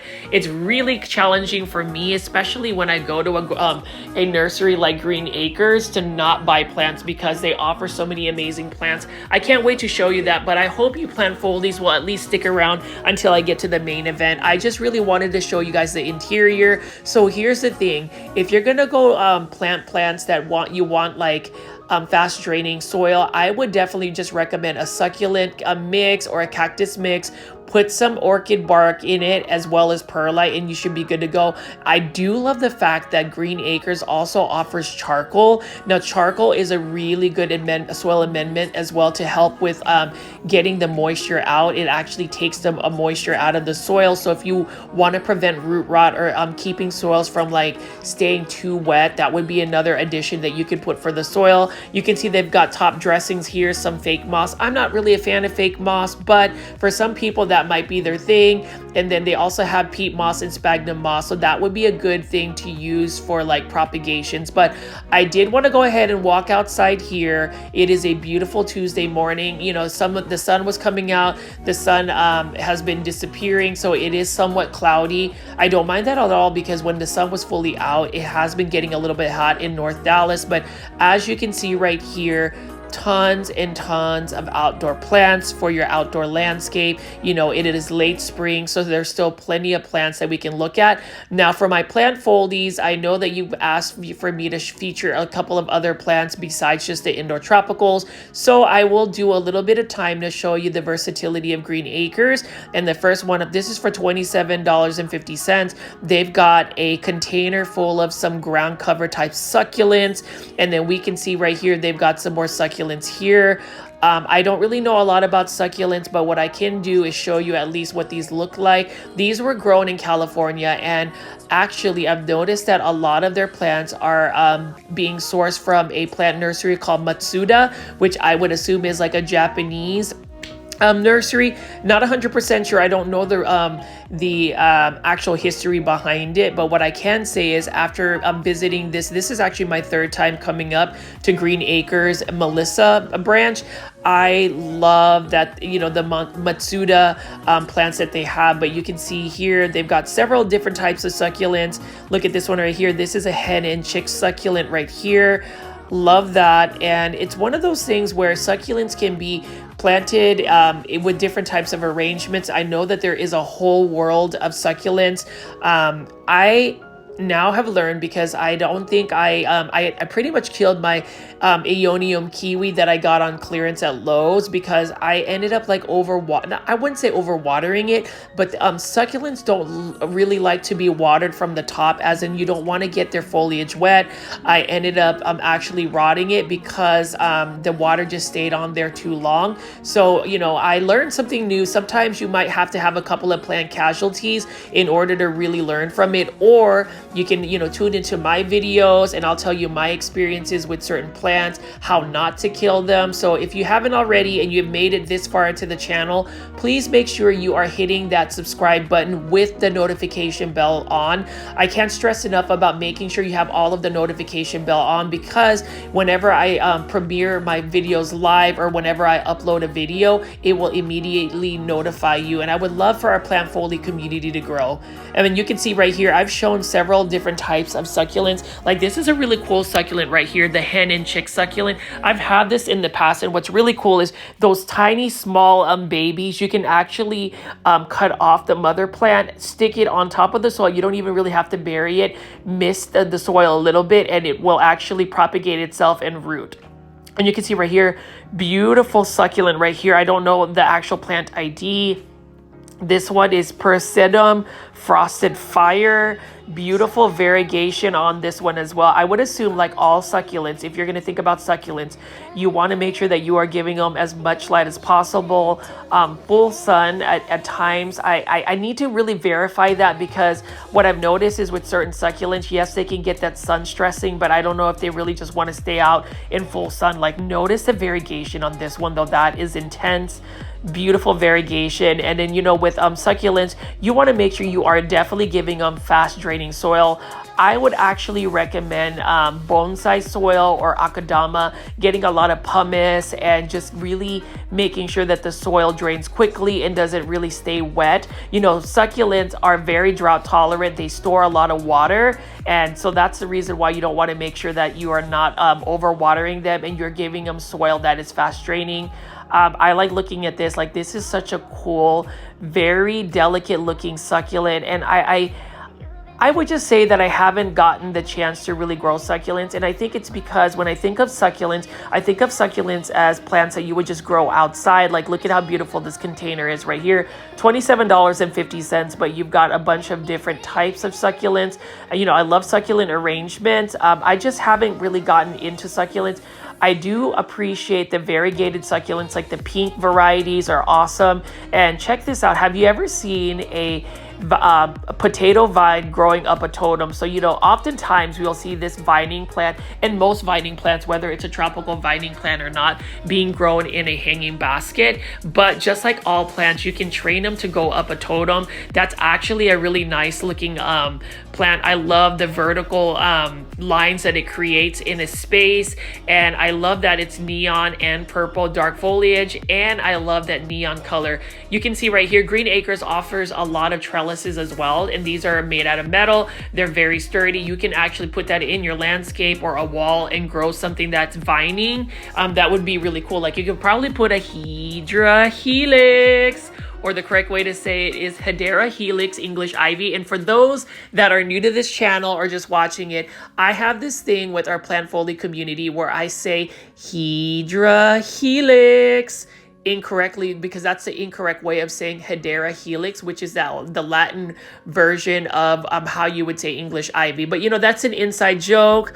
I know that some of you plant folies will keep count on how many times I say Hedera helix. Okay, I'll stop, because I don't want to scare off a couple of you know, viewers that are new to this channel. I want to make sure that I retain some of the viewers. So I have listened to some of the feedback. I will tone it down just a little bit. But anyways, check this out right here. We've got a bunch of awesome looking vincas. So like, vincas are flowers that can do very well in my grow zone, which is 8B.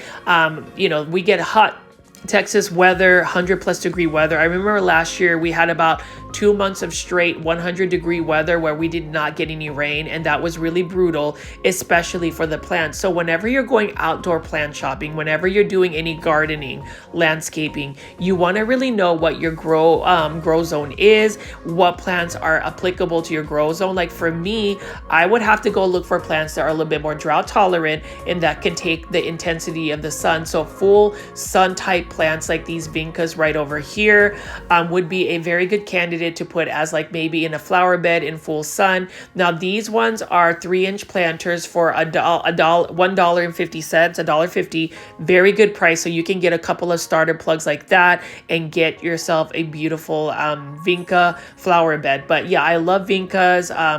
My grandmother grew a bunch of them. And then for those that don't know the history of this channel or just my involvement with plants, I love plants because my grandmother growing up really taught me a lot about it. I think that's really something that resonates with a lot of people. You know, their grandmother might have grown something, or their grandmother might have passed off, like, I don't know, an heirloom Christmas cactus. I've noticed that a lot of plants, people are influenced by plants by their family, specifically their grandmothers. I love my grandmother very much. And whenever I look at like the vinca flowers like this right here, especially the white ones, wow, that's beautiful.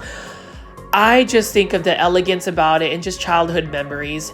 I have really enjoyed showcasing plant shopping videos. And for those that have always tuned in the live premiere chats, Thank you so much. I really appreciate it. You know, I've gotten to know a couple of you guys very well, and we really do have like a plant foldy community here. And that's the reason why I wanted to take everybody alongside with me to Green Acres in Melissa, Texas. You know, when I got in touch with the marketing manager, Paige, I am so thankful, Paige. Thank you so much for the wonderful gift that the Green Acres team gave me just to show appreciation for some of my plant shopping videos. You know, I don't really expect gifts or any special treatment from any of these nurseries that I visit. I simply want to just talk about plants, show my passion for plants, and just really share that alongside with everybody else who might like it all over, you know, the country and even internationally. Shout out to my Canadian plant foldies. So that's just really the purpose of a lot of my plant shopping videos. But you can already see that I'm going to feature these beautiful concoleus. You notice how that concoleus had a bunch of flowers. If you're going to grow your concoleus, you want to make sure you cut off the flowers, because flowers, especially on plants that are really grown for the foliage or the leaves, they take a lot of energy from your plant. So while you might think they're cool, you really want to just limit the amount of flowers. Now, if you're going to go ahead and grow a coleus to harvest seeds, yes, you can grow the plant, the flowers, but know that your coleus or your particular plant is going to really, you know, slow down on its growth, and so you want to just make sure that you are cutting off the flowers. Now, these are beautiful flowers right here, marigolds. It is a classic flower, and this is for $1.50. I love this French marigold. Marigolds need to be out in full sun.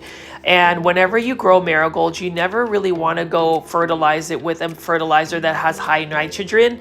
I just remember, like, even if you use like the typical multi-purpose Miracle-Gro where it's like 20-20-20, you don't want to use that fertilizer. You want to use a fertilizer that has more phosphorus, because phosphorus actually makes the plant bloom more. So like that's something that you want to make sure of. But if you have a lot more nitrogen, especially on marigolds, they tend to grow more leaves versus blooms. And I could probably say that a lot with a lot of plants, but especially marigolds. Here are some Celosa flowers right here. This is the kimono red, nice looking one as well. And as the flower gets larger, it becomes a very intense color. I love that a lot. You know, I see that a lot at big box stores, but notice the beauty of Green Acres in Melissa, Texas. So for those that live in the North Dallas area, like if you live in Frisco, Prosper, McKinney, maybe even North Plano, and any of those outskirts, I would definitely take a trip out to Green Acres. It's a full-blown nursery, and you can get a lot of your plants. Now, this is a plant I do intend to buy. This is a purple prince plant. When you give it a lot more light, it's going to give you more of that purple tone about it. I am going to start, you know, do a starter planter for this one right here. It's only $1.50. So I actually have been experimenting and, you know, trying to grow plants that are mostly like for ground covers as indoor house plants. Right now, a lot of my plants, like I've got a variegated ajuga, I've got some other plant that is also considered a ground cover. I've been growing some Swedish ivies, and they've been doing very well for me. So I'm hoping that I can take them indoors.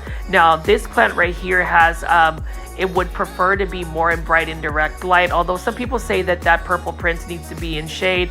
Honestly, I think lighting actually really influences its coloration, so I want to make sure that I give it a lot of light. And then here is a potato vine plant. This one's just a typical purple one. I really like that a lot as well. And then as we pass by, that is the flower of the hour. We've got a bunch of hanging baskets and petunias here. These are only for $15, so that is not a bad price at all. Now with hanging baskets, especially with like flowering plants, you want to make sure that you're fertilizing them quite frequently. I would say in the growing season, at least once a week, especially if they are in a hanging basket. And the reason being, hanging baskets don't retain the nutrients in the soil nearly as much as if you were to plant a plant in the ground.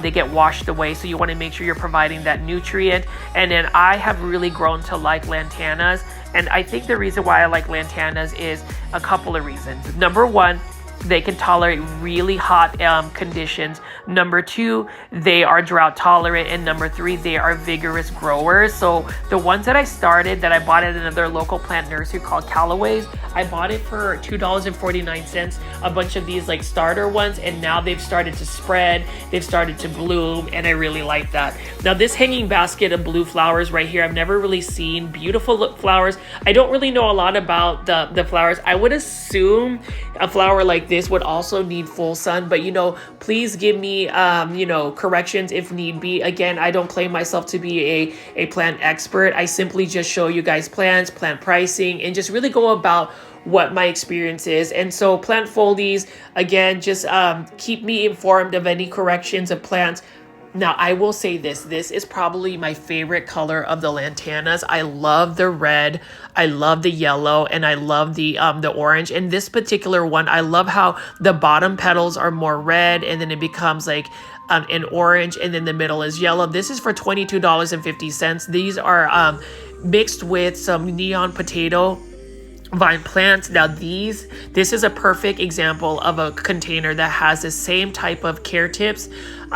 Both of these plants are drought tolerant. They can take full sun, and they are very vigorous growers. But look at how beautiful the blooms are. Like, if you really look at the details of it, you can see that there's red, and then it becomes orange, and then yellow. I actually want to buy that planter, so we'll see. But you know, Green Acres, the marketing team really gave me an amazing present, so I will definitely utilize that awesome gift card. Thank you again. I was not expecting that to do a little plant haul, so we'll see what kind of plants I'm gonna get. I definitely want to get the purple prints, and even if some people will say, oh, it's just ground cover, I like it. I love plants. I love dark foliage plants, especially purple plants. And so that's the thing, plant foldies. I just want to encourage everybody to just like plants for what they are. It doesn't matter whether the plant is some rare philodendron or some rare aroid. If you like the plant because it brings you joy, and it might be just a common plant like a pothos, love it, enjoy it. Share it with others. Like, that's the purpose of my plant shopping videos, is I like to share the plants that I am passionate about, that I appreciate. And you know, some people have given me some feedback about they're not really into coleus plants, or they may not be into lantana, or they may not be into caladiums, and that's okay. Like, we can all have a difference of opinion on that, but just know that it's easier for people to create content for plants, especially if you're passionate about it. Like, whenever I create my plant shopping videos, and by the way, this is a stunning looking lantana right here. I do like the pinks and also the yellows of these lantanas. I don't really have a script. I literally just walk around and film some plants, lift them up, and then have the intent to talk about them, like this right here, another lantana. So I've been showing a lot of lantanas just because they have been doing very well for me. Now these are only for $5.50, but to go back to like how I create my videos, I don't have a script. I literally just do my voiceover again, just to make sure that I don't have any copyrights. With this channel, I am just excited that I have been able to get a couple of funds and been able to raise some funds because of your viewership. So again, thank you so much, Plant Foldies. But I don't really have a script about like what plants are, or have like a full-blown script. Maybe I should try it, but I feel like me being a little bit more organic and unrehearsed is something that you guys might appreciate. I know that I might tend to ramble a little bit about some of my plant insights, but hey, y'all have stuck with me this far. I've been doing this for a good 5 months now, doing these daily plant shopping videos. And so I am excited to just continue to do that. But you can see here, those are just yellow lantanas, and I do love the simplicity of it. So if you are in hotter areas where you get intense heat, lantana is a flower I would recommend. It is a low maintenance flower. It mounds, it spreads, and it is a perennial. And for those that don't know what perennials are basically plants that grow a full season, will die back in the winter, and then in the spring or late spring will come back. So I find that perennials are basically permanent plants. Once you put them in the ground, they come back year after year. And check this out right here is another type of ground cover. This one is a Duranta Cuban Gold. Look at that neon color right here. I don't really know a lot about this plant. I don't know if it really needs to be in full sun or shade. So plant foldies who are a little bit more aware of like what outdoor care looks like, please leave that in the comments. And then here is a Tradescantia hanging basket. This is a super full one for $15. That is a really good price for this Tradescantia Sabrina right here. And that's the thing I like about Green Acres. Their plant pricing is very fair. So even when I talk to Tanya at the Irving location in their indoor plants, and then meeting Parker, who runs the indoor section of tropical plants here, they really do their very best to find plant suppliers that will give them a good price, so that way their prices are still within reason. And I appreciate that, because sometimes local plant nurseries have to go increase the plant prices just because of cost versus the big box store. But even so, like, I've looked at a lot of the plant pricing at Green Acres, and they are still within the range of a big box store. But the difference is you're buying a plant that is healthy, that is taken care of, that is watered, that is checked for pests, versus a big box store where they may not always have the resources for it. And again, for anybody who works at a big box store, or for anybody who enjoys big box store plant shopping or plants from big box stores, I don't want to say anything negative. That's not the intent. It's just that whenever you go to a local plant nursery, you can see all of these beautiful flowers like this, and you'll be able to get them in a much healthier state because all of the staff there truly take care of them. And speaking of things that are taken care of, I am so excited that I've been able to just take care of a bunch of my zinnia flowers. So I threw a bunch of zinnia seeds in a corner where it really needs to be more full sun, but they have grown, they are blooming. And look at this right here. Look at those roots right there. These zinnias are for $5.50. Zinnias, these ones are actually not as tall. Zinnias make great cut flowers, especially the ones you grow from seed. Typically, if you grow a zinnia from seed, it takes about 70 days for them to sprout and be able to harvest the flowers. But you can see here they've got the more dwarf varieties, and there's just so many different colors. Some people might be into more like the tropical aroids, so like hopefully you'll be open to just watching this plant shopping video. I really want to just mix up my video. I know some people say YouTube prefers more of a niche.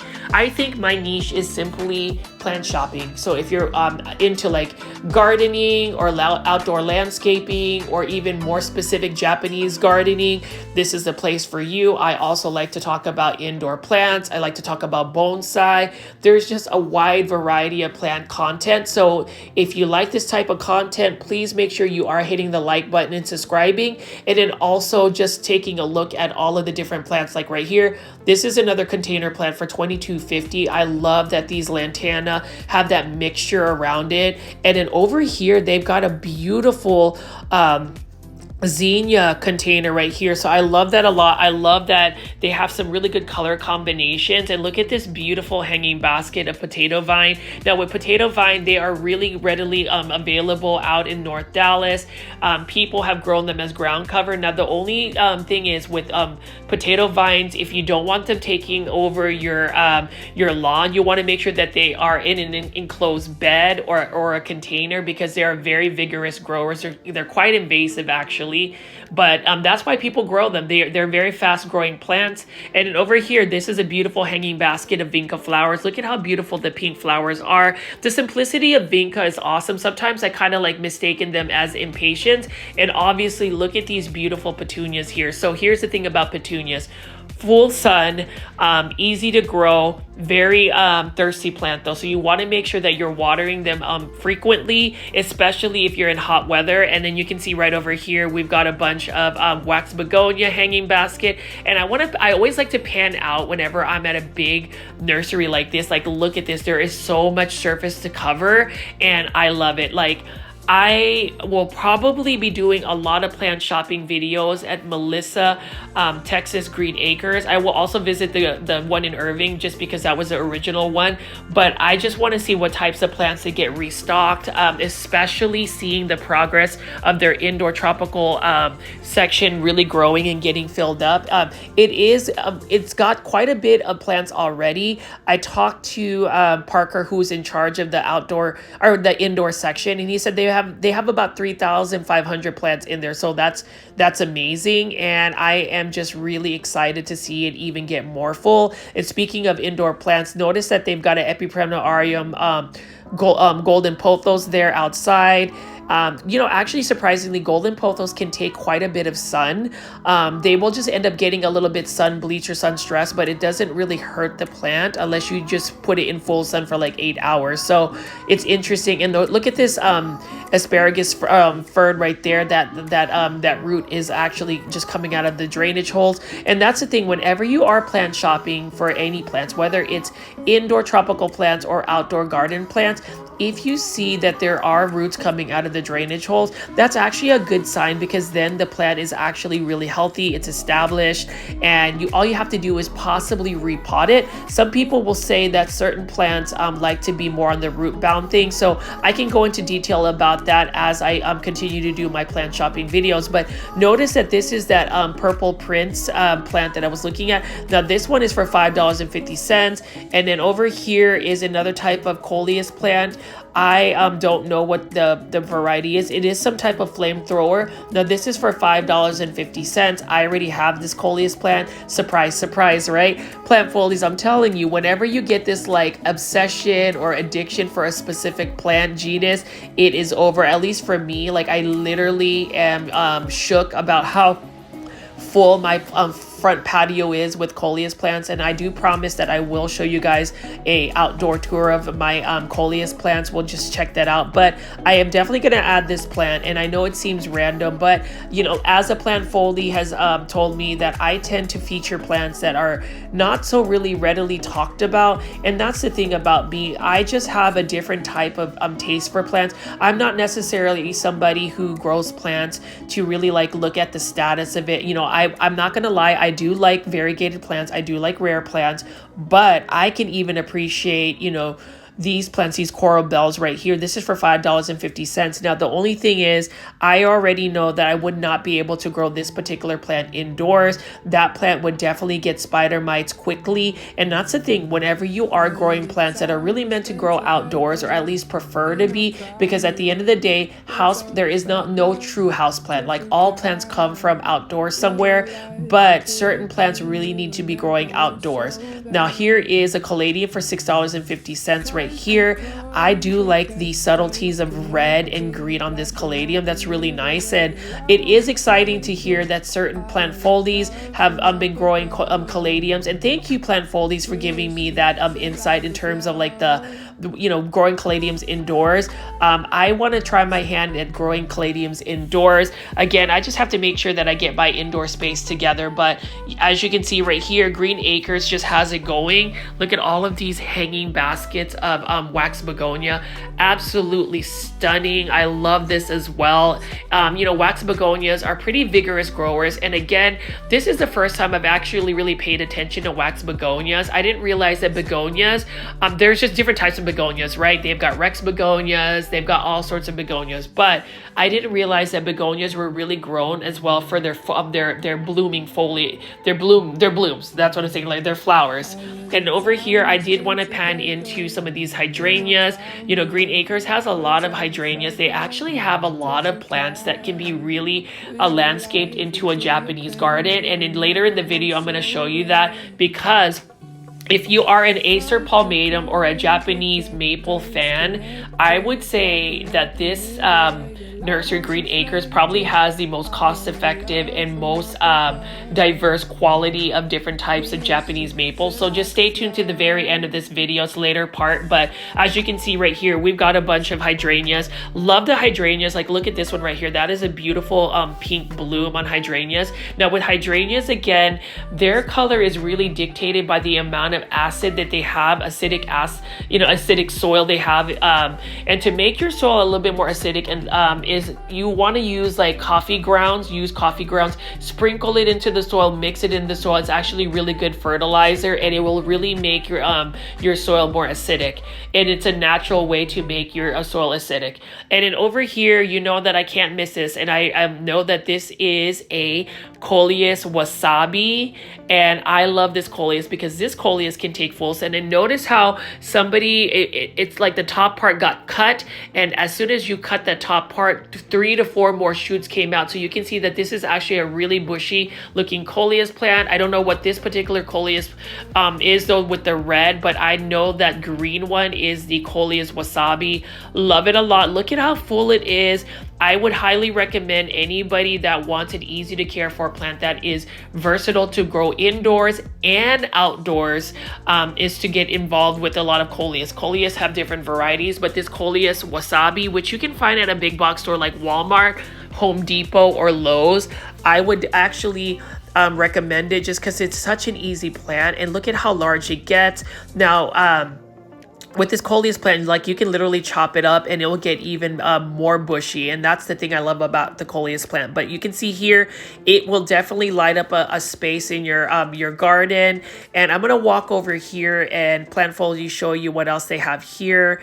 So they just got more plants, and it looks like, you know, they just got done watering a lot of the plants, and that's exciting to see that, you know, a local nursery will take the time to make sure to water their plants. These plants are definitely not neglected. So here is another plant that is a ground cover, and this one is an Asiatic jasmine, just a green variety. I saw the variegated Asiatic jasmine at a Home Depot, and actually it's funny because I filmed the Home Depot plant video before I went here. I met up with Paige, the marketing manager, at noon, and I actually just finished filming the Home Depot plant shopping video that I premiered the other night. So as you can see here, lots of different types of ground covers. This one right here I wanted to see was like the creeping fig or Belus plant that you will see in a big box store by Costa Farms. Now this one is for $5.50. Look at that variegation, but it is interesting. So now I've gotten the idea of like certain plants that are in hanging baskets. They might just be ground cover that can just trail down. And so like things that I would consider growing, like this one right here, that's only for $5.50. I would also consider growing a creeping Jenny, just because I love that neon look, and it is also trailing as well. So I just have to do a little bit more research. And as I pass by, they've got a variety of different types of herbs. And this is the exciting part about Green Acres Nursery in Melissa, Texas. I would recommend people, especially if you love plants, like especially gardening plants or indoor tropical plants, to check this out because it is a new location. So they're going to constantly get new plants. And I'm just excited to see as they stock more. I do have this particular lemon tree right here. This is the pink lemon tree, the variegated form. I do have a question for those that might grow the lemon trees. Are they able to grow in grow zones 8B? We do get a lot of really cold winters to the point where we'll have those like horrible frost. So I'm just curious to see if I can grow mine in the ground. I have been growing mine in a really large planter. It is about 3 feet tall. Actually more than that, about 4 feet tall, and I've had it for about 2 years now. And I was debating on whether I should plant it in the landscape, like in the ground, or whether it would not do well because I overwinter it. I tend to bring a lot of my plants in my garage and actually have like a grow light over the winter. So just, Plantfolies, if you know anything about that variegated lemon tree, pink lemon tree, let me know. And then you can see right over here, Green Acres offers a variety of different types of herbs.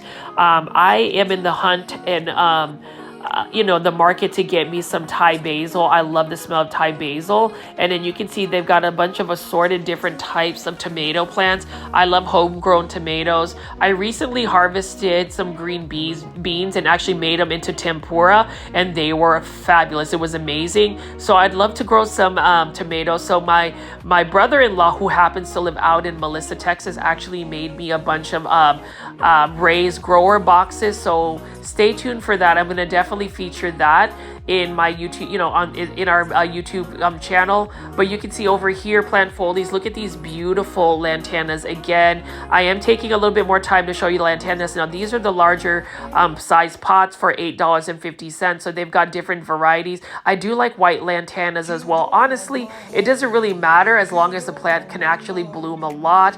And with this particular plant, the lantanas, they have to get full sun, at least 6 to 7 hours of full sun, direct sun. They like like the heat. They're kind of similar to roses in a sense though, but look at that one right here. I love that yellow lantana. I mean, plant folies, let me know what you think about lantana. Do you grow lantana? Have you grown lantana?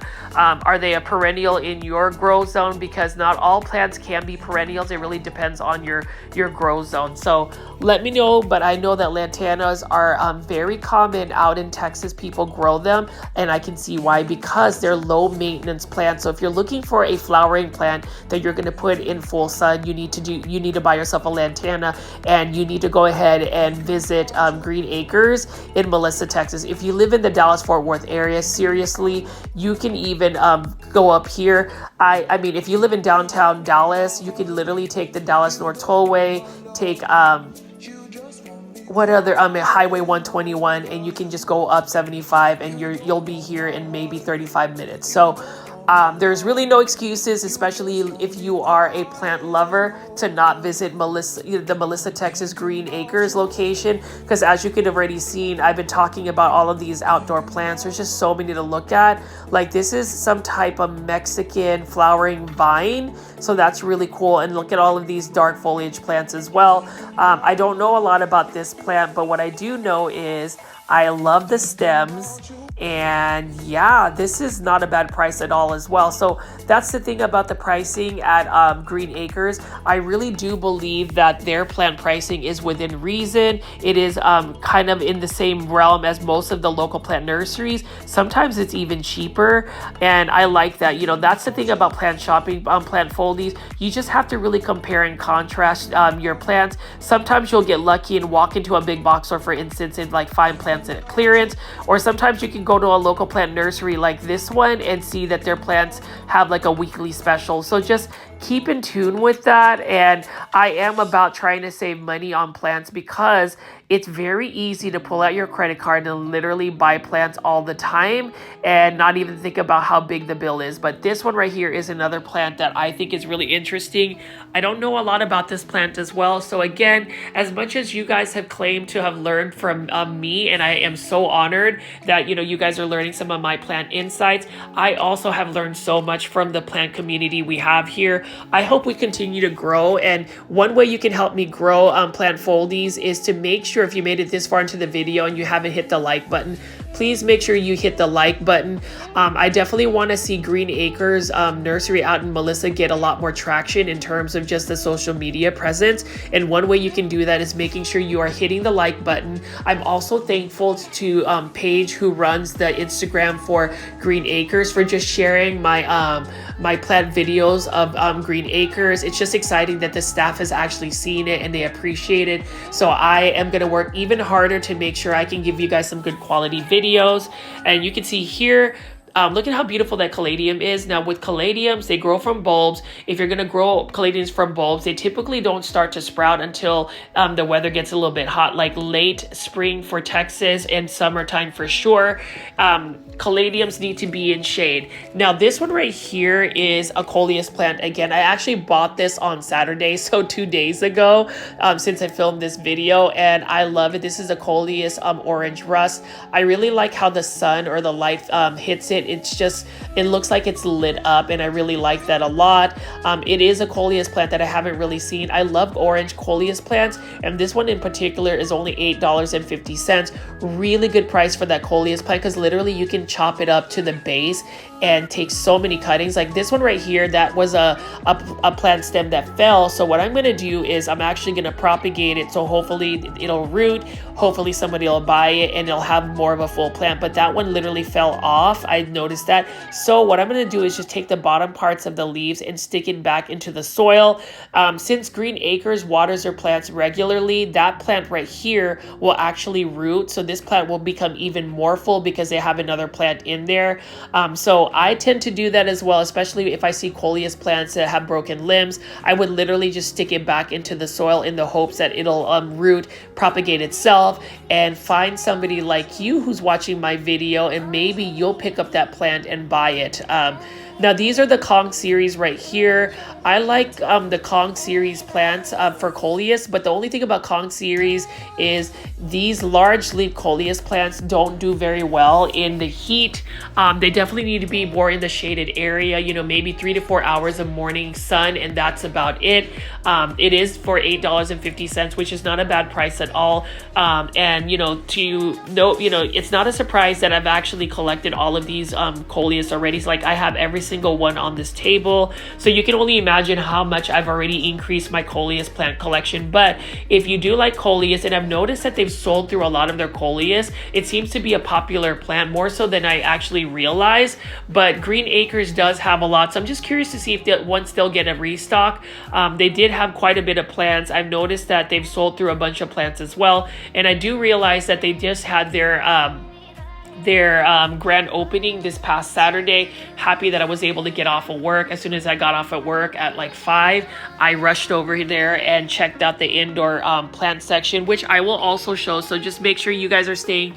Hopefully you guys are still watching this video. I know it's mostly outdoor plants, but I felt the need to really highlight the outdoor section again at Green Acres and Melissa, just because I'm not sure if there's a lot of people that are really aware that this is such a huge nursery with very good quality plants, like some of the best plants I've ever seen in terms of quality and pricing.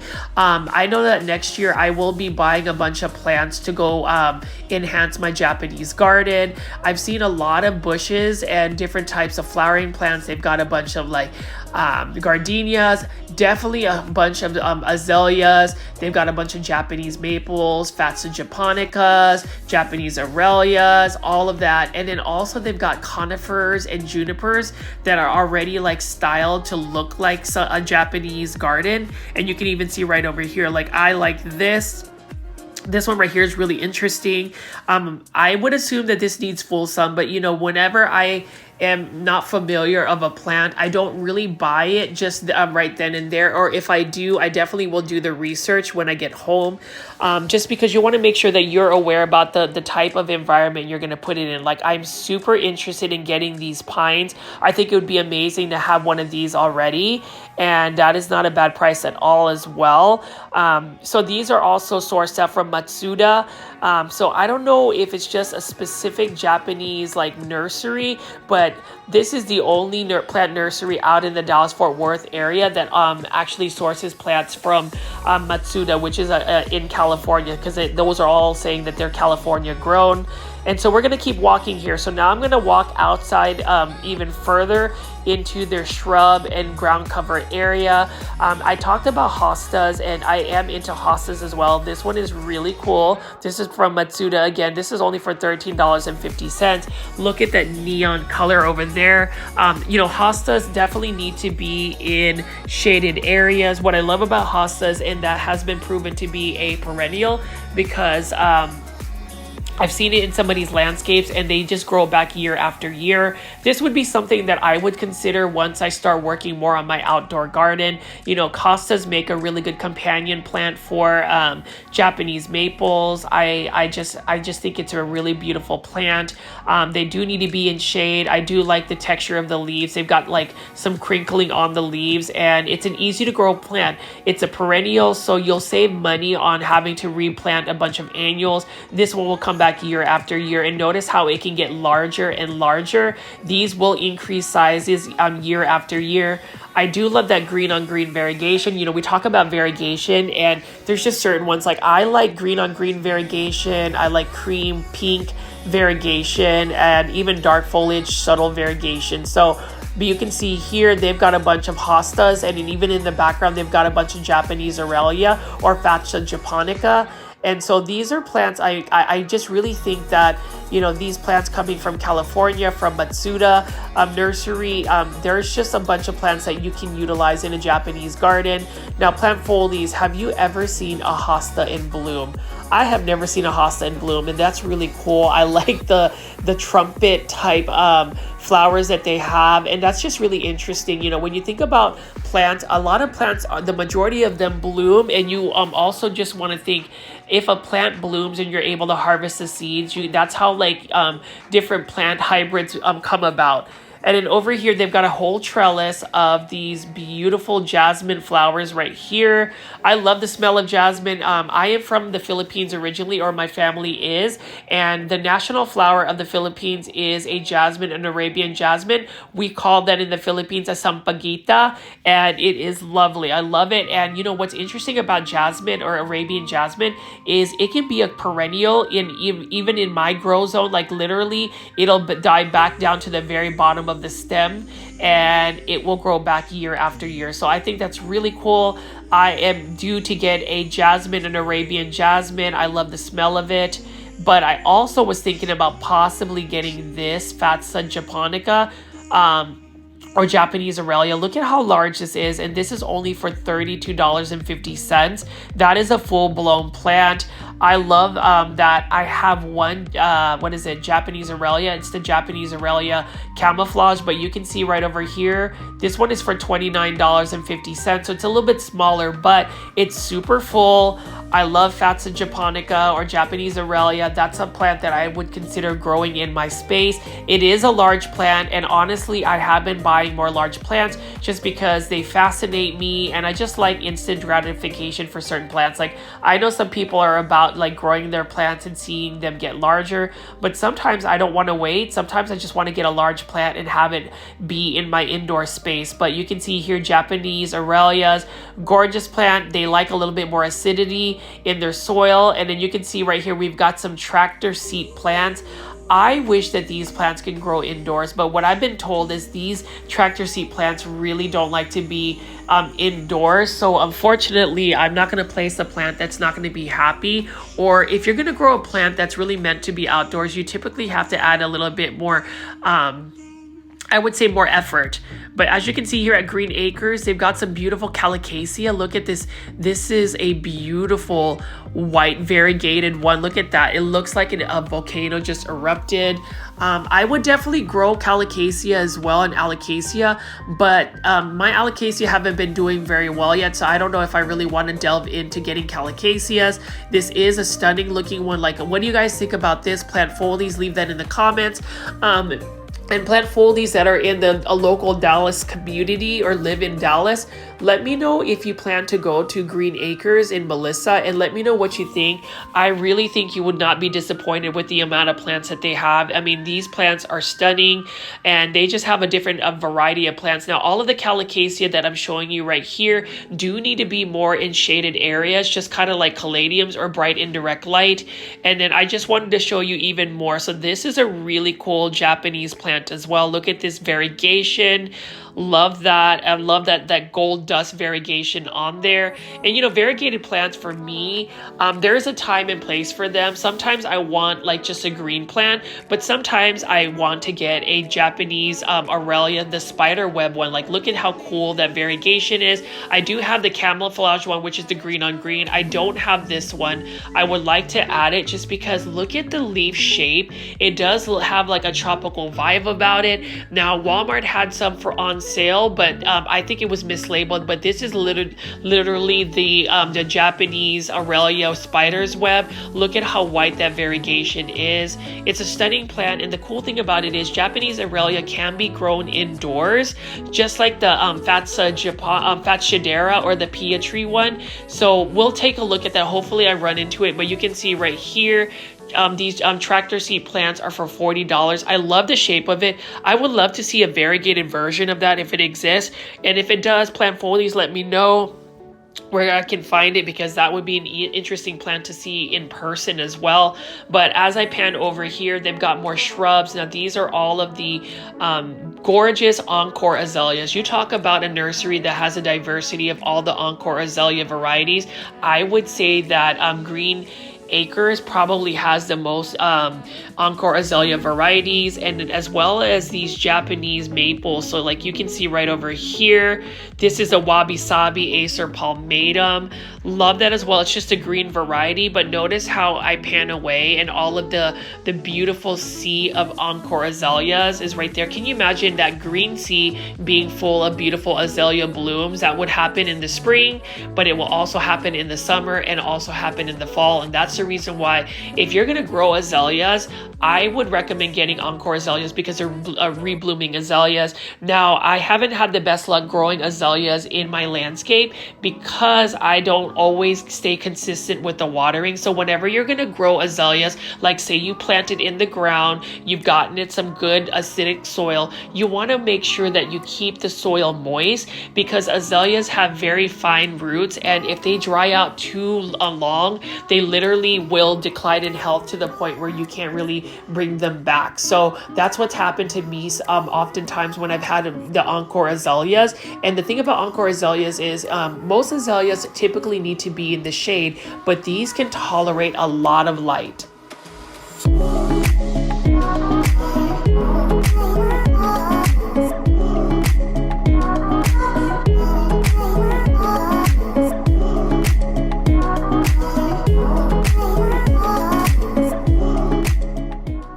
See that there is a sea of Encore azaleas right over here.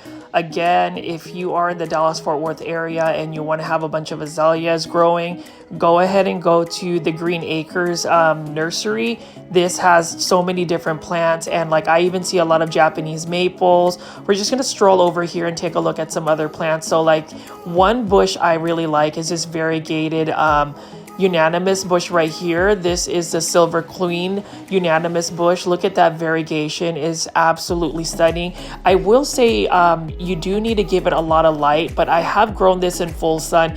It did okay for one season, but then we had like a hard freeze and it just didn't come back. I have the golden unanimous, but the Silver Queen one is absolutely stunning.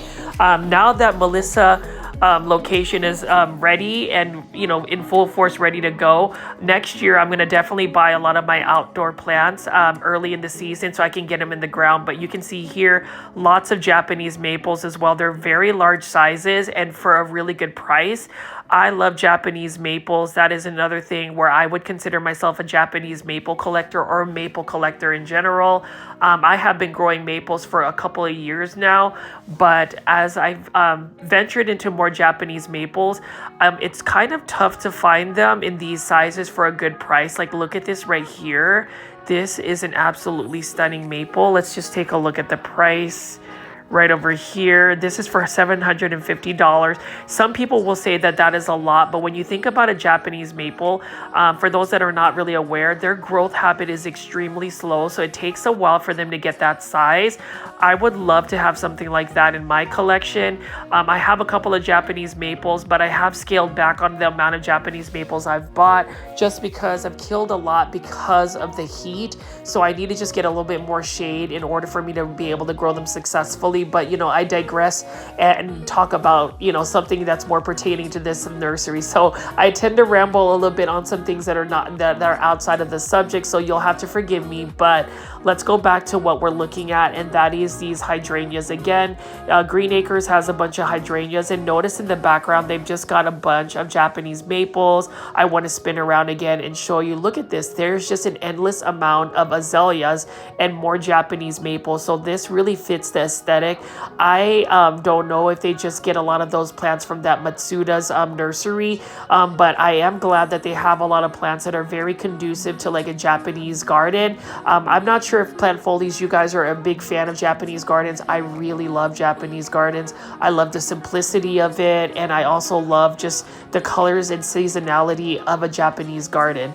And you can see over here, first editions hydrangeas. They've got the darker foliage. I love dark plants. And you can see they've got some more Japanese maples here. So this is a particular Acer palmatum Japanese maple I like. This is an upright ceru. It's got a dissectum or lace leaf type leaf. Look at how stunning that is. And what's interesting is not only is it upright, it can take a lot of sun. And for some plant or a tree that has such delicate looking leaves, you would think that that would crisp up easily. But that is a plant I will be buying from Green Acres next year. The thing about Japanese maples is you want to try to get them in the ground either early spring before they really start to like wake up from their slumber, or planting them in the fall. It's not really advisable to put a plant like a Japanese maple in the ground in late summer, or in late spring, early summer, just because of our heat. But you can see here, I love these gardenias. They smell so good. I wish you could smell gardenias. Beautiful plant. And again, it's just a white bloom. And I like white flowers just for that reason. There is a certain elegance about them. And then we have some other variegated plant as well. This is another variegated shrub. Not sure what it is exactly. We're going to take a look at the name. And here we go right here. Really nice looking variegation as well. I love variegated plants, but then again, I also like green plants. So you could just say that I'm a plant lover in general. I'm pretty sure you guys can tell that I just get really excited about plants and showing y'all this. But you can see over here, plant folies, we've got some Japanese maples or Acer palmatum. So they've got different varieties. So this is called the Eagle's Claw Japanese maple. The Japanese name for it is Kamigata. I've used to have this. This is actually a more heat tolerant Japanese maple. This one is in a two gallon container for $90. So, you know, I would be tempted to buy all of these gallon containers or 2 gallon containers. I actually get a lot of my Japanese maples from Metro Maples, which is a phenomenal Japanese maple nursery out in Fort Worth, Texas. It's owned by a friend of mine. His name is Scott Hubble. Check that out as well. I've actually done a lot of plant shopping videos and just video features on my YouTube channel. But as you can see here, Green Acres has some amazing selections of Japanese maples. And I would say if you look at the pricing of them, they're a really good price. So like if you are in the hunt for a pretty established Japanese maple, you can get a large form, or you can start growing one from like a 2 gallon planter. But as you can see, they've got reds and crimson colors. This one, I believe, is the Crimson Queen. I love the Crimson Queen because of its cascading growth habit. I just haven't had the best luck growing lace leaf maples, and that's, again, because I don't have the shade to really protect them from the hot afternoon sun. But as my Japanese maples get a little bit more established in the actual soil, they have become a little bit more resistant to the heat. I do have a large Shantung maple growing in my backyard, as well as a ginkgo biloba tree. They are about 15, maybe 18 feet tall, and they have really started to accelerate in their growth. So maybe I'll have some more shade within the next year or two. But yeah, I love the Japanese maples. I would dub Green Acres as probably being one of the most I guess just carrying the most Japanese maples in the North Dallas area as far as like nursery. So again, if you aren't into like indoor plants, if you're more so just into like Japanese gardens or even just Japanese maples, I would highly recommend going to Green Acres. They've, as you can see right here, they've just got tons and tons of different Acer palmatum. This one is the Acer palmatum Emperor 1, which is more of a heat tolerant Japanese maple. You can actually push the envelope and try to grow it in full sun. You know, with Japanese maples, they say that they really need to be more in shaded areas, but as the tree gets established, its roots get established, it becomes more sun tolerant. And I actually visited here when they had more of the variegated dogwoods. I was thinking about getting a dogwood as well, especially, you know, these dogwoods that they had one that was highly variegated for a really good price. And that's the thing though, I didn't have my truck to actually haul this out and just have my my car, and so I wouldn't have been able to get it. But I do like the look of dogwoods as well. You know, dogwoods are also trees that they grow in Japanese gardens. So like, I am just really surprised that a lot of the plants, again, that are offered at Green Acres, you can put in as a Japanese garden. But I did want to walk over here. I haven't gone this further back to look at this because I love me some variegated shrubs. And over here, we've got a bunch of cool looking variegated plants. Now, this is a plant I've never seen before. Let's take a look at the plant ID. This one is called the Roman Candle. That is super cool. This is another plant nursery that is actually sourced out. I've never really seen the sun plant collection, so that's really cool. But look at that. Tell me what you guys think, plant folies, what you think of this shrub. That is a stunning variegation. I don't know if it needs full sun, so I'm going to do some research on that, but I am definitely going to buy myself or treat myself to this. This is a beautiful variegated Fatschedera or variegated Pia tree. Look at that. That looks like almost like sweet gum tree or maple tree, you know, maple leaves. So for my plant foldies that are out in Canada, don't these look like maple leaves? Look at how beautiful the variegation is. And really, I have not really seen sizes this large. And mind you, this is only for $32.50. What a gorgeous looking plant. I'm gonna go ahead and see which one I will find. These are about 4.5 feet, almost 5 feet tall. So I am definitely gonna get that, you know, the gift that the marketing team Paige gave me. I'm gonna utilize that to you know, part of my plant haul right here, because look at this. This is such a beautiful plant, and the cool thing about this plant is it can be grown indoors. This is a cross between an English ivy and a Japanese Aralia. So you can see that it's got more of that upright variety on it. It's got already a stake and it's a full-blown tree. I definitely want to grow mine indoors. I will probably repot it into a more stylish pot, but look at how beautiful that variegation is. Now with this particular plant that you can grow indoors, you want to make sure that you are providing it with a lot of bright indirect light. I wouldn't overwater it. I would wait till it's about 50% dry. And in terms of pest preventative, since it has Hydra helix genetics or English ivy genetics, it may be spider mite prone, especially when grown indoors. So I am definitely going to spray this down with my plant foley mist or my neem oil spray, and just to make sure that it you know, we kill any potential pests is what I'm trying to say. And we'll see. But look at this forest of Pia trees, variegated Pia trees. I am surprised to have found this. And again, this is a plant that is a plant you can grow indoors. So, you know, you talk about some of the plants that I am growing. It's not always about those tropical aeroids for me. It's really plants that are a little bit more unique. I mean, I don't know how many people actually grow a Pia tree or a variegated Fatschedera. I would recommend it, especially if you want an upright tree-like form in your indoor space. Now that does require quite a bit of light. So if I can't provide it light, that you know, bright and direct light, I'm going to definitely have a grow light underneath, you know, over it, just to make sure that it gets enough of the lighting. But that's such a beautiful plant. I love that the leaves are already large. I've seen this offered as a Costa Farms exotic angel, but for $5.97. But I'd rather spend $32.50 at Green Acres in Melissa, Texas. I mean, there's still quite a bit. So if you're interested in this would make a great houseplant as well. You can grow this in an outdoor patio. They make great patio plants as well. Now, just make sure that this plant is not out in full sun. It will burn, but what a surprise. And I am going to go back and pick that up. I'm excited that I've already found 2 plants that I want to get. And then you can see right here, we've got some honeysuckle plants right here. What else do we have going on? We just got a lot of plants that, you know, there's just a lot of surface space out in Green Acres, and I really hope for those that have stuck around this long on the video, thank you. I know it's not the typical you know, indoor tropical plant shopping, but I just felt the need to really showcase Green Acres outdoor plants. So for those that love like outdoor gardening or just really working on their landscape, here are some plants for you.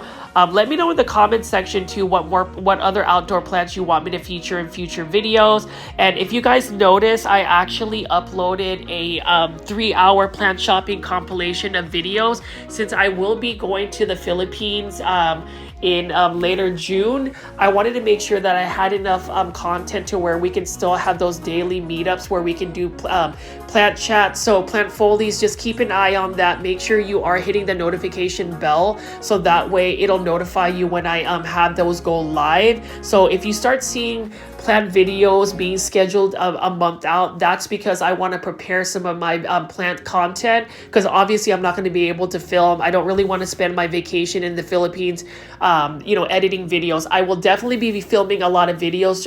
Don't worry about that, but I want to spend a lot of time and make sure that I am present in the moment. So that's just a little side note. So let's go back to actually Green Acres. And as you can see, my plant shopping videos I utilize as well as like more of like a personal blog. So hopefully you don't mind me sharing some of my personal insights about my personal life.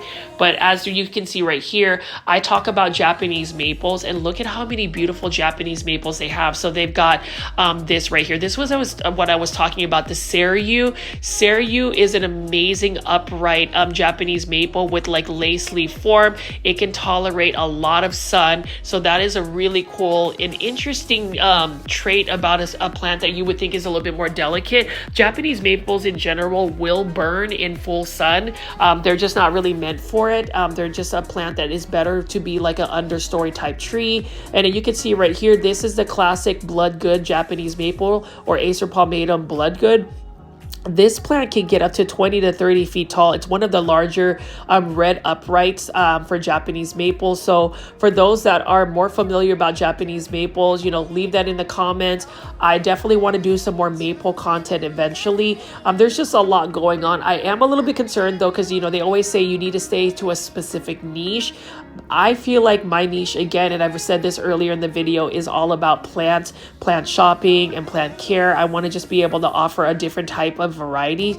Maybe that might not be the best for my my YouTube channel long term, but again, I like to just, you know, create content that is really what I like and what I am passionate about. I do want to show you some of these redbud trees. So these are actually beautiful redbud trees. I like the cascading weeping ones as well. Like, look at this. This is beautiful. And these obviously need to be in full sun. This is for $225. That neon one is just electrifying. Look at that. That is a beautiful plant right there. It almost reminds me of like an Epipremnum aureum neon pothos. Look at how beautiful that is. You already know I love me some neon colored plants, yellow plants, and also like dark foliage, maroon, purple plants. So this is just really up my alley. I would love to have the space to be able to grow these outdoors. And I do love the fact that these are established trees and they're only for $250. That is not a bad price at all. And then you can see right here, this is another red bud right here. These are burgundy hearts, and that is only for $115. So it is a no-brainer, guys. Plant foldies, if you are a local plant foldie, somebody that lives out in the Dallas-Fort Worth area, and you're into like outdoor plants, definitely go to Green Acres and Melissa. But also if you like indoor plants, the indoor section is getting full quickly. They're going to be anticipating another shipment of a bunch of like really cool plants, so I will continue to make those updates. But you can see here, I am looking at some of the maples, and this one is an Acer truncatum hybrid. I think it's a cross with something, so I haven't really seen this, but this one is another maple that is full tolerant of the sun. So like, I would love to do a little bit more research on that. That is really interesting as well. An Acer truncatum cross or a Shanktum maple cross with something else. I didn't really see the details, but that is a beautiful plant. I love maple trees. I love collecting maples, not just Japanese maples, but like trident maples and all sorts of maples. This is a maple Pacific sunset. So I'm going to definitely take a look and do some research on that. I will say if it is crossed with a truncatum, that means it can take really hot weather and full sun. So like, that's a good thing in terms of just my climate. And then you can see we've got a bunch of palms right over here. We're about to go walk over to some of the agave, and I'm just going to see what other plants that they have here. So plant foldies, let me know in the comment section what plants you've liked, what plants you want to grow in your outdoor garden. Again, I really am asking for more content, some more comments. I love that engagement. And then if you are watching this video live and haven't said hey on the chat, please say hello. We are a friendly bunch. I love the plant foldie community. It is steadily growing, and it just brings me a lot of joy. And then over here we've got an agave, and notice how this agave has some baby shoots right here. All you have to do to propagate it is actually cut it off the mother plant, stick it on the surface of the soil, and it will root. And then we have some more dark foliage bush type plants here, and I wanted to look at this. This is so cool. I love ginkgo trees. So when you talk about other trees, I love ginkgo trees. Look at how beautiful that leaf shape is. This is a dwarf ginkgo tree called a marican. I actually have a high graft marican. So basically what that means is they'll take a piece of this ginkgo and actually pretty much connect it to a root stock. Well, mine is a high graft, so mine is actually a lot taller, but look at how beautiful this is. It is a very slow growing ginkgo. Actually, ginkgos in general are a little bit more slower growing, and that's another one that I might even consider getting, just because I like how it's lower to the ground. And then you can see right over here they've got another variegated bush of some sort here. Really cool looking variegated bush. I don't know a lot about it, but I just like variegated shrubs as well. They're really cool. And then what else do we have over here? I'm going to walk over here, and it looks like they've got a bunch of proven winners, Rose of Sharon. So again, look at how big this nursery is. It is massive. I know that my video can't even do the justice in terms of just how massive this nursery is.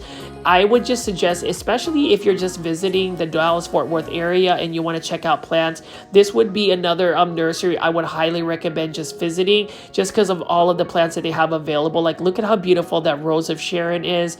Love that as well. And Rose of Sharon can actually grow in our grow zone, or at least my grow zone 8B, because it is a plant that is deciduous. It will actually go dormant in the winter. So I think that's really cool. And then you can see, look at these large Acer palmatum or Japanese maples just kind of blowing with the wind. It is quite windy today. It was a little bit sunny. Now it's cloudy again, but you know, that doesn't stop me from doing plant shopping videos, and it definitely will not stop me from filming Green Acres. Again, it was just really flattering. I am honored that the marketing team at Green Acres was able to just really appreciate what I do in terms of just my plant shopping videos. Again, I would recommend Green Acres. They didn't sponsor me for any of this. I literally am just making plant shopping videos because I want to highlight all of these local plant nurseries. I'm super proud that Dallas and the Fort Worth area have some really cool plant nurseries. So for those that are going to visit Dallas, definitely go to Green Acres. If you want a Japanese maple and you live out in North Dallas, or even in just this metroplex, make your trip up to North Dallas in Melissa, Texas, and definitely check it out. Again, as many times as I've done plant shopping videos, I have looked at a lot of the pricing of this nursery, and they are very competitive. And then I did want to walk back into the indoor section. So as you notice, the indoor section isn't nearly as full. It's getting there, and I'm getting super excited. I will definitely be checking for more updates. Parker is the person that actually is in charge of this area. He's one of the buyers, and he was telling me he got some good philodendron billet coming in. So I'm definitely interested in that, and I am gonna definitely get a plant or two in this indoor section from the little present that Green Acres gave me for just some of my videos, and I really appreciate that. Again, I didn't expect that, but it does help with my plant collection. But you can see here lots of plants. So if you really want a detailed video of all of the indoor plants, definitely check out my first feature of the Melissa, Texas Green Acres grand opening. I spent about an hour and a half really going through each of the plants here and really talking about the care tips. This is really interesting though. I'm not really a fan of like the neon spray on those cactus, but you can see that they have the tables organized at the indoor section, where it's got pretty much either similar care tips or the plant genus is similar. Like the first table, it's mostly philodendron and like trailing plants, but I think I want to buy a Philodendron squamiferum, the larger variety, the one I think in the 10-inch planters. That's definitely one plant I was thinking about getting the last time, but I also want to walk over here. So this is going to be the caged area with all of their rare and uncommon plants. I am in love with the variegated Alocasia odora. It is for $200 though for this size, and I get it, you know, it's a highly variegated plant. It's just a plant that I may not necessarily have all the funds for. I considered buying it, but I may just look for a smaller variety, but you can see they've got a bunch of assorted philodendron here. You can see that they've got a philodendron ring of fire, philodendron pink princess, and this area is definitely going to get more full. I do love the living wall that they have over here. So they have a bunch of different plants that have like created a heart shape right here. So they've got some golden pothos, scindapsus, they've got some bromeliads, they've got some transcanthia. What a really cool concept. It's a really nice installation of plants. I would love to have some kind of living wall as well in my home. So, you know, that's always a cool thing to just get that inspiration. They've just got a mesh wire holding these up. And I thought that was really cool when I first went to the grand opening. And you can see right over here, it is starting to get full. I'm hoping to see some more plants as the time progresses for this nursery. I'm just really happy that Green Acres has really started to get more plants. And you can see here, I also like how it looks similar to the Irving location. You can see this is a full table of Aglaonema and Dieffenbachia. I prefer Aglaonema. Dieffenbachia are a little bit more challenging, but I did want to pull this particular one out. And these are the plants that I am going to get. I ended up picking that variegated Fatschederia. And you can see that is the little present that they gave me. So these are the plants I'm going to buy. So I'm going to get me this variegated Fatschedera. I'm going to get me a Dracaena Kanzi Dragon. I also got a Philodendron Squamiferum and a purple Prince plant. So those are going to be the plants that I hauled. So excited to be able to get some of these. That is such an awesome present that Green Acres was able to get with me. And that's the thing, people have said that, Richie, you have connections. It's not necessarily connections. I just truly believe that if you treat people with kindness, kindness will come back to you. And that's really what the plant community I want to continue to build on my YouTube channel with the plant foldies. But as you can see, I am getting ready to check out. I love the building. Look at how beautiful the interior is. I love the high ceilings. I love the modern vibe about it. So plant foldies, I hope you enjoyed this video. As always, please make sure you are hitting the like button and subscribing to my channel with the notification bell on. If you are in the Dallas-Fort Worth area, please check this out. And also follow Green Acres on Instagram. This is Richie at Grow Folds. I'll see you on the next one. Bye.